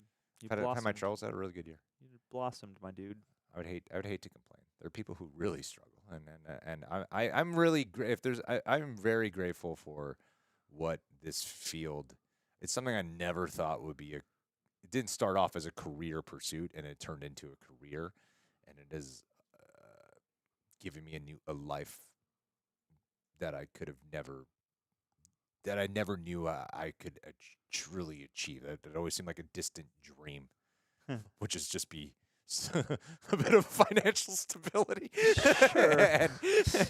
and be able to afford certain things and be able to go instead of always being like, I'm on the edge of my seat all the time. Like this hasn't really ever gone away from me. If you ever read Rich Dad, Poor Dad, I've constantly had poor dad mentality, even when I've done well. And so, but to be here it's something I am very grateful. Like something that sometimes I have to do, like check myself on and go. I'm always so used to just doing the now work that sometimes I don't really reflect on when I was just like working a full-time job and then doing this and trying to get this to just replace that job. That's all I was focused on. And to be here now is like, yeah, it's kind of crazy, so I'm very grateful. And so whenever I meet someone in person, I'm always like, I got to try to make this moment count for this person because I wouldn't be here if it wasn't for people like this. Sure. That's a great point of gratitude. Yeah. Yes, that's true. Greg lets his emotions out. Crying is the key. What's your guys' choice of the young Superman movie? It's mad about the Henry situation, but I trust James Gunn. John, pick a guy. Young Joe Coy. Superman. Let's just, pull Joe Coy. Filipino Superman. Joe Lou Coy. Diamond Phillips. Make it happen, Joe Coy. Get the Freddie Freeman kid to do it. Once they destroy Shazam, put him in as young Clark. Get him make buff. it happen, man. Make him buff. Yeah. I don't know who's young and hot right now and charming. How about Joe Keery, young Superman? I love it. It wouldn't be a bad choice. Wouldn't be a bad choice, right? All you got to do is get his voice a little deeper, but he can age into that. I just assume Superman always has kind of a soothing baritone. or whatever's between that and alto. Ryan Reynolds. Ryan. The S stands for hope. Faster than speeding bullet. It will leap tall buildings, single bound. I'm Bigorous, 84. My mental health was a bunch of up and downs, but just taking it one day at a time. We'll always love you all. Oh, thank you. That is what mental health is. That's what life is up and down. Ups and downs. One day at a time. One second at a time. Sometimes you're gonna be sad. Sometimes you're gonna be. I think it's the journey of learning how to accept your feelings. This is what life and mental health is really all about. To be here to now. to learn how to accept. Yeah. is the journey. I constantly think that's what it always comes back to, is being okay with. Like, one time Brad Pitt, I remember, said happiness was overrated, and that turned to this whole conundrum. But when I read the whole thing, I was like, I get what he's getting at, though. Is sometimes you just, I think that's what he's essentially getting at. It's like, sometimes you're just not going to feel happy, and you got to just deal with that. Yeah. And accept it. Yeah, and if you were happy all the time, chances are. Then he did some shit on a plane, so maybe he wasn't the guy to talk to about it. Yeah, I'm wondering. I'm like, what is the Brad Pitt situation right now? What do we feel about this guy? Yeah, good question. Gotta get John out of here, guys. It's okay. Don't worry about it. Hey, Real Regents. I'm happy to be here. Thank you. Real Regents. Those are some good movies, but don't worry, darling. Glad some people like it. I Alan like Ling. that movie. Thank you, Alan. Hey, guys, I can't think of anything to ask you guys. So just want to say I appreciate all your content. It's been helping me on my 2-hour commutes to work and dealing with my depression. Aww. Thank you, Alan Ling. It's funny. Our content's very more like, sometimes you got to watch it, because especially if it's reaction. So when people say that, I'm like, how do you watch it? Yes. That'd be dangerous. But Yeah. thank you, man. Love all the inserts, especially, guys. Yeah. No, it's good. It's good. I appreciate it. I do that. I do that with a lot of videos where I feel bad because then I'm like, I bet a lot of work went into the visual side of this, and I'm not looking at any of that. I'm so sorry for the 2-hour commutes. That sounds like a pain in the ass, but Yes. if anything we can do to help you pass the time, we'll do our best. Amber Autumn, yes, very Gemini of me always. I'm always of two minds. Also, John is garbage. He's only happy when it's live. Thank you, K.N. Kruger. Hey, Mom, I'm live streaming right now. What's going on? What do you have to say to the Reject Nation, Joyce? Mom, are you, I think my mom butt dialed me. What are you most excited for in 2023? Which movies do you want to see? I think my mom my mother straight up butt dialed me. Mom, are you there? Mom. Mom. Mama. It's my sister in the background. Straight up.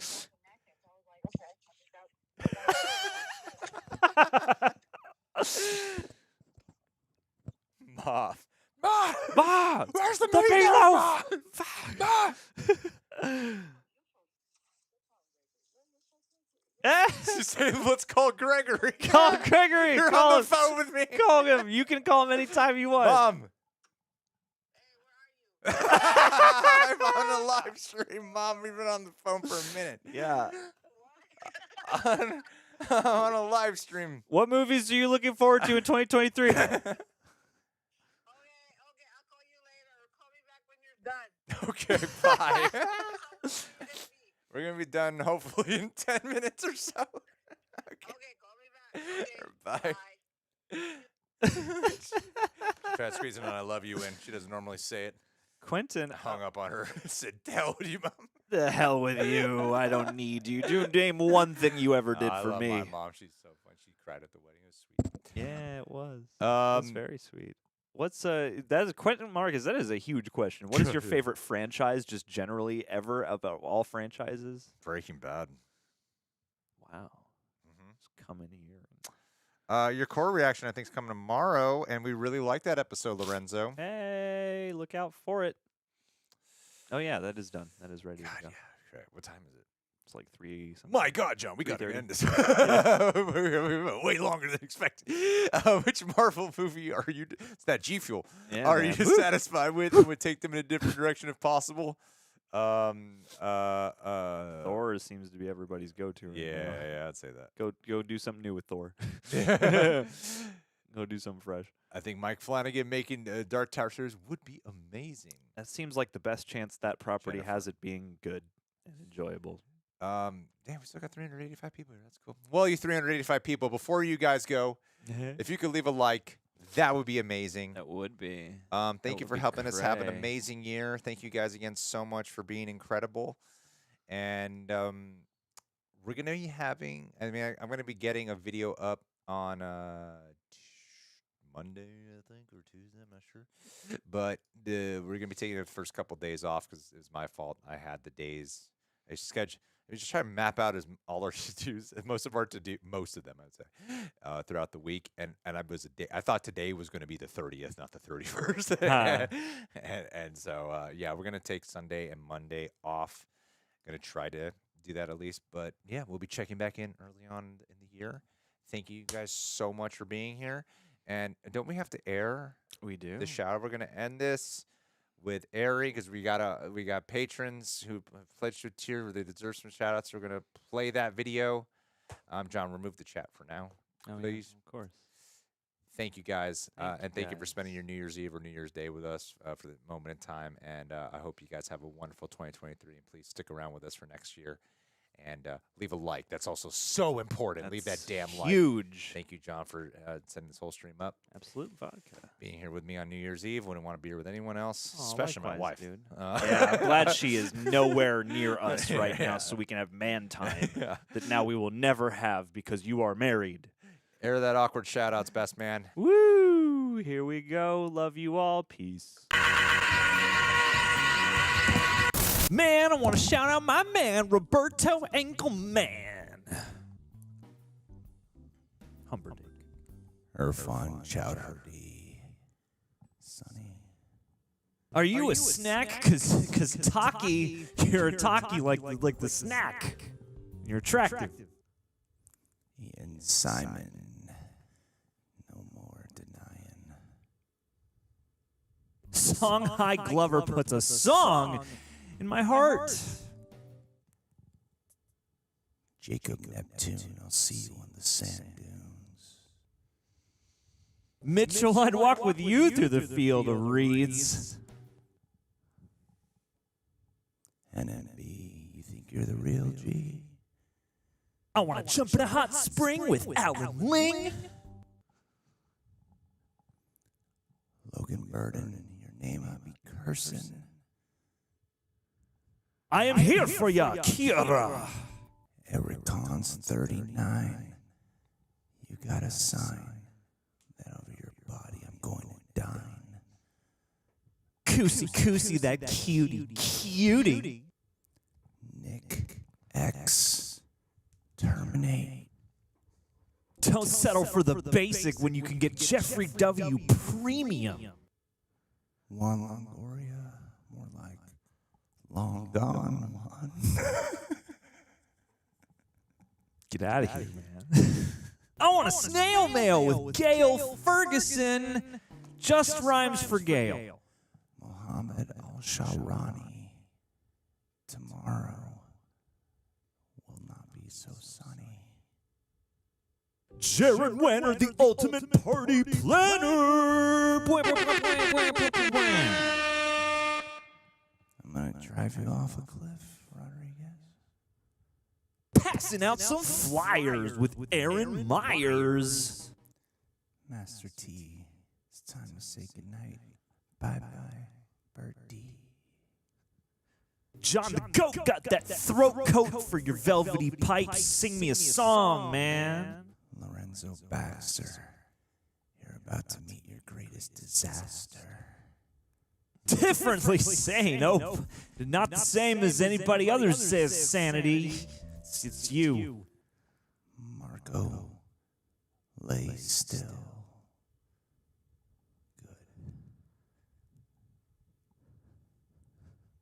Lauren, American horse, taking the world by force. Simply faded into the dust.